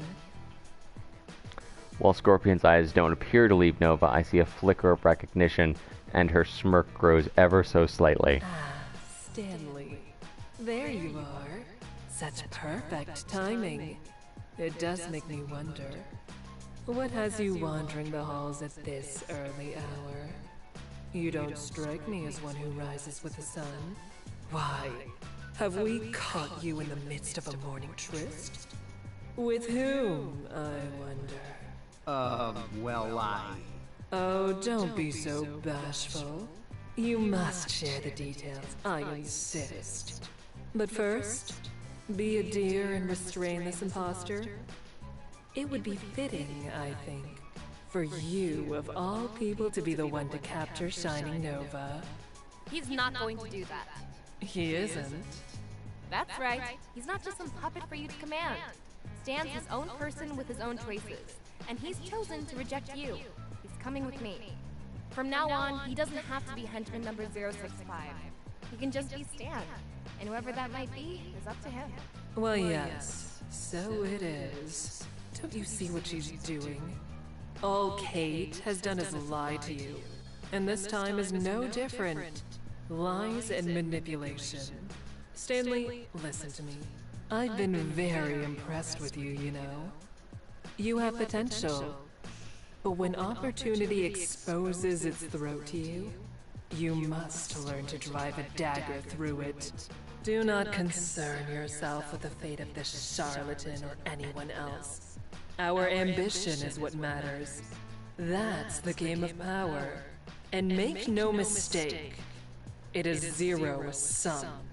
Regardless of what these self-proclaimed heroes may tell you, for us to win, others must lose. Starting with her.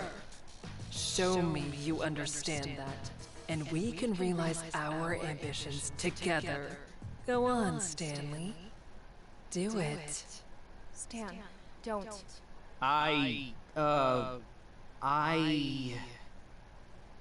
This is it. Whatever I do next, I have a feeling there'll be no going back.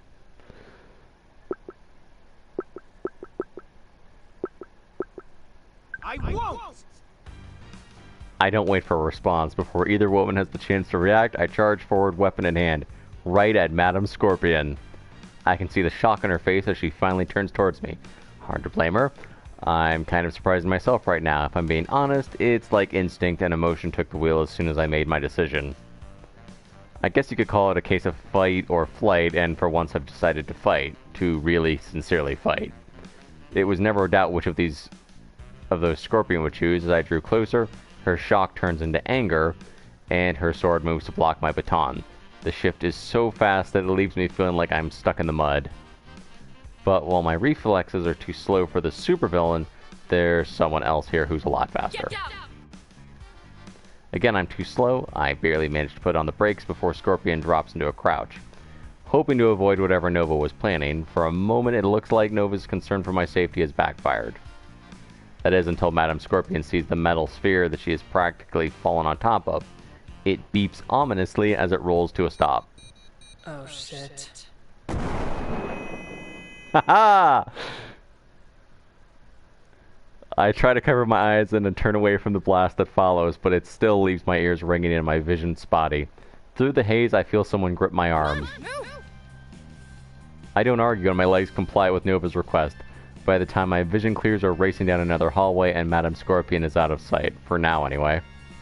Nova is still leading the way and starts to make a right turn. Yet even with the added confusion of the explosive, I recognize the hallway and I resist, tugging in the other direction. Right. Cafeteria's this way.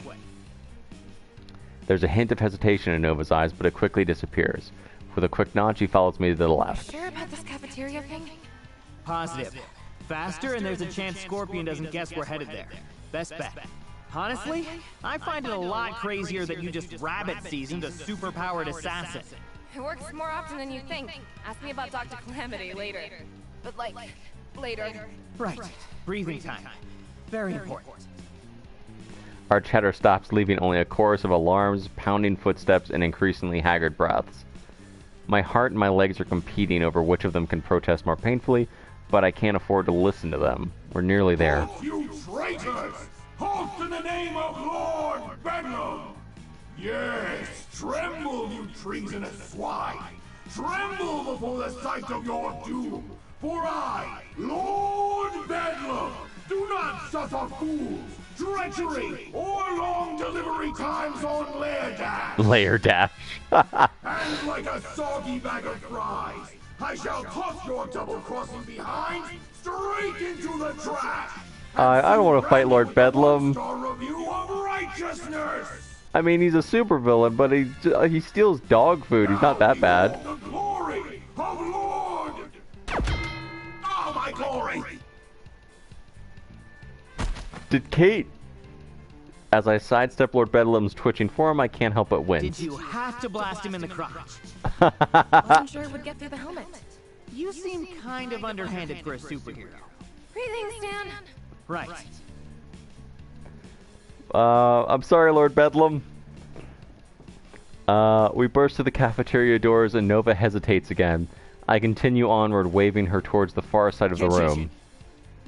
She nods and resumes her pace, vaulting the counter while I run around it. Only when we're through the kitchen doors do I slow down. Luckily, it seems the alarms have emptied out the whole cafeteria. We're alone. Okay.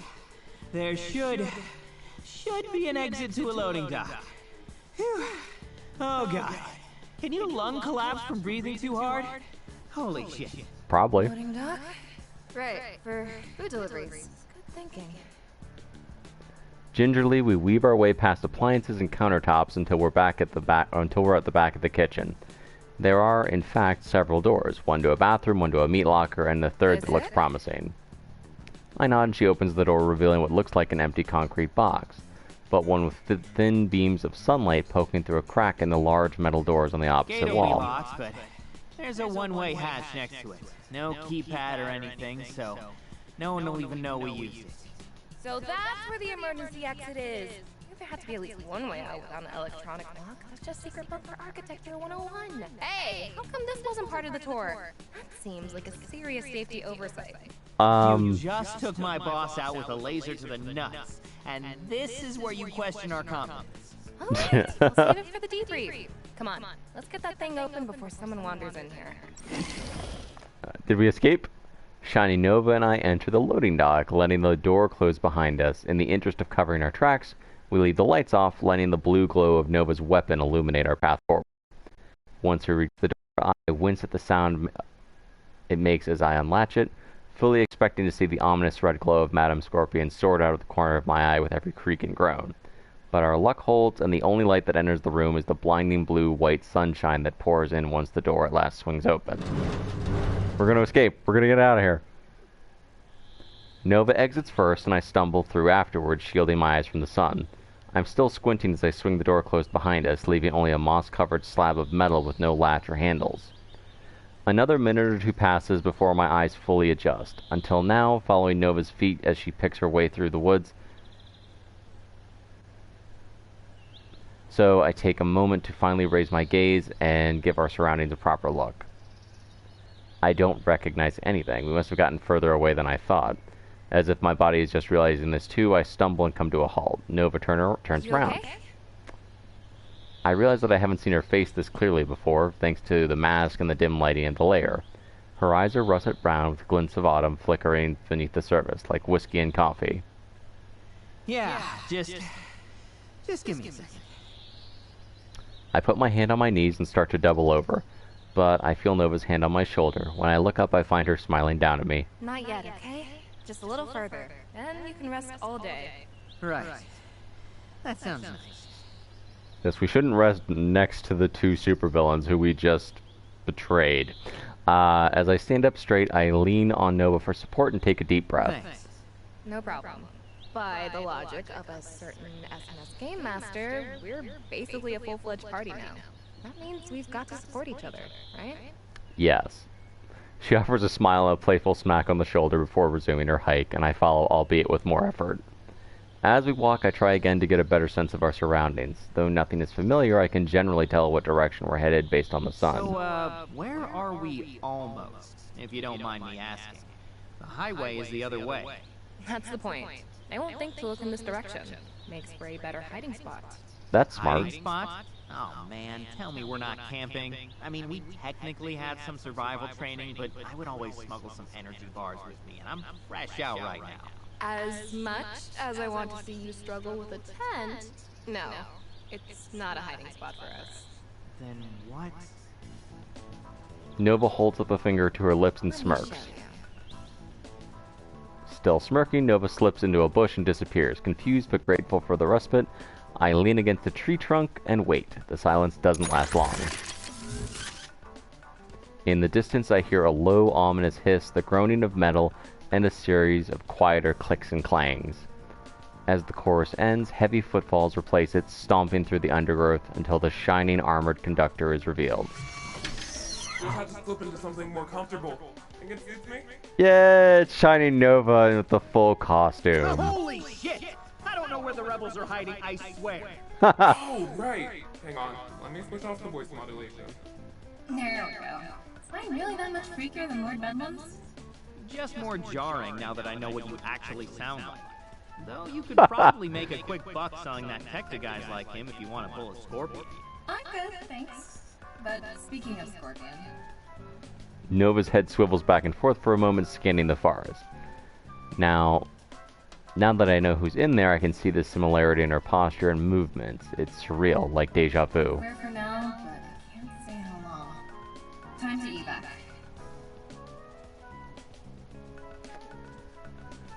She extends an armored hand in my direction.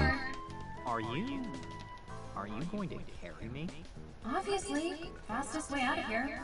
Well, unless you want me to stuff you in the armor delivery pod, but I can't promise I will be any more comfortable.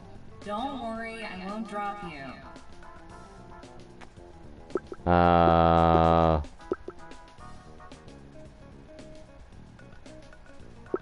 Alright, I trust you. But just so I know what I'm paying for, will there be any complimentary snacks? I know most people prefer the peanuts, but I love those little biscuit things myself. So if you have any... That's first class only, sorry. The only seat left is in the luggage compartment, which you can book for the low price of not getting dumped into the Pacific Ocean. That is quite the deal. But in that case, I'm definitely gonna need to grab a cinnamon roll before I board. Do you want one? A breathing mask smacks me in the face, cutting me off before I can blather any further. Just put on the mask, dork. It'll let us crank up the speed and altitude a little. Fine, fine. I put the mask over my face and secure the strap to the back of my head. When I'm done, Nova once again reaches out her hand, and this time I take it. Hang on. Don't forget. I've got you.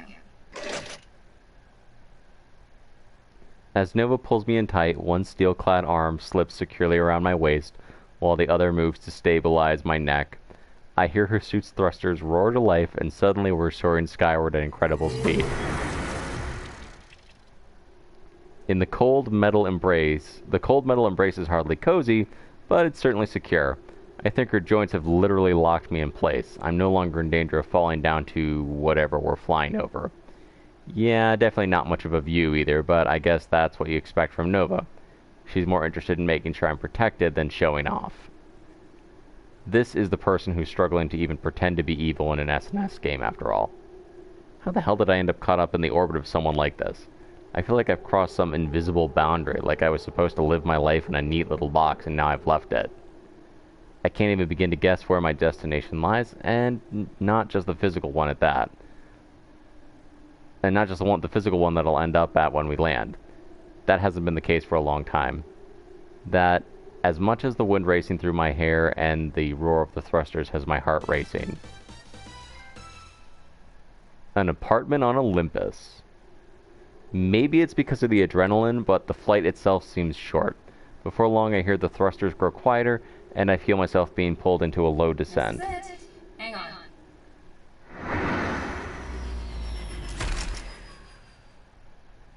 I hear the sound of some kind of hatch opening as we slow even further, floating downward until at last I hear the clank of Nova's boots and feel solid ground beneath my own. Told you I had you.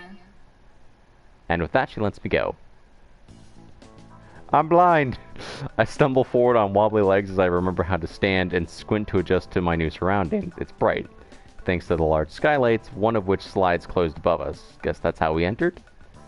All the light and large open floor plan sits in stark contrast to a cramped, dark halls of Bedlam's lair. I'd almost go so far as to call it luxurious, if half of it weren't covered in equipment and coffee cups. Nice place. Very fancy for a backup workshop. Thanks! The location really sucks if you can't fly, so I got a pretty good deal on it. But it's actually more of a live-work type of situation. Oh, yeah. I see that. I sidestep a stray bit of circuitry that's fallen off the nearby coffee table. Seems more like a work situation to me, but I can't really talk. Back up about it. This is the workshop. Everything that Shining Nova is and will be runs through here. Ah. I guess I just figured you had a bunch of safe houses and villas all across the world. Seemed on brand, you know? I've got even one villa. That'd be news to me. I know I always make those rich superhero secretly a billionaire vlogs, but this is a whole operation. Well, regardless, it's a lot nicer than what I'm used to. No question there. Sometimes I forget that normal homes have windows. No kidding. I was only in that lair for a few days, and I feel like I have a vitamin deficiency. Speaking of which... I hear unseen bits of Nova's armor twist and click into place. Moments later, the suit cracks open, and she steps out like she's emerging from a high-tech cocoon. There we go. Felt great to be in my second skin again, but I want to take in the sunlight while I can. Even engineers need it every once in a while. In fact, I think I'm gonna go change out of this too. No need to be Kate anymore. You good on your own for a while? Yeah, sure. I'll just entertain myself by pressing buttons and touching the most dangerous-looking equipment while you're gone. You don't mind, do you? I'll have to ask my roommate. Kepler 1604, activate Watchtower Protocol. Target zone Alpha. Wait, what? Suddenly, Nova's armor snaps closed and it stands up straight, eyes glowing with purpose. I raise my hands and take a step back. Joking. I'll be good. Yeah, I know. It's for your protection more than anything. I don't think we were followed, but better safe than sorry. Okay. Seriously, relax. I'll be back in a few, okay? She winks and turns lightly on her heel. Already she's pulled off one of her gloves and promptly tosses it over her shoulder. Out of reflex, I catch it before it hits me in the chest. You did a good thing today, Stan. Try to enjoy it a little. I watch as Nova disappears through the nearby doorway, my gaze lingering for just a moment before turning to the glove I'm holding. I guess that's the last time I'll see Kate, isn't it? I turn the glove over in my hand, contemplating what that means until movement catches my attention. It's shining Nova's now empty suit staring back at me with hollow eyes. Hey. The suit does nothing. You don't talk, do you? Maybe with a funky accent? The suit says nothing. That's a shame. I'd have given you an accent. Something you wouldn't expect, though, like Yiddish or Canadian. British computers are played out. Know what I mean? The suit does not know what I mean. Whatever, dude. I've got a vision, okay? You'll see. With care, I set the discarded glove aside and take a good look around the room. Might as well explore a little. Where to start?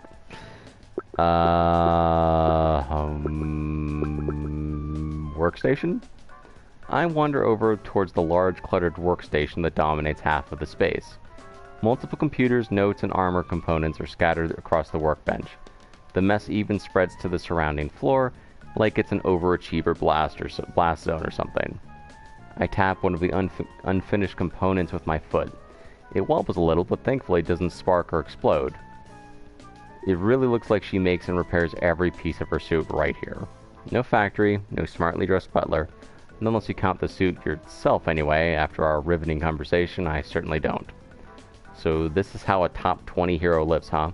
Working out of a one-bedroom apartment like they're trying to launch a starter for 5 years and those investors are right around the corner, for real this time. Like I said, it's a big upgrade from my old hole in the ground, but I expected something more glamorous from someone who rubs shoulders with global superhero pantheon. Maybe that's just how Nova is. As my attention wanders, I pick up one of the many discarded coffee cups and examine the name that's written on the side. Nobody. I snored. Okay, Ulysses? Too paranoid to give your name to the barista. I suppose an apartment like this tracks here, but... I suppose an apartment like this tracks there, but even so. Suddenly, the Nova suit starts beeping as it turns towards one of the windows. A proximity alert? I set down the coffee cup and follow the suit's gaze just in time to an all-too-familiar sight. Oh, no. Hey, Galileo? What are you suited up for? Did you make a pit stop on the way back or something? Thought for sure you'd beat me here. When the suit doesn't respond, Dynamo taps on its helmet and peers into the visor. With her attention occupied, I try to scoot behind one of the pillars. Not in there, huh? Jesus, don't tell me she's having this thing stand guard when she uses the bathroom. It's not like anyone could even figure out that this place exists, much less break. Suddenly, Dynamo goes rigid and spins in my direction, cape whirling. I freeze mid-step and slowly raise a hand in greeting, hoping that my nervous smile comes across more casually than it feels. Hey again. Hey, Miss Dynamo, looking very fit with the pythons there. Want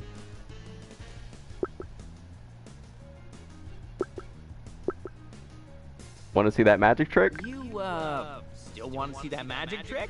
I'm sure there's some change lying around here somewhere, so... Absolutely not. What the hell are you doing here, Sunshine? And where's Nova? She's in the bathroom. Why do you think? I was invited. Funny story, actually. No.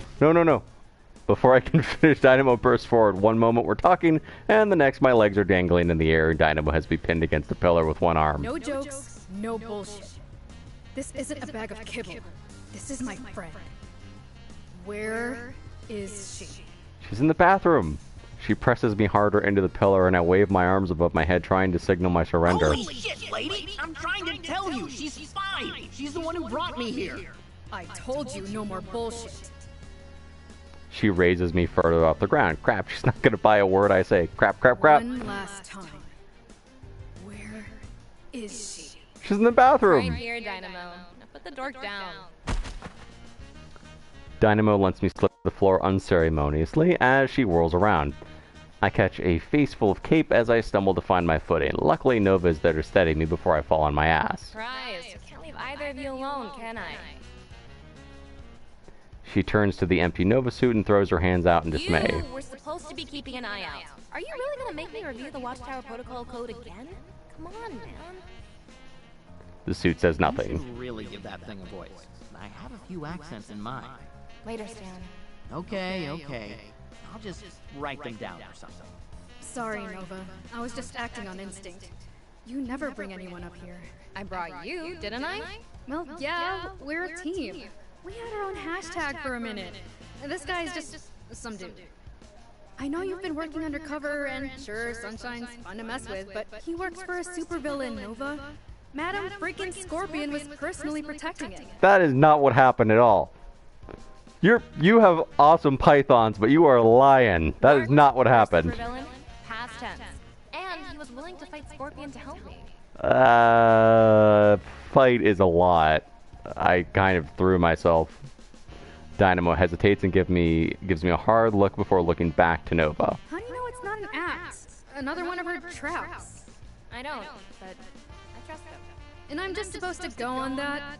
Look, you're the smartest person I know, but... In lieu of a reply, Nova turns to me and holds out her hand, palm up. There's something in it, a name tag that reads Kate. After a moment of hesitation, I take it. It isn't even torn. She must have removed it with care. When I was wearing this, I was Kate. When I'm in the suit, I'm Shining Nova. Nova, don't. But here, you can call me Victoria. Victoria Vasquez. Nice to meet you.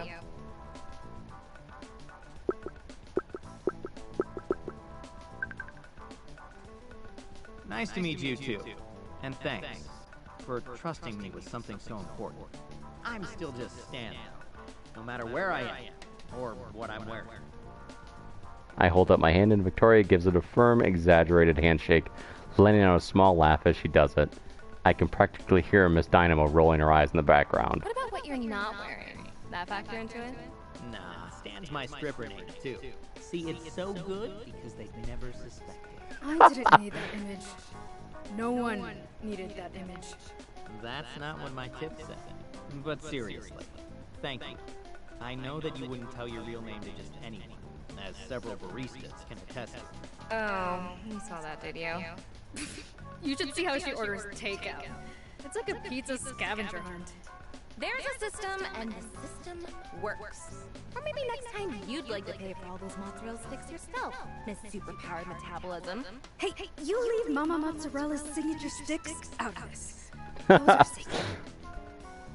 Nova, or rather Victoria, scoffs at Dynamo's quip and shakes her head. Well, I take it that means you're satisfied then? No more trust issues with Sunshine here? Yeah, I'm satisfied.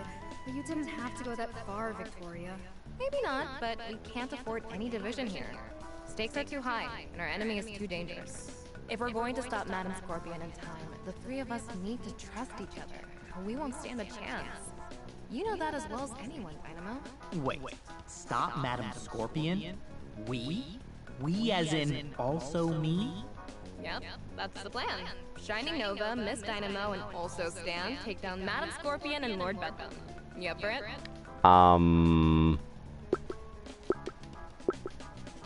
Sure, if there's an after party. It's been a long week. I really need to unwind. Good luck with that. Your girl here hasn't partied in years. Sure I have. We have holiday parties at the NWHA all the time. NWHA? Northwestern Heroes Association. And those don't count, Victoria. You always wear your armor. Yeah, for protection, it would be the perfect time to attack. See what I mean? Literal years. No, just figurative. I am not a party years. person, Just but I because am playing can't keep up with Stanley. your breakneck pace doesn't mean I can't party at all. I can totally party. I am a party. I am a party! Again, love this game. This is one of the most fun games I have played in so long. I love the voice acting and the characters. They are great. And the art is awesome. Well, you'll just have to prove it after we take care of business then. Once this is over, we're cutting loose. We're gonna get so many mozzarella sticks for Miss Dynamo. Fine. Deal. I promise there will be an after party. Wow. I never thought I'd see the day. I'm impressed, Sunshine. Now I'm starting to Yay, see Miss why Dynamo she likes brought us you along. too. Well, let's not get too far ahead of ourselves. Before that, we need to actually stop Madam Scorpion. And before that, we need to solidify our plan of attack. But for now, let's take a little time to recover and get our bearings, okay? Recovery sounds good. Convinced that Miss Dynamo is no longer about to pound me into dust, I lean on the pillar I'd previously pinned to and let out a weary sigh. I figured you wouldn't be executing the final phase until tomorrow, but I wanted to make sure you made it out of there all right. I always do, don't I? Victoria extends her closed fist and Dynamo meets it with her own in a light fist bump, then suddenly pulls the small woman in for a rough one-armed hug. You thought you could get away with just that? No way. Come on! Always Aww. do. Little shit. People really think I'm the cocky one. You know? They're sweet. For a second there, I was really worried that you'd gone from superhero to super no. Dynamo! Caught off guard, Victoria flails futilely in Dynamo's grasp, but the taller hero just ruffles Victoria's hair with her free hand before finally letting go. Just admit it. You only hate that joke because deep down you think it's hilarious. You laughed that one time. Because I was delirious. Victoria clears her throat and straightens her hair as if somehow that will make it look like that never happened. I take it this means nothing went wrong last night. You kidding? That was a piece of cake. How did you know Scorpion wouldn't be there anyway? She was playing spells and swords with us. I know, it's still kind of a fever dream for me too. That's putting it mildly. I can't even picture it. Victoria did the voice, didn't she? Oh yeah, she was way into character. It was award-worthy. A little heavy on the prose though. Whatever, you're both just jealous. Anyway, if you're all good here, then I'll head out for now. Want me to take the suit with me? Yeah, might as well toss out a red herring. Got a couple backups online if I need them. Kepler 1604, activate dog walker protocol. Handler, Miss Dynamo. The shiny Nova suit once again glows with life and turns its attention to Dynamo. Up above, one of the skylights starts to slide open. I'll be sure to do a few passes on the skyline to make sure we're seen. And before I forget, you can have this back too. There's a few messages, but nothing critical. Dynamo pulls a small silver device from her belt and tosses it lightly to Victoria, who casually snatches it out of the air. At that, the caped hero turns to See you leave. tomorrow. Oh, and Sunshine? Yes, Miss Dynamo. She is still kind of scary. I gulp and nod an affirmative as Dynamo turns her eyes upward and lunges into the air, shooting through the skylight and into the open air. The empty Nova suit follows shortly and the skylight closes. You know, I'm not sure who came closer to killing me today. Her or Scorpion? Her. Scorpion, hands down. Don't let Dynamo scare you. She's just looking out for me. Honestly, I think she likes you. Come on, let's eat something. I'm starving. Victoria walks towards a small kitchenette tucked away on the wall adjacent to the living area, and I follow. There isn't really a dining table or a bar, so I drag nearby a stool over and take a seat. Let's see. That pasta should still be good.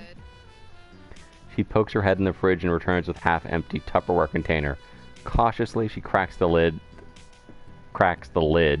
open and takes a whiff. No, that's a big nope. She hastily seals the lid and stuffs it back into the fridge. You're leaving it in there? Well, if I toss it out, it'll stink up the garbage. And that's just a disaster that I don't have time for right now.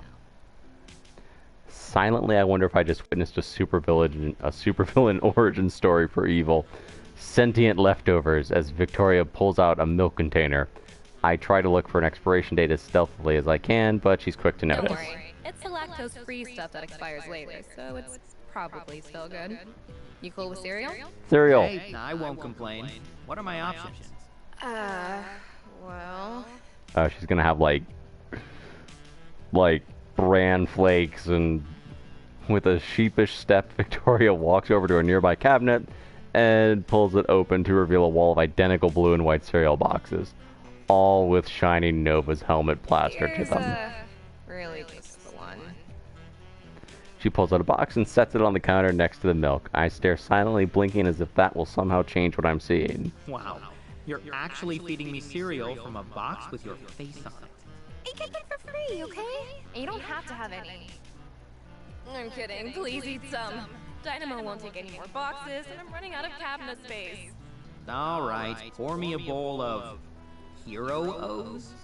That's a misprint, right? I asked the same thing when we filmed the commercial. After a minute of searching, Victoria manages to find a pair of bowls that aren't sitting in the sink and pours us both a bowl. I take mine with mock reverence. It's an honor to eat your sugary grain mixture, Shiny Nova, ma'am. Really regretting that I didn't let Dynamo get some shots in earlier. Despite her complaining, I can see her fighting to hold back a grin as she boosts herself up on the counter in place of a proper seat. Her legs dangle off the ground as she grabs her bowl and digs in. You know, it's not bad. There's way worse ways to make a buck. They don't pay me. I mean, they pay, but money goes to the association. She shakes her head as she swallows another Unless bite. you're willing to do some serious money laundering, there's pretty much no way to make money on sponsorships without giving up your secret identity.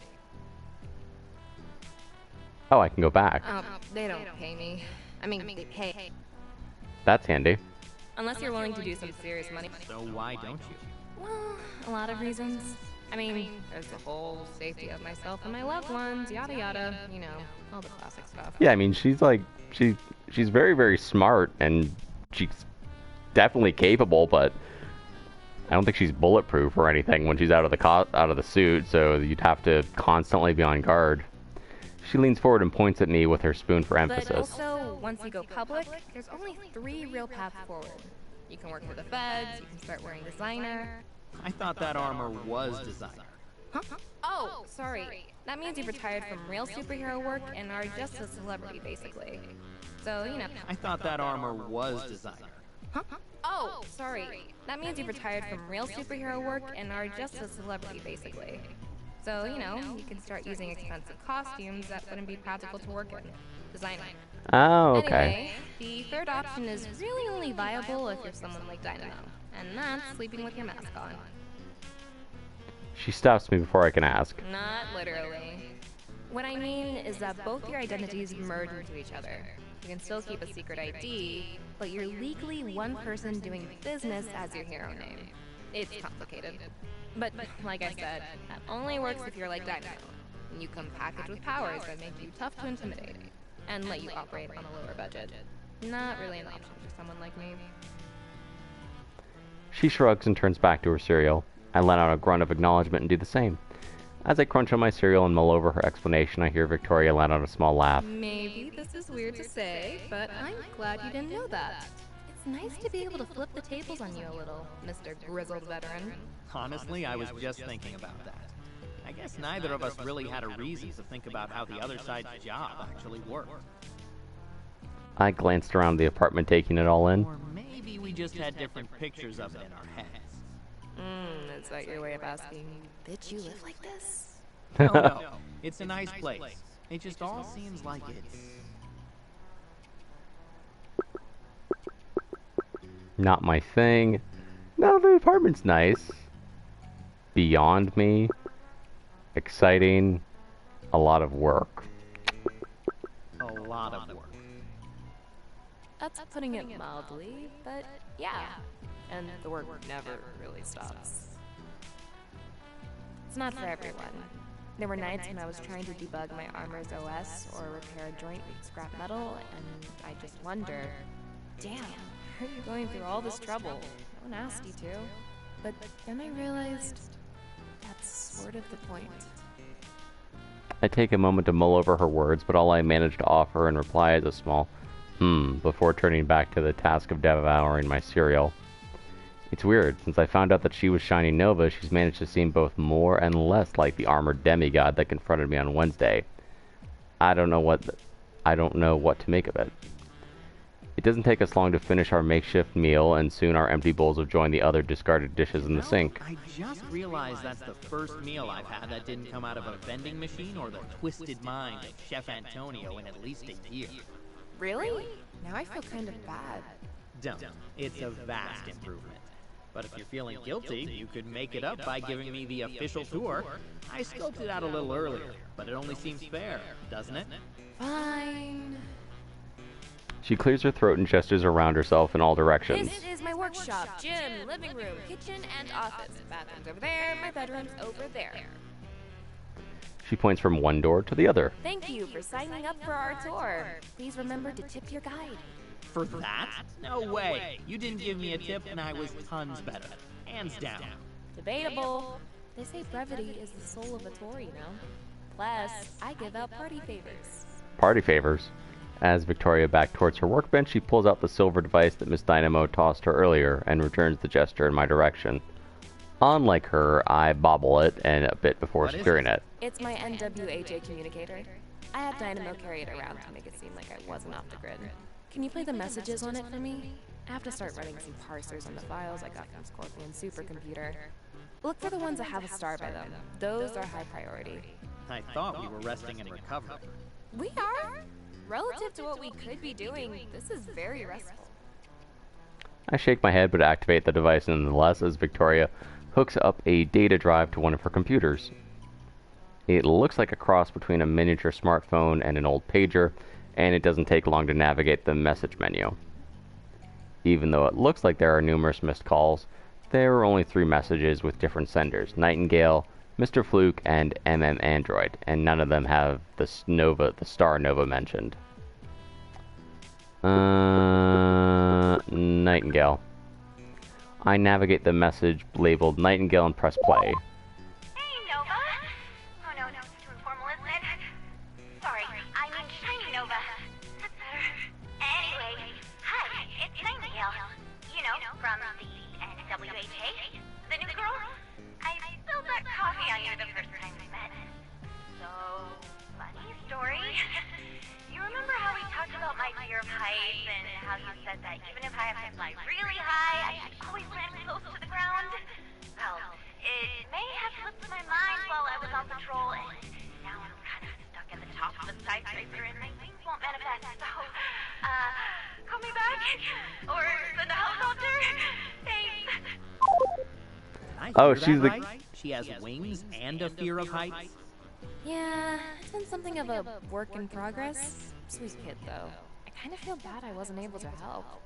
Are there any more messages from her? Yeah, one more. Hold on. Hey, Shiny Nova. It's Nightingale again. So I got one wing to show up, but despite what anime has taught me, flying that way is really, really hard. It's okay, though. I only threw up a little bit, and I landed on a roof that has a fire escape. So, as long as you delete these messages and never, ever tell Dynamo about them, we can totally forget this ever happened. So, just please do that. Thanks! See you at the next meeting! Guess it turned out okay. Ish. That's good. Sounded like that kid really looks up to you. That happen a lot with the younger heroes? Yeah, I suppose. Hard to do what we do if you're not a little passionate about it, but at the same time, you need to lose the starry-eyed naivete if you want to make a real impact. When you're facing down a supervillain, you can't have a fan watching your back, you know? It won't work. Yeah, I can see how that would be a problem.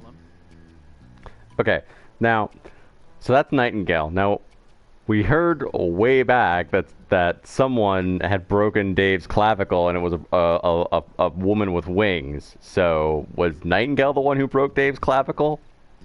I don't know. Maybe. All right. Android. I navigate the message labeled Android and plus play. Yo, Nova, it's MMA. Just giving you a shout. Missed you in the Hexagon this week. We were supposed to give an exhibition for the rookies, remember? It's no big deal, Dynamo covered for you. But just give me a heads up next time, alright?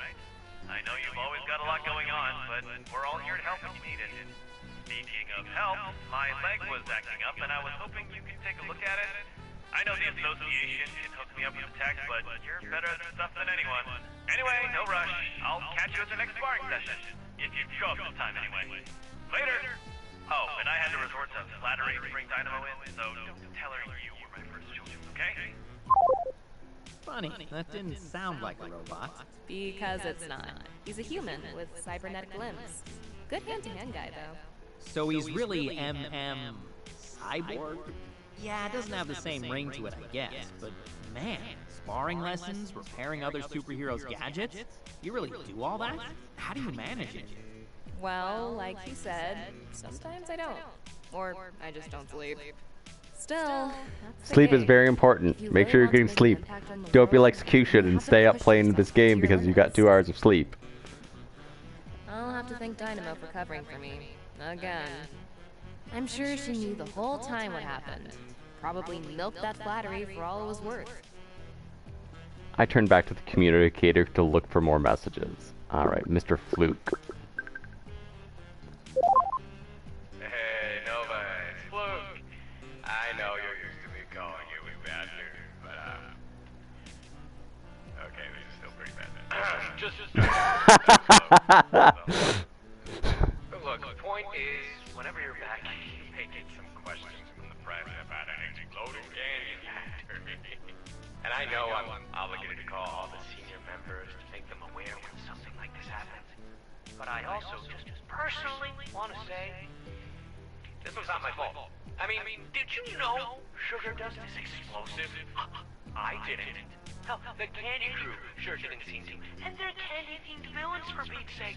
I just figured, hey, the factory's abandoned. A little old snap won't hurt nobody. And it didn't. Everyone's okay. Just the factory is all. So yeah, just letting you know, when I see you, don't tell Dynamo. Don't. All 3 of them have said don't tell Dynamo. Sugar dust is explosive? Seriously? And how did this guy make it explode? Ooh, yeah. That's how the 5th and 7th Candyman did it. As for how our friend Mayor caused it, well, he didn't. Mr. Fluke doesn't really cause anything himself, at least not directly. He just snaps his fingers, and things start going wrong. The hypothesis is that it's a type of causality manipulation. Think of it as uncontrolled, extreme bad luck. That sounds less than helpful. You just keep him around to keep a leash on him, or what? And as a last resort. When nothing's working for us, sometimes all you can do is make sure nothing works for the other side, too. Honestly, if we can't stop Scorpion here, he's part of Plan C. I just hope it doesn't come to that. Yeah, I don't think we can afford many more explosions. Yeah, me too. Well, looks like that message was the last one. Alright, thanks for checking. Come on, isn't this thing supposed to be solid state? This should be going faster. I turn off the communication device and set it aside as Victoria continues to tap away at her keyboard, grumbling to herself. Still tired, I stifle a yawn as I walk over to see exactly what she's up to. When I get a good look at her setup, it's easy to see why she's so distracted. Some battle station. Can you actually keep track of all 4 of those screens at once? Not really. No one can, actually. Multitasking is just switching between different things really quickly. The holographic screens are only running a diagnostic on Sagittarius 1868 and tracking Kepler 1604 in the background. She gestures from one blue holographic screen on her far left to the second on her far right.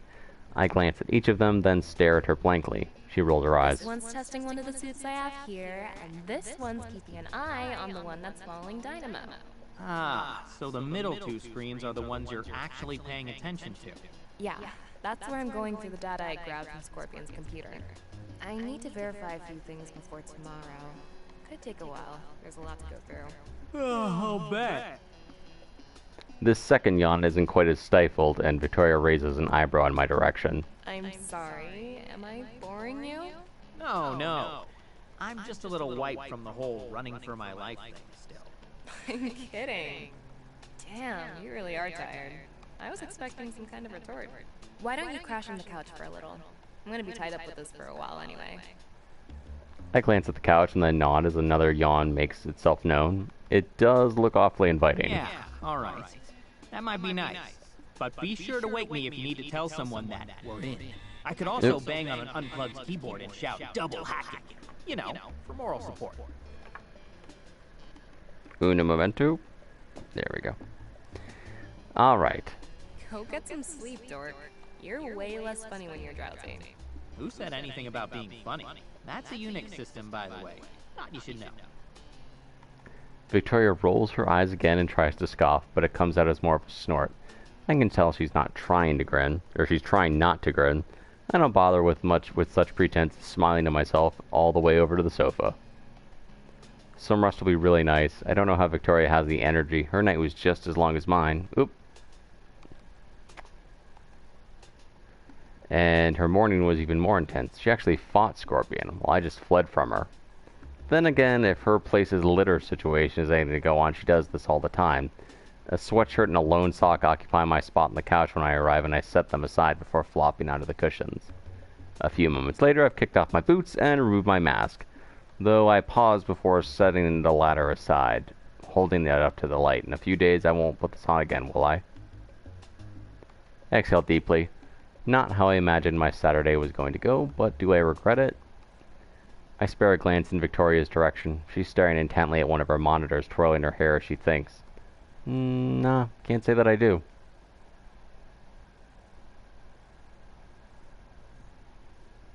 Wait a sec. Okay. Can I save? Save. Okay. I have been streaming for 4.5 hours, and I have to start getting ready for work, and also that is one of the longest streams I've ever done. So, I'm really enjoying this game. Again, super cool game, Henchman Story. I will come back to this. Later today, I'm going to be playing Dead by Daylight with Black and Gem. So I'll be coming back to this either maybe very late today or worst case scenario tomorrow. But we will be coming back to this game because I'm having a lot of fun with it. It's really cool. This is very new game. It's $15 on the PlayStation Store. So price point, as you can see, there's lots of content. There are multiple choices, so you can replay and get a different story, which I think is really cool. I'm enjoying this playthrough. I might go back through and do additional playthroughs if people watch this at all. Art's awesome. Voice acting is awesome. The story is fun. It kind of is like it's like a visual novel.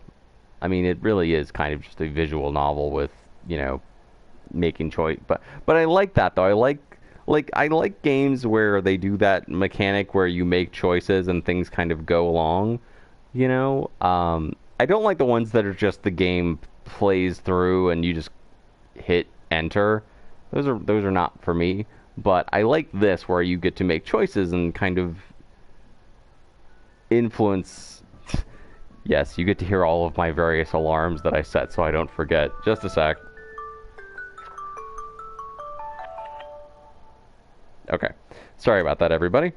Yes, I set many, many alarms so I do not forget why I am streaming, because I don't normally stream in the morning.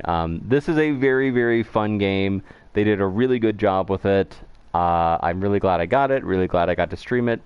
And I will be back to... I don't know how many chapters are in this. I figure we've got to be close to the end or halfway, because, I mean, dang.